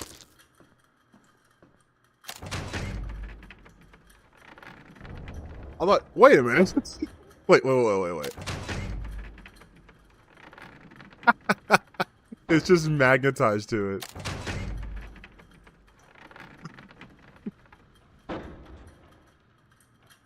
Oh man. so fucking funny to me. Which I'm early. Game design's hard. Like, not everything can be perfect.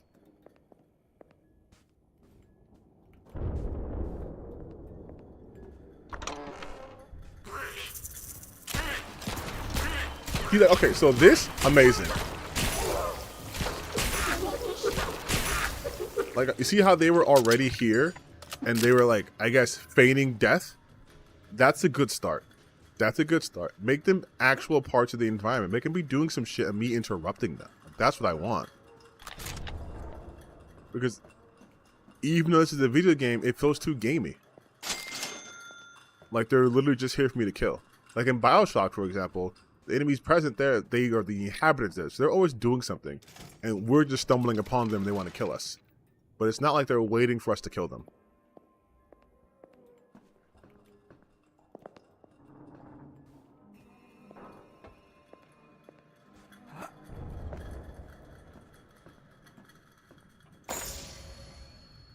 It's time to use the first twisted token.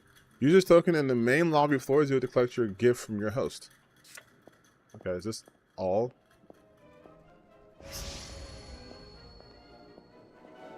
So I could probably fully upgrade this next weapon, right? Get some upgrades. Okay, finally you can't upgrade all of them at one time. Jesus Christ. I can just do most of them. Pleasure doing business.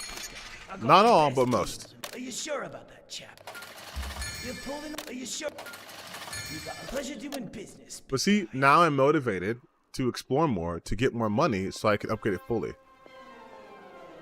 This is a moon pie man? No, it's the bear guy.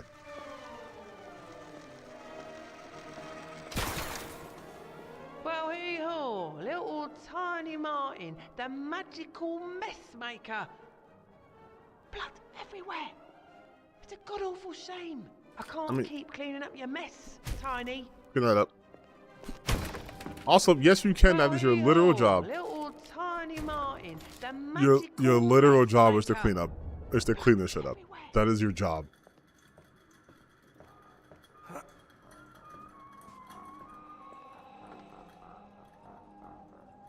So that's it.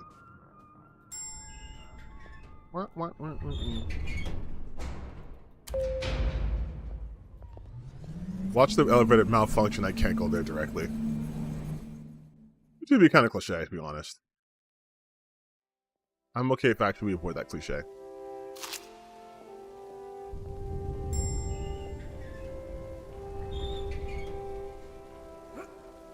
So, use my twisted token. You say like the lobby, or it's on the lobby floor? Oh, here we go. To claim my prize.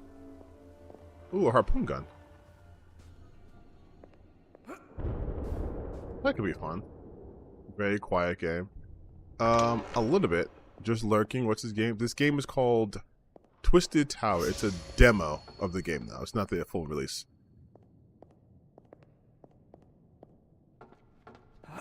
Otherwise, you know, I'd probably play the whole game. Can we work on, there we go.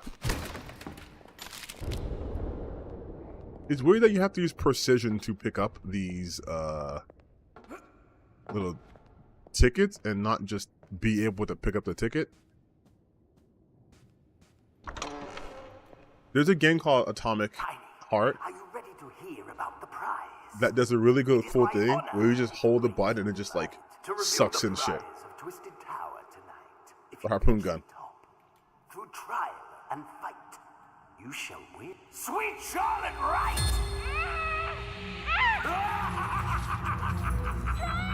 Hey, just to let you guys know, we're having fun here, but women aren't objects to be won. You know, they have their agency. They can decide what they want. You know, like, don't be a madman and kidnapping women in order to force them to be the man they don't want to be with, okay? Little PSA for you.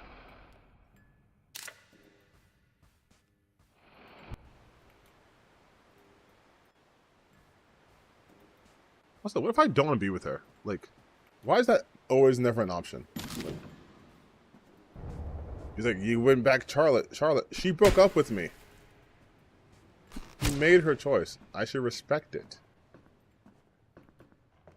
And you know, maybe she just want to be safe. Who am I to rescue her? I don't kink shame. What if she's into it? What if she loves being captured?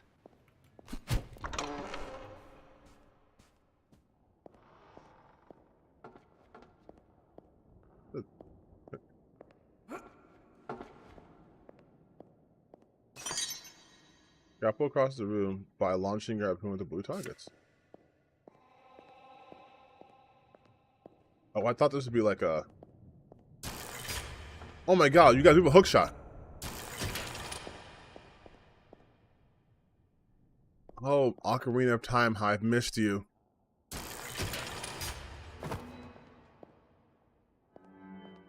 Wait, we can do some shoot. We just need to get some shooting action.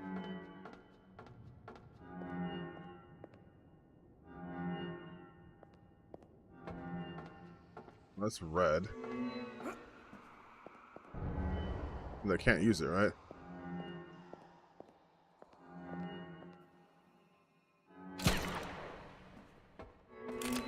That's it.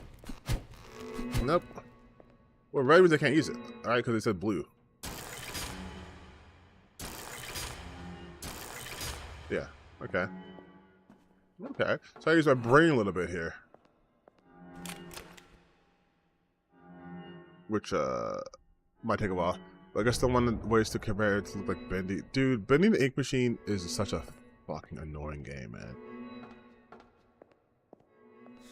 Like, I truly don't like that game.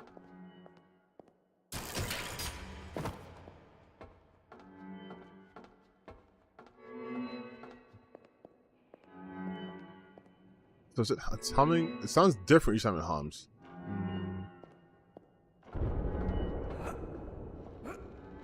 And it's in... What's I can do? I obviously can't go back. They gave me a hook shot for a reason. The other one is not red? Like... Or just doesn't matter what kind of it. Yeah, okay. Oh, maybe I hook shot this. Yeah, okay.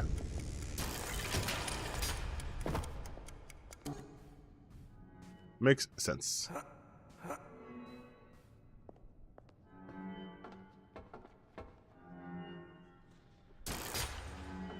How did I miss that?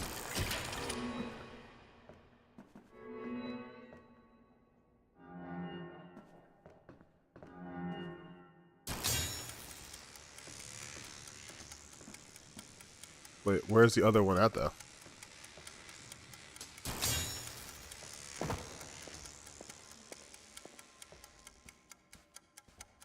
Is there another... Oh, okay, I see.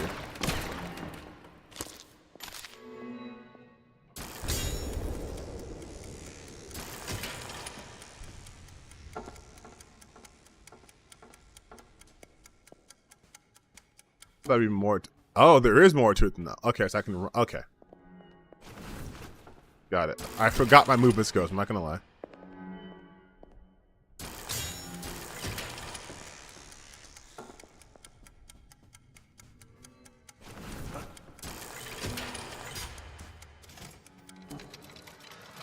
I'm a gamer, though. I figure shit out, you know.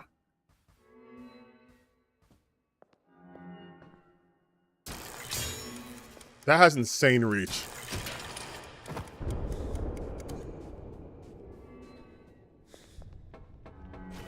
Oh, I have a stamina meter. I didn't notice that.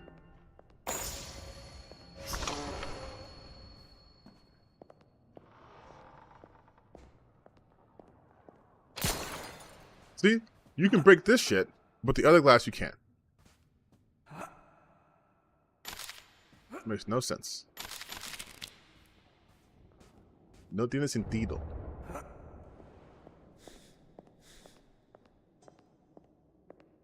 I think we're almost done with this.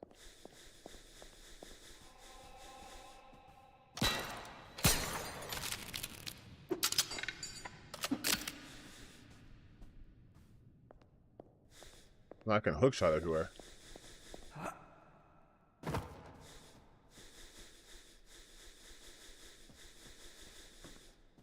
Look at the new movement I think I found.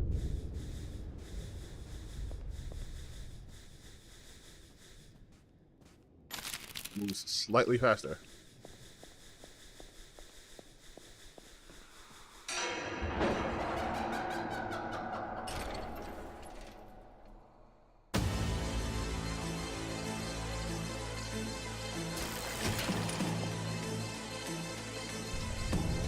Okay, but who am I fighting? Wait a minute. Wait a minute.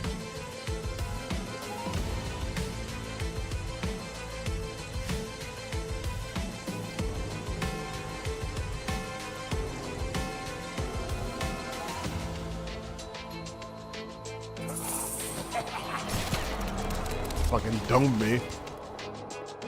I was enjoying the music and y'all want to fuck it up.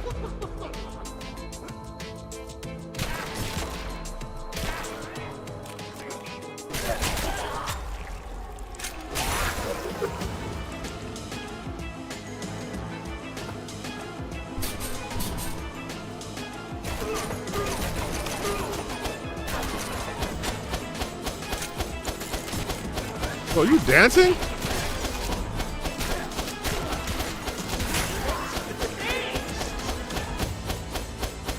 Is he?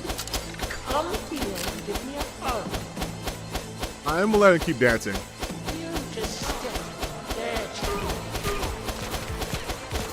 You just stick there, child.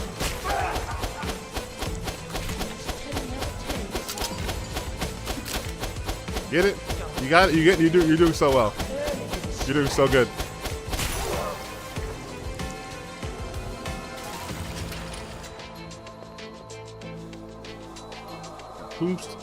Whomst else is alive?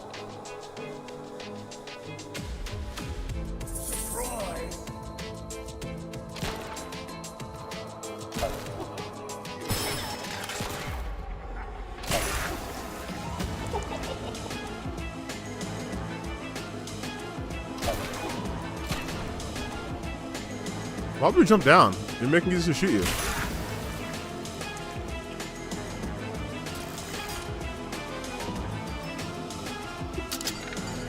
I don't know if this is...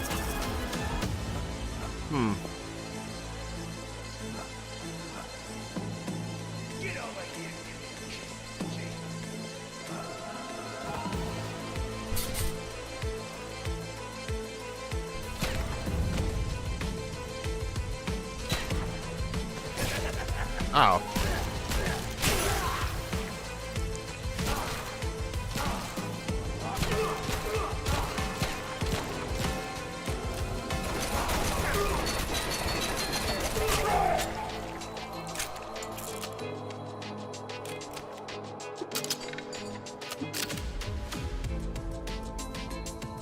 You?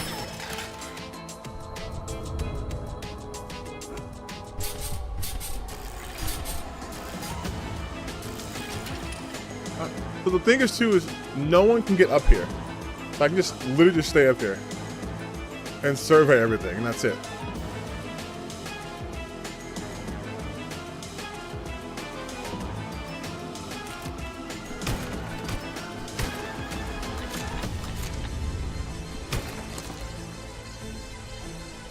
But I would figure there'd be some final like enemy here that's different than the rest of them.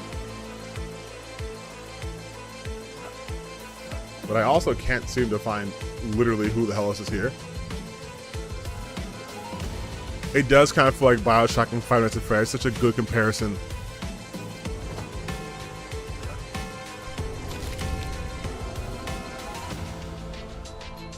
Guess I gotta hunt down the last person?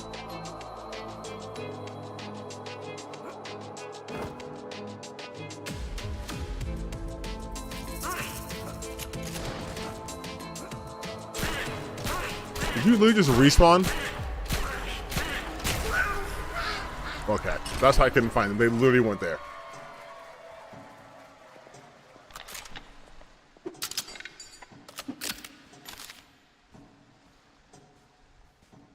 I really hope, though, for the sake of this game, the fights aren't just arena shooting galleries. Like, I hope there's more like special enemies. They're introducing new enemies for sure, but they kind of seem to be happening haphazardly. Like, there's no like build up to it. There's no like, hey, you're fighting a new person here. It's just like, yeah, here's a guy with a machine gun. Here's a clown with a machete. It's like, okay, but like, what is the natural progression of this?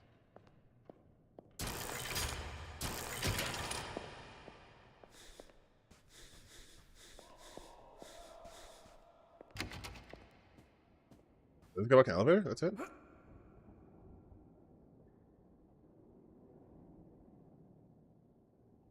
Okay. Yeah, they could definitely make upgrades more expensive. Like, I shouldn't be able to upgrade fully 2 weapons and only be 1 upgrade away from like the last one.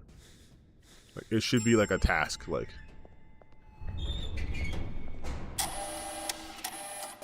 You did it!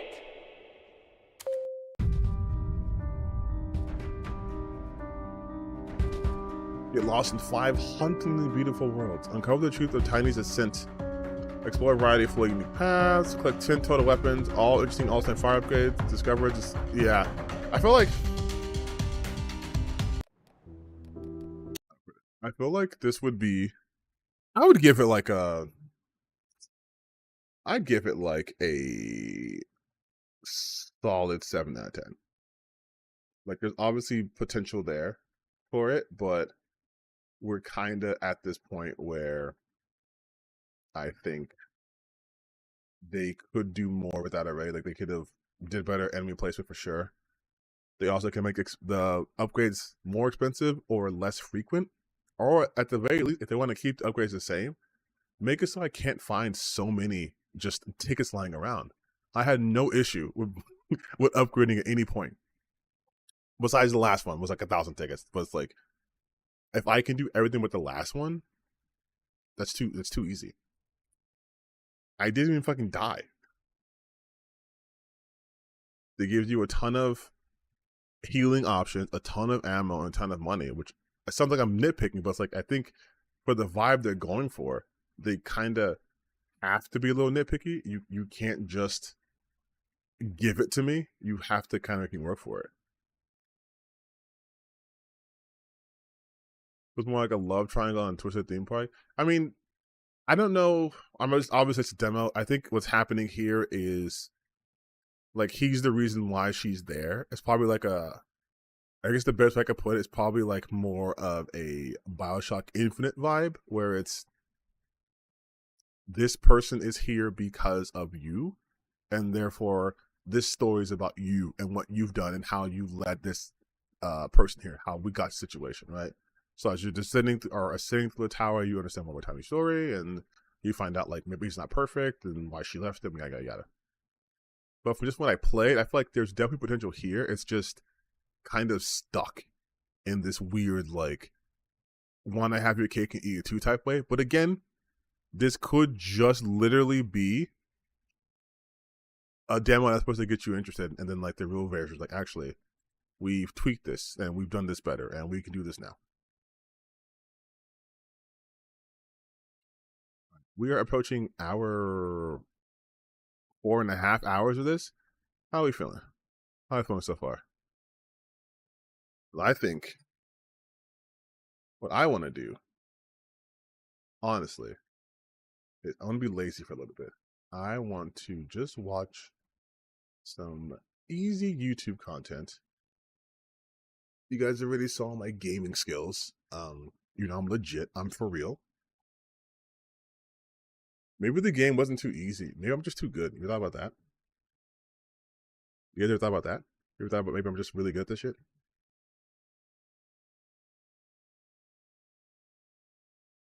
Like, why can't that be a potential possibility?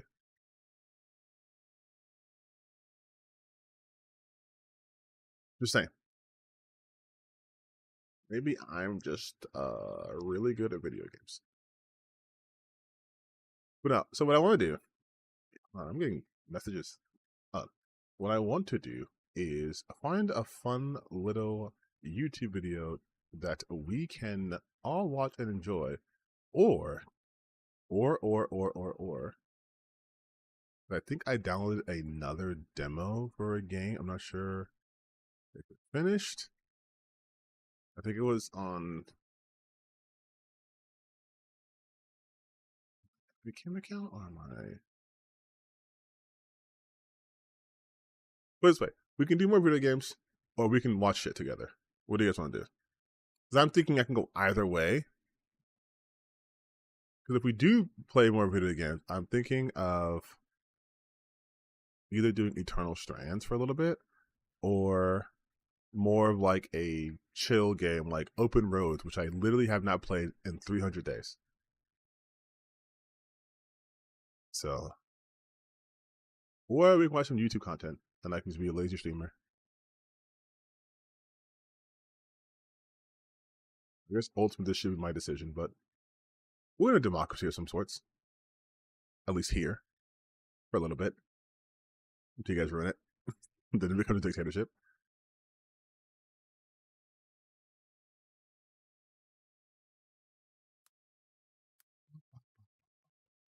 In the meantime, I want to see.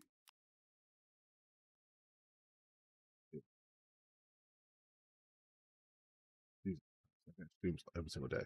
I want to see how are my haters doing. How are we doing? It's weird. This is the first stream I have in a long time where I didn't see my usual hater chatters. Now I'm curious, like, did they take my advice? or did they apparently just not get the notification? Because it also happens too.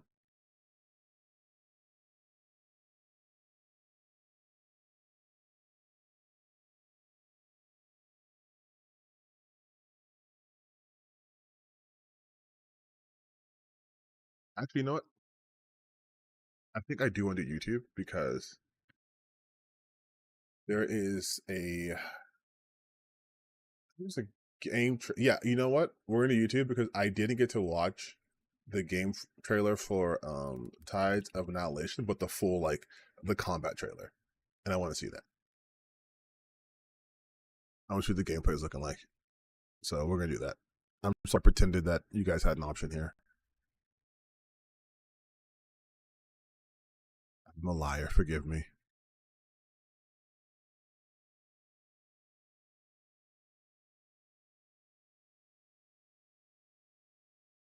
Okay, hold on. Let me get some. Whoa.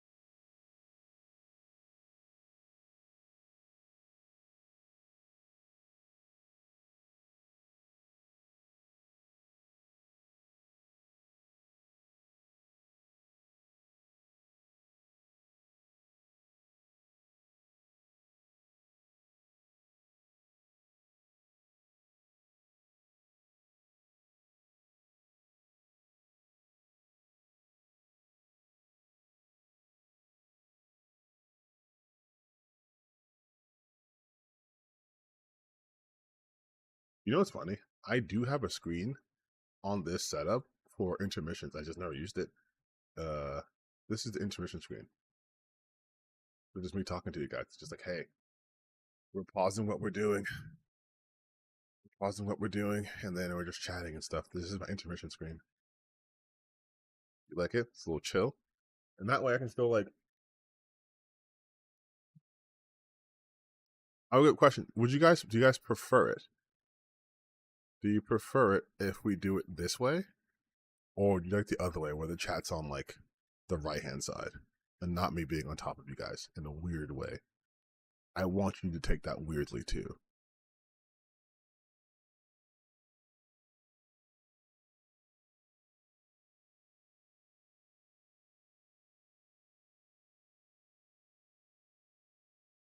Oh.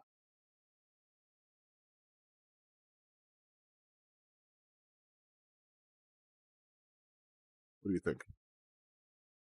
Do you want like this?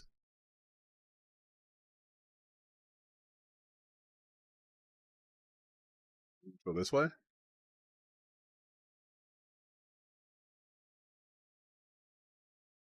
Now I have to obviously resize it, or you want the? Do you guys want it back to like that?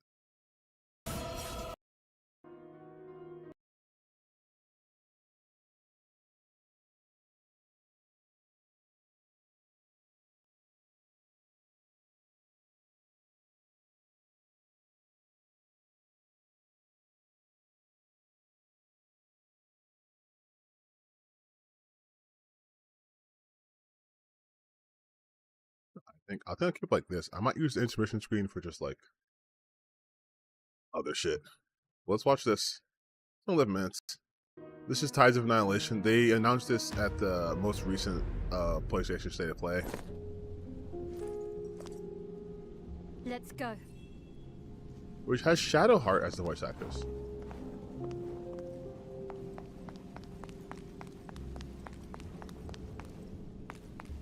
Oh, this place was fine before. I wonder if this is going to be like a Devil May Cry level based one, or is this going to be more like open world? Is this a car? It's too small. It's a baby carriage. Ah, a baby. Stroller. I'm so sorry for everything that's happened to you.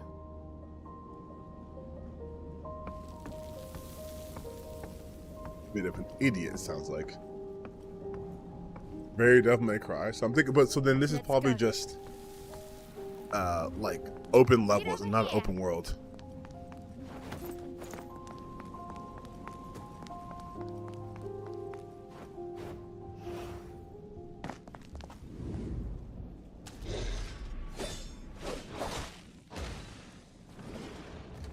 Okay.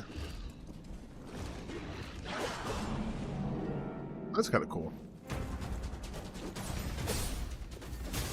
Yeah, the combat seems very Devil May Cry. Honestly, it looks a bit more Final Fantasy 16-ish.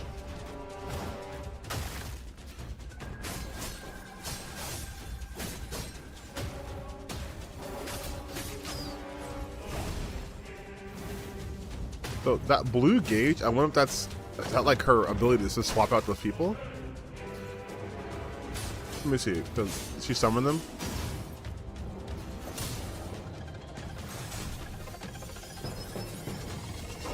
Yeah, it seems to be related to the knights that she summons. Yeah, it seems related to the knights.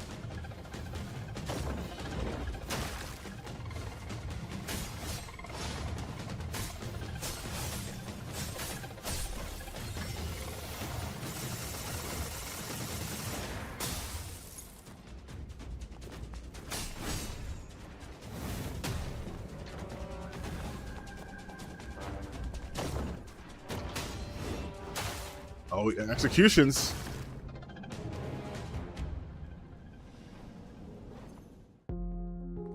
Okay.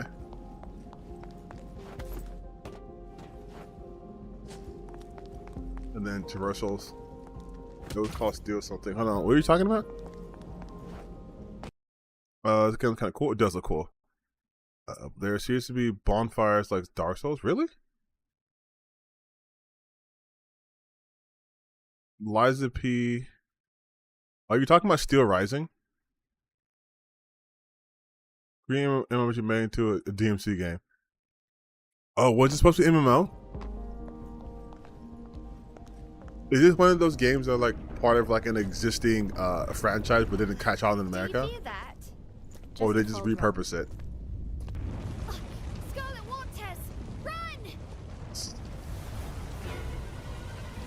What in the Doctor Strange? What in the mirror dimension?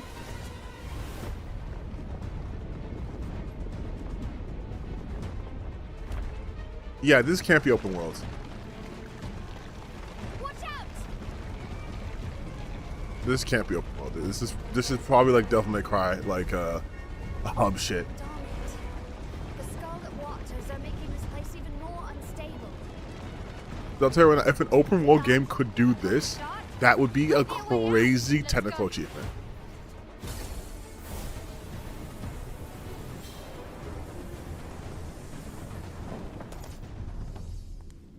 Britannia. Long time no see. About Doctor Strange Bayonetta. Oh no, not again. No.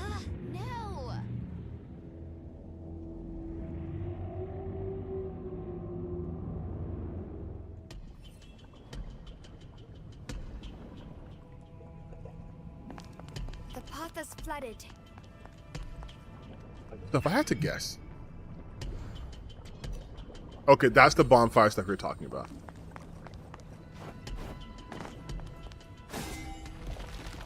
Look, a path. Okay, so I'm gonna make an assessment, reassessment. So when I said like this can't be open world, I mean from like a technical standpoint, if it was, it'd be insane. But I'm thinking this is more like like a interconnected levels, right? Like maybe like a Liza P tile or obviously Dark Souls style. But I think given the fact that she's Gwendolyn, right, and we're doing Knights of the Round Table, but this doesn't seem to be like an alternate history where the Knights of the Round Table have always been a thing. And then maybe I think it might be one of those situations where it's like they were gone a long time, and then now they're back in present time, and this shit's happened, and that's what's happened. Like that's the setup. Otherwise, I'd be really interested to know their world building to where it looks like modern day London, but it's still Arthurian times. So I'm guessing this has got to be like a time displacement sort of thing. Not enough yet. Let's find more. Up here. Well, I guess a third option could just be like she's Gwendolyn, Knights don't fear the Scarlet Waters. and the Knights are a new thing.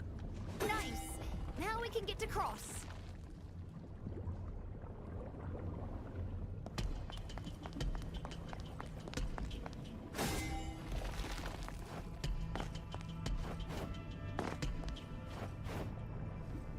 Devil may. Seems like that's Devil where may we're tally ho. Once we go in, there's no turning back. We need to be prepared.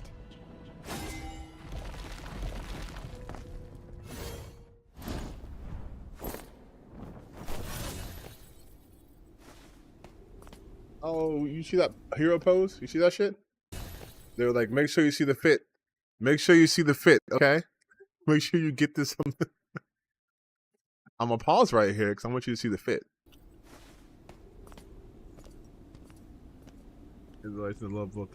Yeah, that's such a weird combination. Warned you. Gwendolyn. So Mordred Did you come here just to get upset with me? Is the child of Damn it, Mordred. That's up Arthur. to you. Just here to read, are you? I have more pressing matters. Gender swap with third. Yeah, this is more like Fate than Arthur and Legend, like accurately. Out of my way. Like I said before, I've no interest in your throne. So, you're after the knight for something else? That's right. You mind your business, and I'll mind mine. Don't trust her. She's a psycho. God, this is so anime. This is such an anime performance. Like, not in a bad way. Oh, what the fuck? Wait a minute. Gideon turns to a weapon? A cheap trick. Heavy Claymore vibes. Let's go. I wish we got a Claymore game.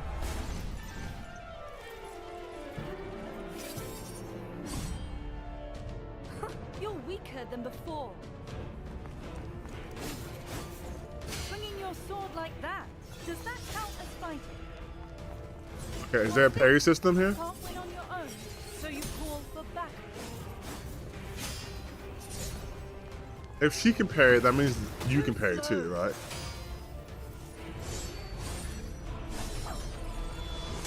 This is all you've got. I'm not gonna lie, this taunting shit would get to me. I would not use summons just to shut her up. Half-baked trick.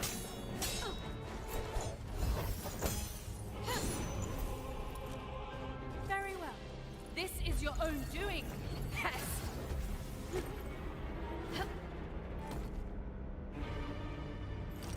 See, but everything's better when you do anime style fighting. You're a right pain, aren't you? Isn't that Scarlet Waters? Can't I not step on that? Why am I acting like I played this game before?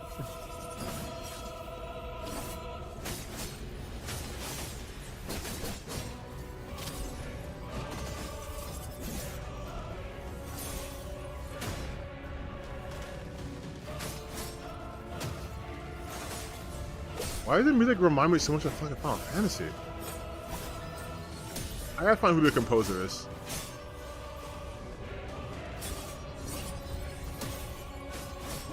Like I played other RPGs besides Final Fantasy, but I'm getting strong Final Fantasy vibes here.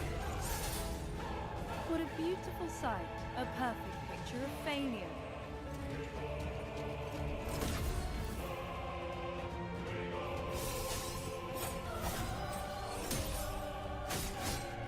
We're just talking shit, but she's done barely any damage. Feel the true power of Pendragon. Feel the despair. This is proof of my inevitable victory.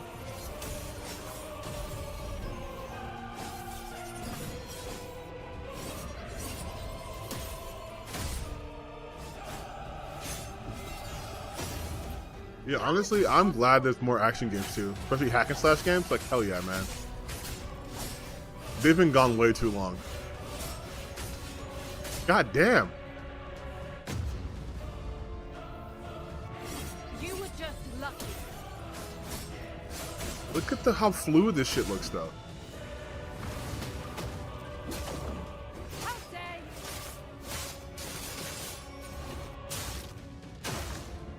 You'll regret that.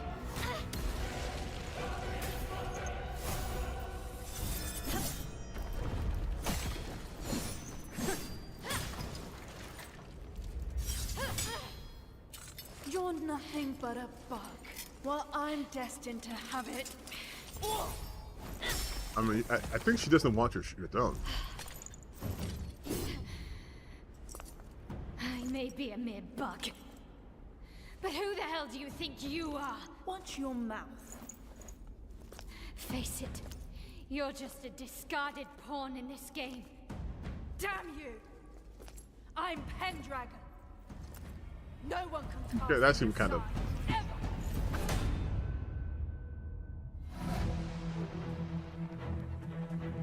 Yeah, this can't be open world though.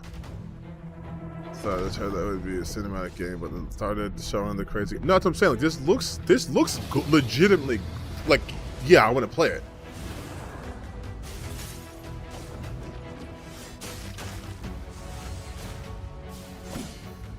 It's, ooh, okay. It's almost as if you can make a game with a, you know, attractive female lead or whatever, and not make it look like Gooner shit, and actually show the combat of the game, so people can't be spending hours making Gooner gifts, and you can actually let the game sell itself on its merits, and not because they want to jerk off to the main character.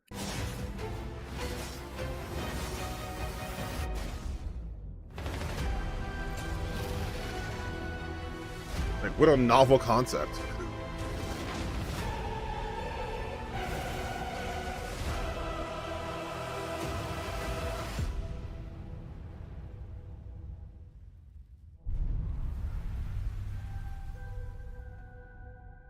In development and PC. Well, let me see who's the. Yeah, let's see who the developers of this. Let's do Tides of Annihilation. Annihil.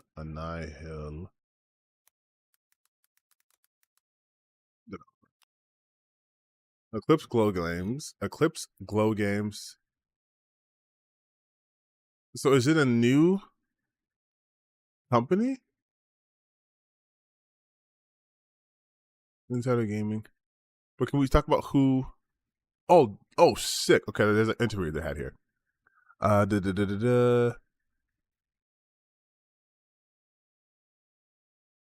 With that in mind, I wanted to find out ties on Annihilation. We are thinking about the difficulty level, but haven't decided. But we also provide some strategic possibility for players who don't like active challenge about making the process long and painful. So he sat down with the team. So it's a Chinese company. Chinese studios wanted to create powerful, visually impressive characters and plant them in a recognizable world, rooted for one of the most familiar cities on Earth, which is not Los Angeles. Crazy. We have restored the famous landmarks of London and incorporated elements of otherworldly fantasy, as well as the base of Arthurian legend itself, making it both familiar and new to those who are interested in British and night culture. Because of the unique background of our development team, we wanted to provide a completely new, interesting perspective to the setting and story, while being absolutely respectful to the culture and the subject matter.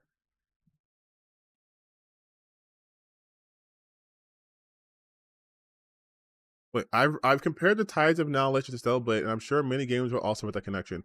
Given that Stellar Blade's protagonist was designed to be eye candy, I was curious to know how deep customization and character outfitting would run in Ties of Annihilation. The game has a wealth of battle-related customization content, including night configuration, weapon changes, equipment, accessories, whatever. We also offer customization of clothing, hair, makeup, and whatever. Okay. We probably also chances like clothing, hair. So it doesn't look like it. Well, not much of an interview here. But it doesn't look like it is trying to be Stellar Blade. It's not trying to be a Gunnar game. It's trying to be its actual own shit. Which is great, by the way. Like, again, Eclipse Glow Games.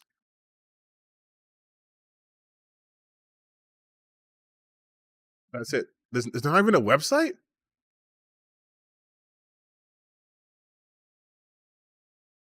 I guess Global Toya? But I want to know who the composer is. Okay. Let's look at the composer. Yeah, it's on Steam. I know that.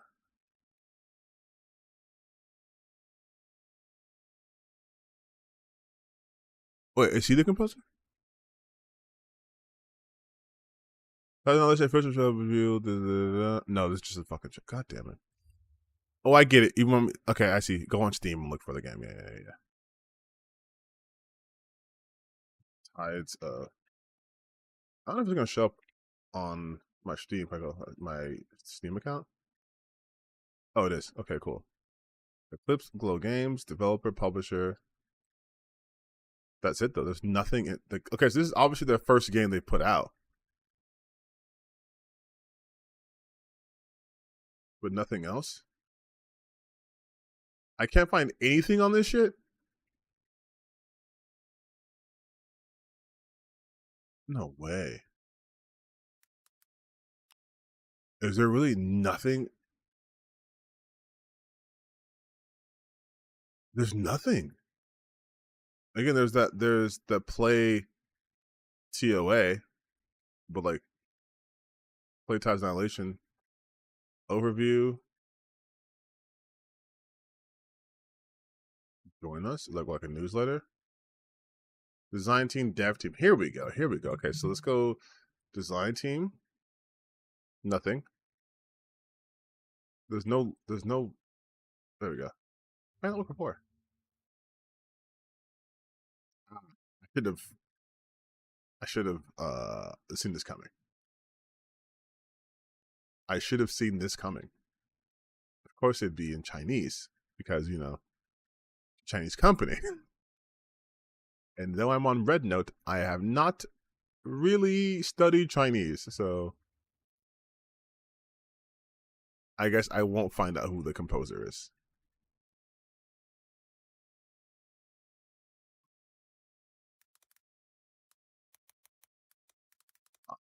I fucked up. I really thought I could find more information out there. It's just that's it. The top 20 ambitious game. What do they mean by ambitious? I wonder. I don't think there's any newer games though that I'm like kind of looking forward to. I think they've mentioned all the games I care about. Actually, Here's one game that I don't know. Oh, Metal Eden? You got an extended? Oh shit, it did get an extended. Hold on. Someone just told me before. What the fuck?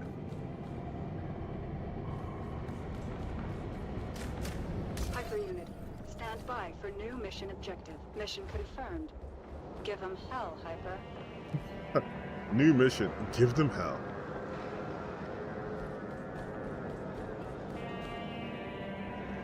I'm definitely gonna have to upgrade my PC. I'm gonna have to upgrade my shit for sure. The nostalgia of future past. It's like they always want to create something new, but then end up doing the same stupid thing all over again. I know this voice actor. We're supposed to learn from our mistakes. I know this voice actor. Why can't I name them? Down. You know what I hate the most about this place? I'm gonna call this the Marathon reboot. I think this is Marathon. I think every corner here reeks of it. This has been in development for a while, but I'm gonna just, my headcanon is that they saw the Marathon reboot and they're like, no, this isn't it, and we're gonna make our own Marathon game. We're calling it Metal Eden. Once we return to Vulcan, Keith Silverstein. We'll stir things up. Wait, can we look at? Because obviously this game hasn't come out yet, but can we do that? Can we do Metal Eden voice actors? Look, Metallic Rogue or Metallic Rouge. Read it, but let's see. I thought it was Marathon too. See, everyone thought it was fucking Marathon. No one knows the. Wait. Are these the guys? This is the guys who did Ruiner? Do you guys know what Ruiner is? The game Ruiner? It was like a it was a like twin stick sort of like cyberpunk-y type game.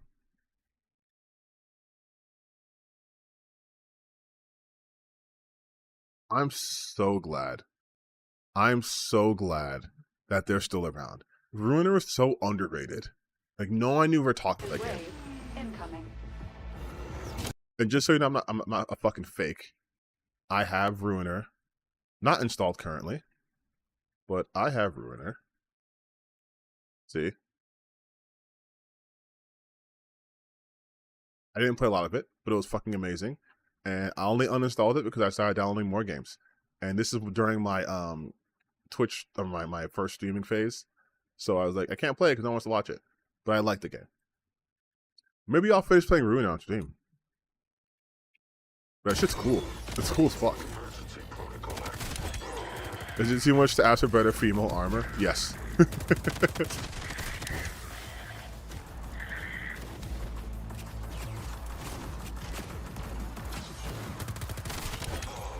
But it makes sense now that this is the same people. I mean, definitely a graphical upgrade, but like, the vibe makes sense now. They love the like future cyberpunk type shit.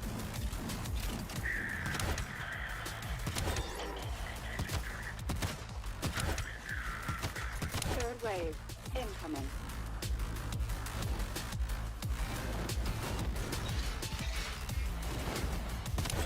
See, in this game, it makes sense that they're able to teleport inside, right? Because this is clearly like futuristic shit, so you might have like teleportation technology. Ah, I love this so much.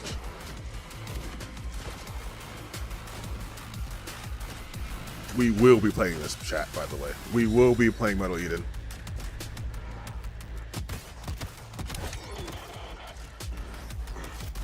And you can just tell this kind of game would have like a boss rush mode, a wave-based mode, like a speedrun mode.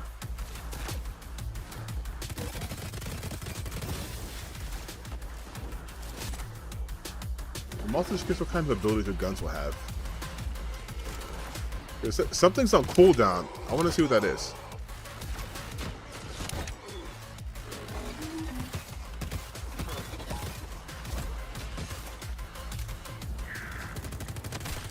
Okay, they won't show him whether it's on cooldown. Yeah, I'm playing this day one. Are you kidding? And it looks like the more damage or the kills you get, the your cooldown reduces, which obviously rewards a more aggressive playstyle, which is always my speed. Oh, the cooldown was a disintegration move. Okay.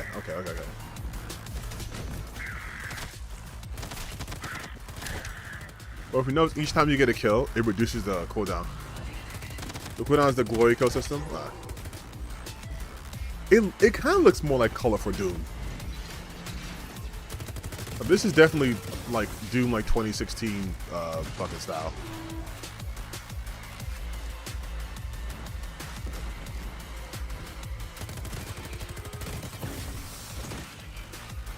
I think this is more of my aesthetic.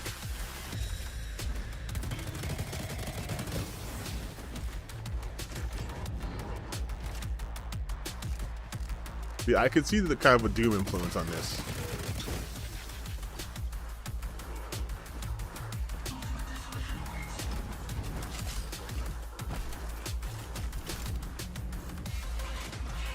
Oh, you fucked up. It's kind of cool to show the fuck ups here.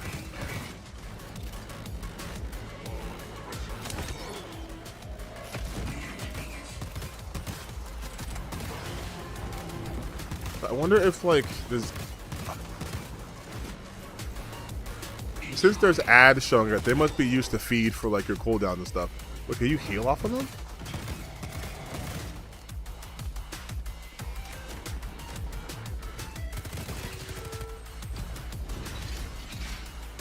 Oh, I see. Health packs are on the map.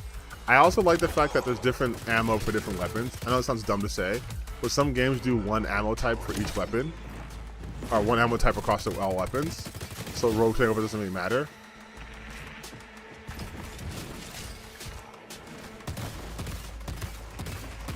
We are AAA. Honestly, like, this year, I'm going to play more FPS games too. Let's make it paid. I'm going to play Ultra Kill.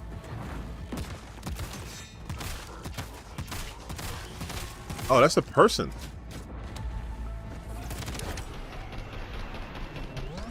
It's neutralized.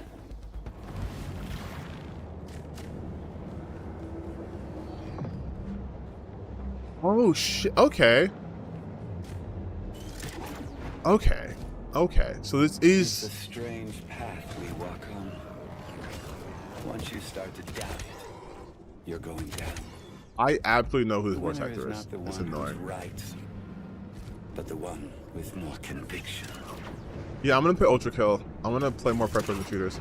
I keep telling you guys that it's better to challenge yourself and play different types of games. So I have to live by those words, you know. So like, Entering action zone.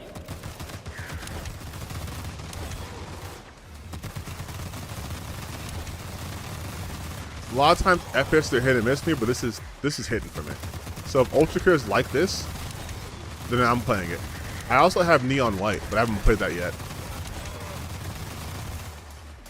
You know, it's not really like a traditional FPS. Vista will feat? Vista first? No. I played Angerfoot. Its demise is inevitable. Mirror's Edge with guns, bro. I love Mirror's Edge. It's more like Doom, Ultra Kill. Does CDC have hyper units like me at their disposal? No, that was the plan, but it wasn't approved by the committee. They were just too stupid for this stuff, scared of losing their old ways. The project had to be finished, so to speak, under the radar. And now we need to save them from themselves.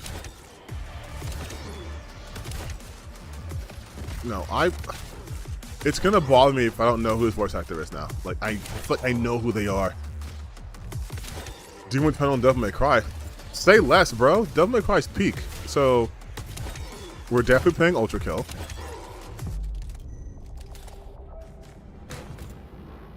I know I stated earlier I'll only play Avowed, but I can play multiple games, I guess, as long as Avowed gets played during stream.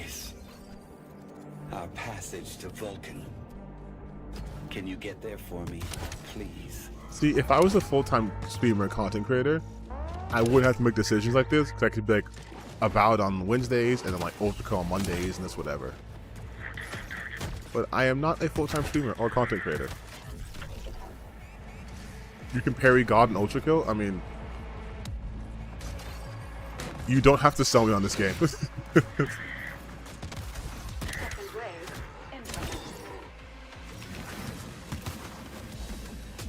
Have I played Metal Hellsinger? Yeah, I played it on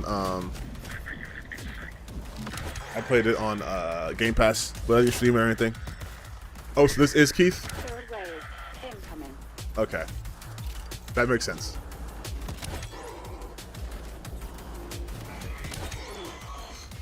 Final wave. Just for everyone else who aren't like fucking voice actor nerds like us apparently, here's Keith.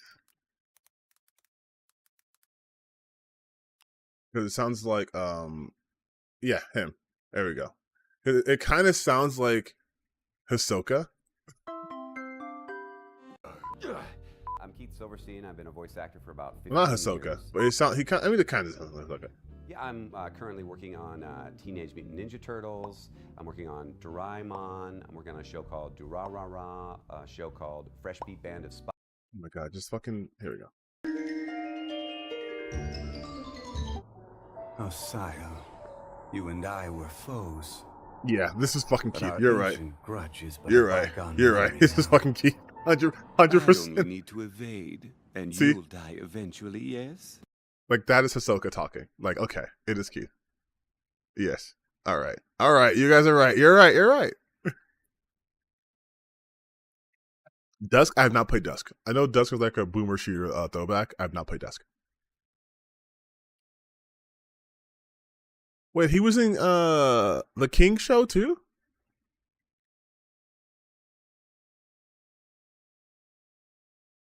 What's that show called? Wait, who's fucking Speedwagon? Our work here is done. The couple will travel. Fucking Speedwagon? Okay, he's a monster. He was in K.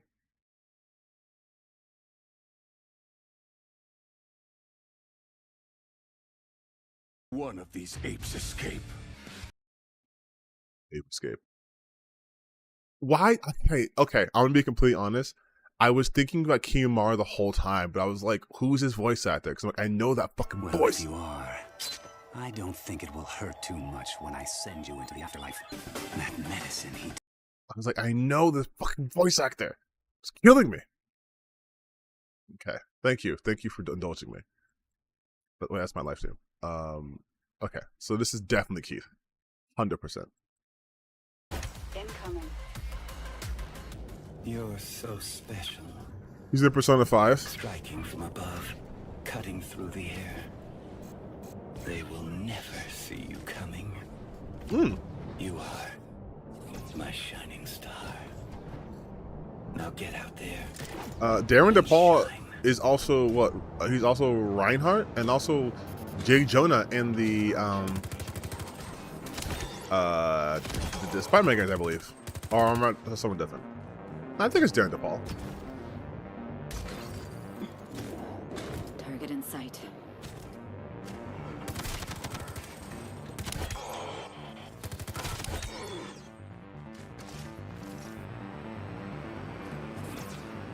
Oh, there's chapters here. So let's look at we've already seen the combat, so we can look at combat. Look at this section here. Parkour and grappling.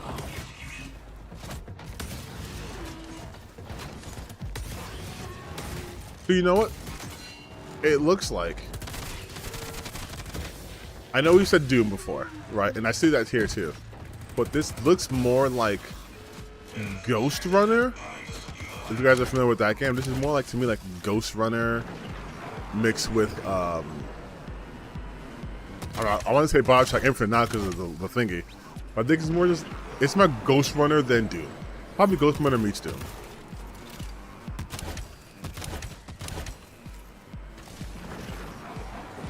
Yeah, but I know it's more melee based, but Ghost Runner in terms of like the environment and the fact that you're basically in like one giant tower and you have that voice in your head like telling you shit. Less so just like straight up gameplay.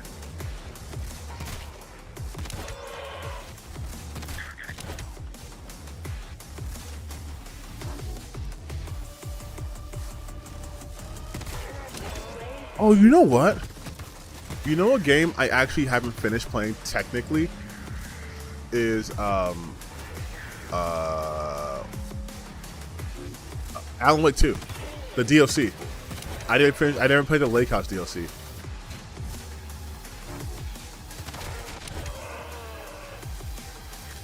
But it might be too late to play some more video games.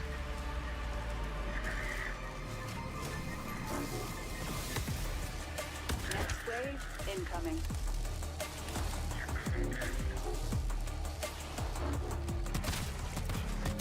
I will say, one of my least favorite mechanics in games is the staying in X zone while thing uploads or defend it or whatever and it moves around.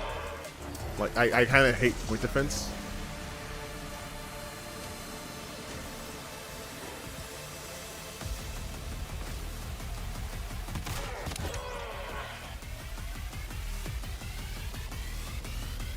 Final wave overdrive incoming.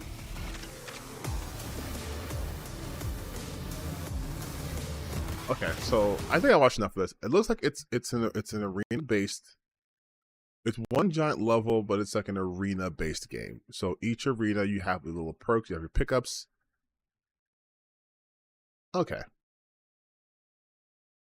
All right, I think I understand it. We're getting a little Unreal Tournament-y, no? No one else is getting Unreal Tournament vibes.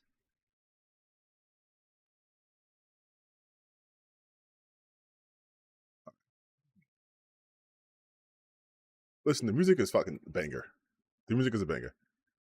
The top 10 30 most insane Korean game. An hour-long video? That's crazy.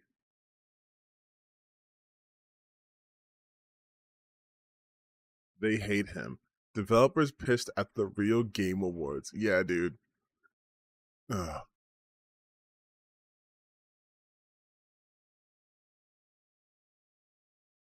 Gojo versus Hanami? Ninja Gaiden. Just, if anyone wants to challenge my cred in gaming and shit, you guys did see me play Ninja Gaiden on hard mode. And I beat it. So. Shut the door at 10:04? It is 10 o'clock. It is 10 o'clock. Let's see this. Let's see this.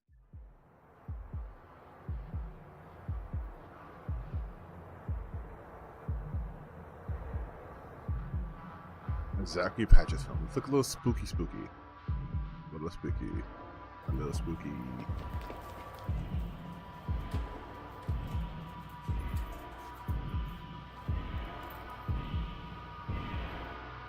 Again, see again. Yeah, no, I was just joking with you guys. I don't need gamer cred validation.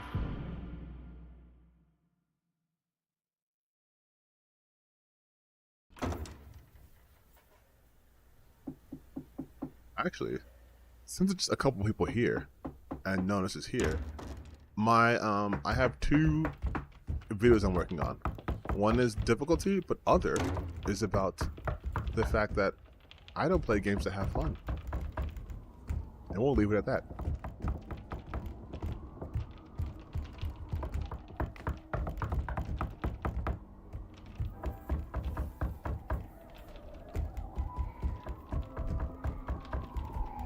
Oh, that's fucking creepy.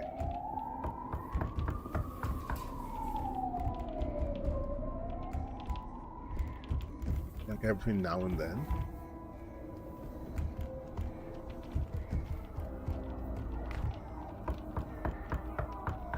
Or your life, death will find you? What the fuck?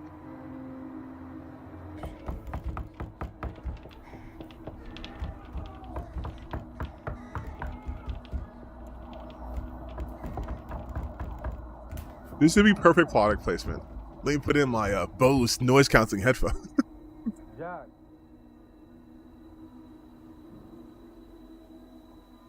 Jack?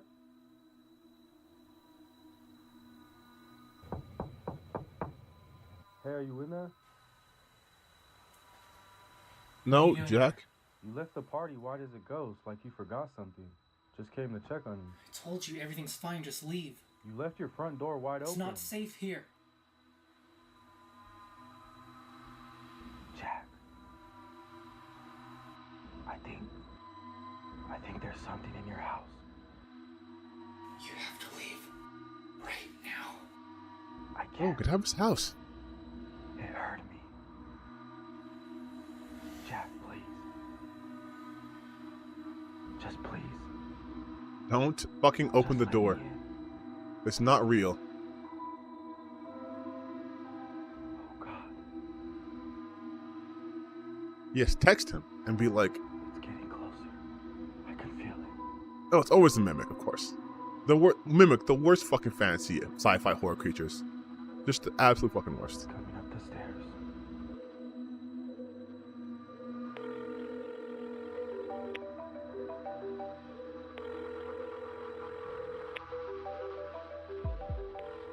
Why isn't he answering the phone?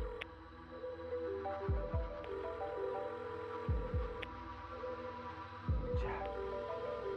I don't want to die. Oh, he killed him already. Don't do it, stupid. He's already killed him. He's just answering the phone. He's already dead. Jack.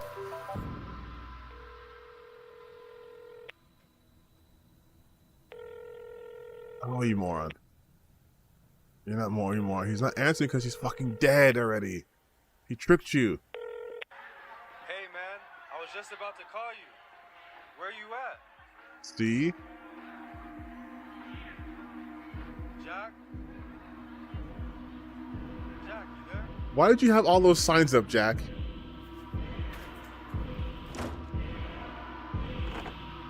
Oh! No, I don't like that. I did not like that. That's way too many fucking hands. That's way too many hands. That's way too many hands.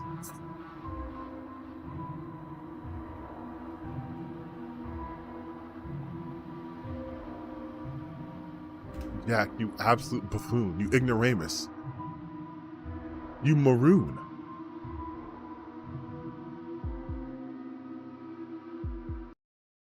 See, my black ass would have survived. I would have been like, nope. I would have been like, nope. The noises aren't real. Proceeds to listen to the noises. That's what I'm saying. Bro folded under zero pressure. Do you have all the post-its notes to fold for me? Okay. These are my people in the comment section right here. This is the same shit. You had all these post-it notes. The noises aren't real. Everything's fake. Nothing's real. And then the first thing you do is fold. Could not be me. Could not be me. Then if both of us die. Bro, I'm telling you straight up. If I had a fucking, wait, 2 ton of what the fuck? Is this a game? What's the game called? The Inn. If someone was like going through all that effort and I did that shit, I deserve to die. Leviathan level threat.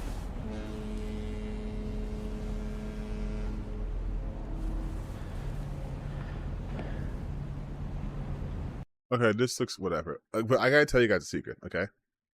I gotta tell you guys a secret. You promise you won't tell anyone? You have to promise you won't tell anyone before I tell you the secret.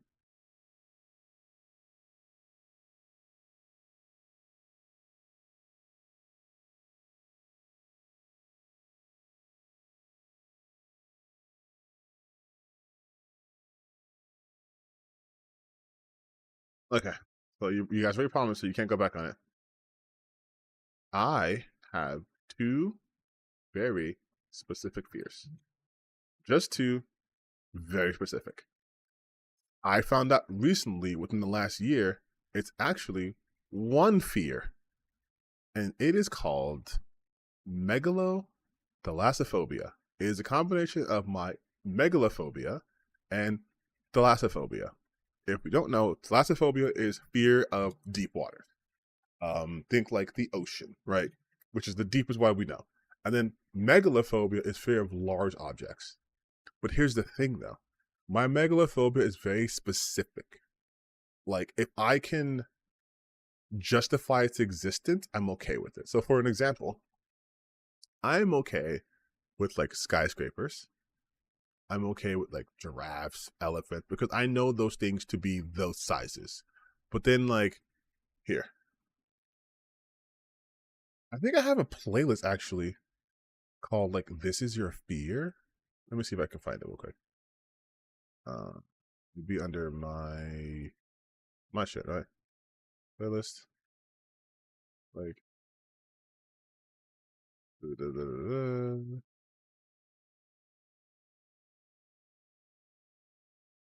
okay, this is stuff I like. It's like This Is Your Fear.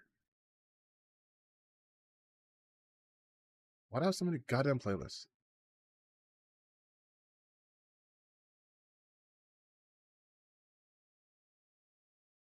No, I don't think I have it anymore. Horizon Zero Dawn, Narcosis. Narcosis is actually a game that deals with one of my fears. Underwater, open water. But it's called This Is Your Fear. Stories Untold. Damn, I've got a lot of fucking video games. Holy shit. Absolver, The Park, Observer. Observer's okay. Guess the plot. No. So it must have been. Yeah, I must have got rid of it then. Because it would have been kind of easy to find. Developmental Hell. This is a series I fucking stopped. I probably should pick that back up. But watch later. Okay, so it's called. So we have megalophobia.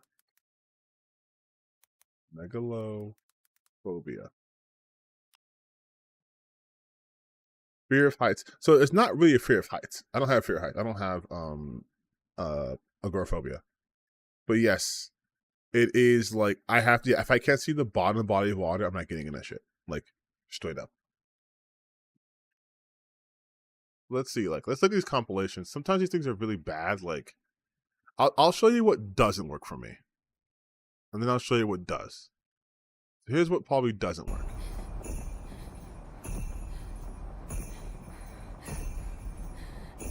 Like, okay, so this doesn't work because I know it's fake, right? It can't be real. Like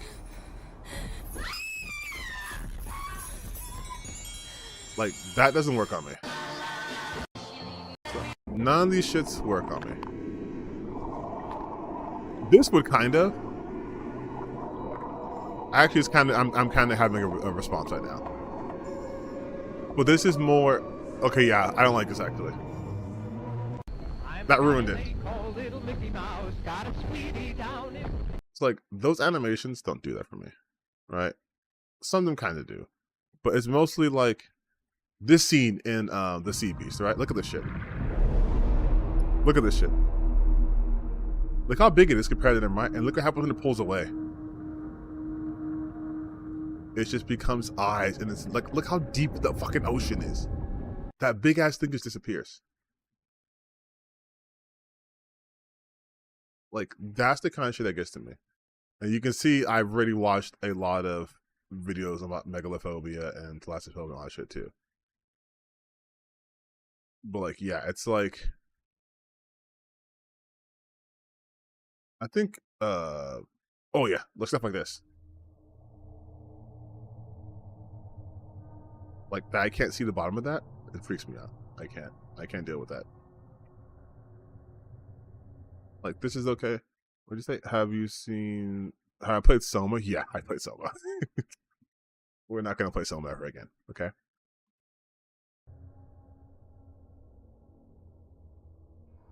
Like, this doesn't work. Have I seen Andypants? No, I have not.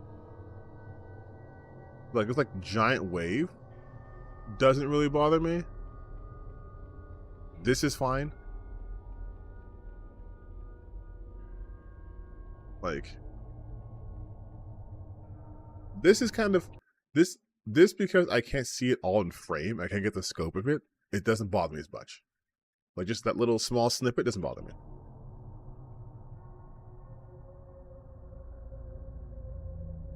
Tsunamis don't bother me now. But like this shit, because they're both so tiny, yeah, that bothers me because I think it's a big comparison. There's actually one image that truly, yeah, like this, no, like no, I'm literally tensing up right now. Like this is no. This is, I can't. Like that's a, I can't handle that. I can't handle that. And then there's like stuff like this, where it's like you can't even see where you're at. Like no. This one, no. I know I'm doing this. I'm literally like my head's starting to itch. It's the scope of it is the problem. It's the scope. Like that's just a ship. And it's like I can't do that. Like like oil rigs, just a natural no for me. By the way, just like there's a game called Still Lies the Deep. I can't do it. Like I physically can't do it. But there's one photo where it is like people on like a ship, I want to say, and then they're on a piece of land. Okay. Don't like this. I can deal with this. No, it's literally one like this type of shit. Like, no, I can't do that.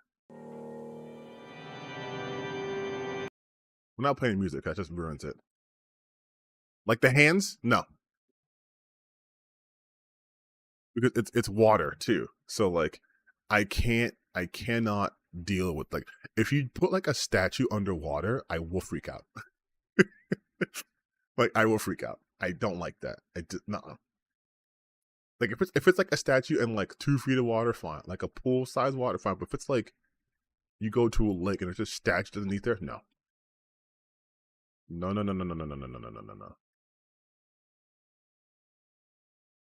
If the giant duck from this perspective is nothing, but this, no.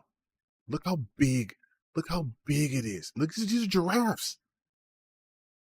These are giraffes. No, I'm like my toes are curling. I don't like that. See, this is kind of unsettling to me too. That's too much. Deer. I'm not being like, oh, okay, all right, okay. This is it for me. I thought this picture was photoshopped. Okay, this right here, this one. Keep this in mind. Keep this picture in mind with the statue, because they keep showing more of them, and I thought these were fake and they're real. I'm like, no fucking way, no way, I cannot. It's my brain goes like these are humans and they're going to move, and I know it's not logical because it's a fear. But like the Kelpie statues can't do that either.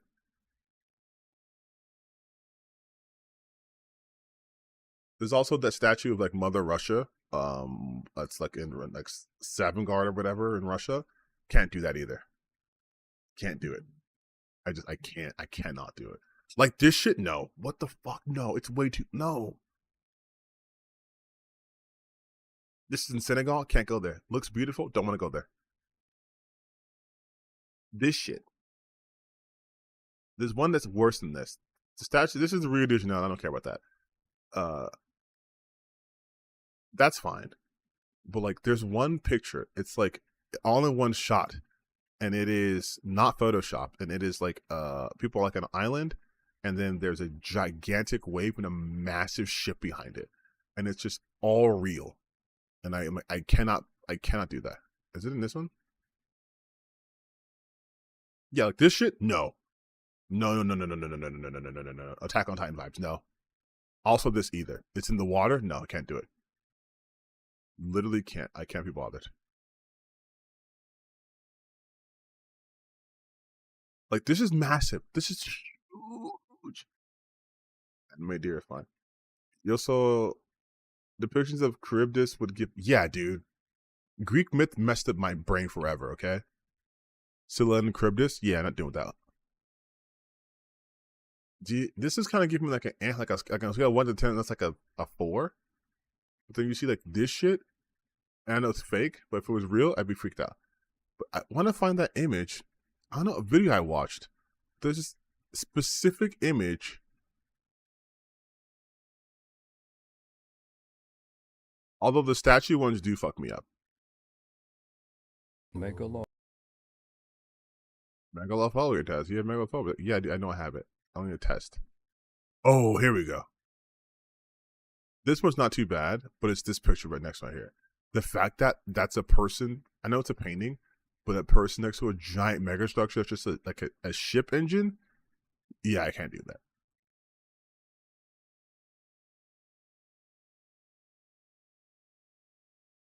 Is this the one? This is kind of nutty for me. I like that one. This one of them. Yeah, like look how big this shit is. Like, nah, dude. I'm good, bro.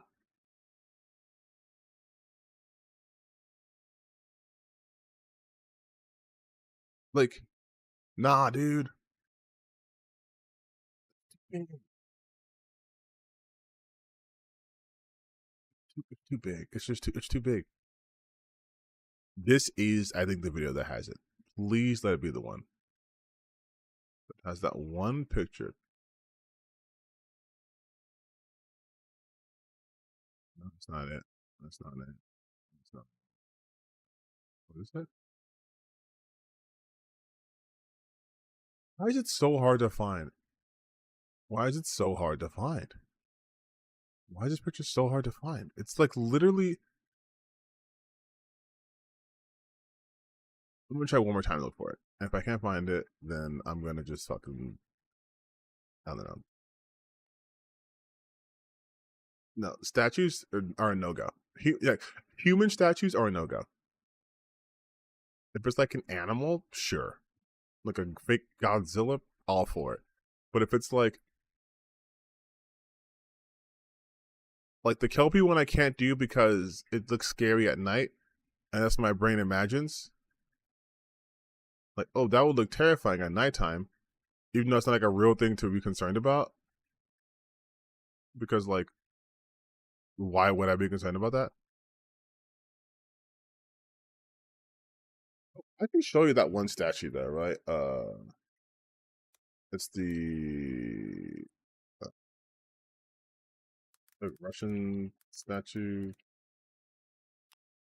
the Motherland one. Look at this one. Look at this one.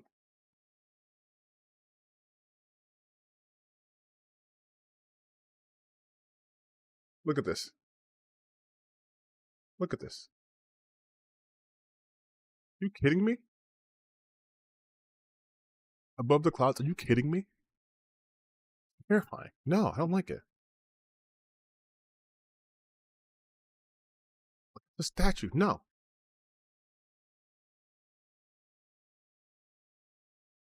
This is bothering no one else besides me. This is bothering no one besides me. I can't handle this. It's too big. Like, look at that. Are you kidding? It's just standing above a sea of clouds? No. Clouds are up there. That means that's up there too. No. It's too big. And imagine being at the bottom of this. Or the top of that? No. No. I'm good. I'm good off this. I don't need this. That shit falls, you're gonna... Dude, my brain always goes, what if it started moving? And that's how it gets... It's literally like, what if it started moving? And there's like, I think like statue of Poseidon. Poseidon.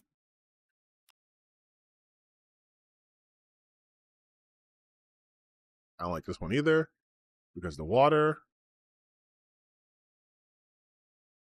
It was actually of Neptune. That's what it's called. Neptune. Look at this shit. Like, imagine you're just swimming, and there's just this fucking statue.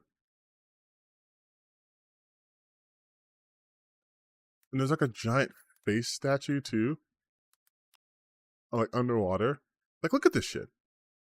I don't want to see this. I think it's in Italy.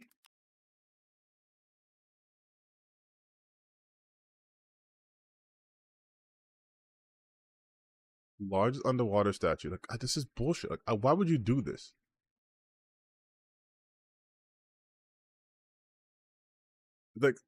Like this.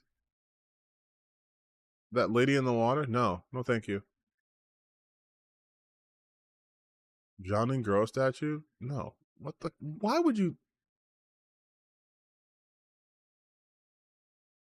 And there's one of them where it's like a screaming face.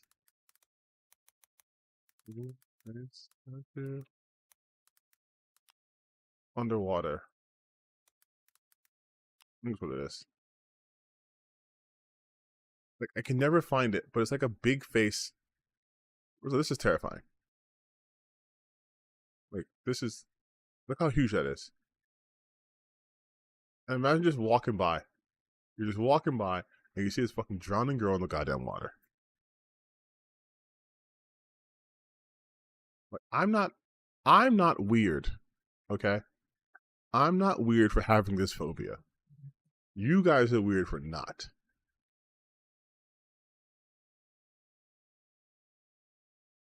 Submechanophobia is also a thing, which isn't necessarily my phobia per se, but it's when they do shit like, let me put a fucking human face down here. Then it's like, that's terrifying.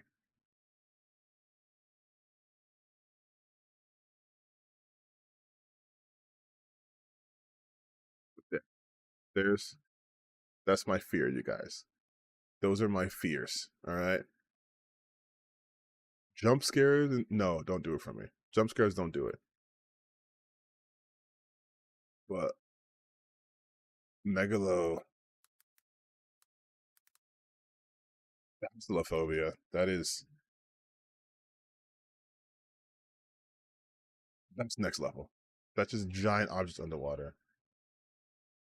Which unfortunately, or fortunate for me, most videos are just like literally just animated videos that look terrible and like so fake. But as you can see, YouTube Shorts is mostly that. But thalassophobia, baby, I am terrified. What were we talking about? We're talking about the shit I'm afraid of.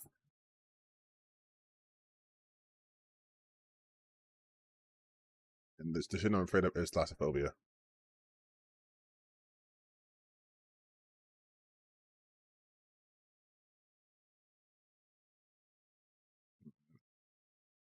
Bring this back up here.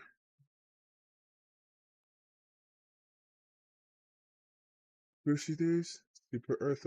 No, we're not doing conspiracy theories. We're literally looking at my fears. There's also, because as far as conspiracy theories go, my favorite have always been and will always be flat earthers. I think flat earthers are the funniest fucking conspiracy theorists out there. It's just like, you're obviously wrong, but you refuse to believe it, but you're obviously wrong. Oh, I also have astrophobia, but that's more so because I'm not afraid of like, I don't have a fear of like the stars, but like, space is big and empty. That's scary.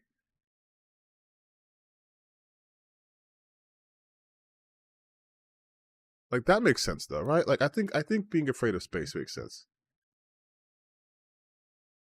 Flying rods. I remember they used that in JoJo's Bizarre Adventure because Araki is just like, yeah, why not?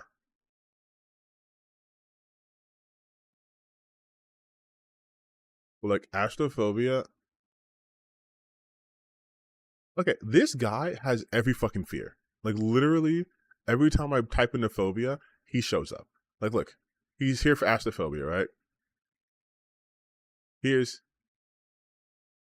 Thalassophobia, he also shows up. I think a little further down because all the YouTube shorts. But there he is again. Thalassophobia. There's Megalo, which he definitely has a video on that. Maybe not Megalothalassia, but like he has a video on megalophobia. I think he also has submechaphobia too. No, I guess I can just click on his channel. Next time I see his face, I'll click on his channel and be like, okay. Okay, so look, I might have submechanophobia. This bro either is faking it or he literally has every phobia known to goddamn man.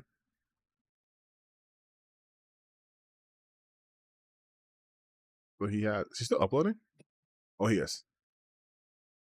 Looking at how I lose my mind. Looking at Uncanny Valley images. Watching horror TikTok. What? So this is just what he does. Okay. You gotta have a phobia playlist. Otherwise, what are you doing? Fear of heights, backrooms, megalophobia, keep from settling, Subnautica. I can't play Subnautica. Of course, he's playing Subnautica and Soma, games I can no longer play.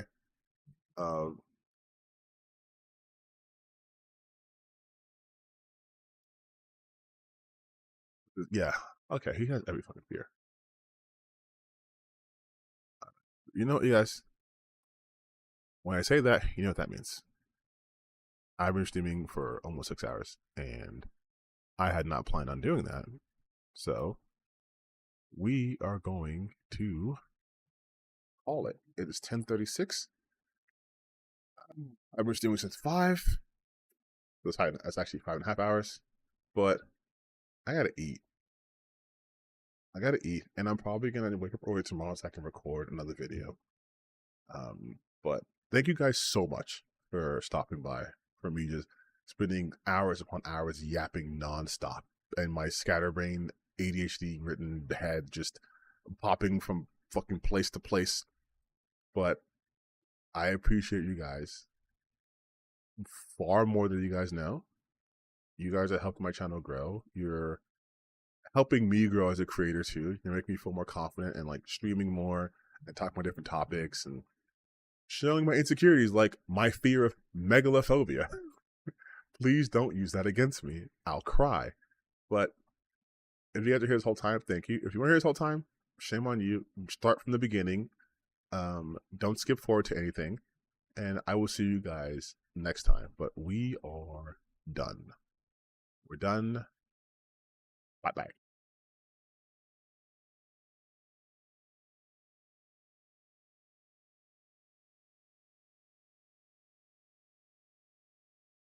Once again, it's me, your boyfriend, girlfriend, favorite content creator, and we are ending the stream. So if you have any last minute messages you want to get out, if you want to, like this video, share my content, go ahead and do that.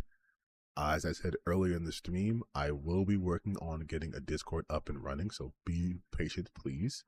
I will be uploading more videos during the week.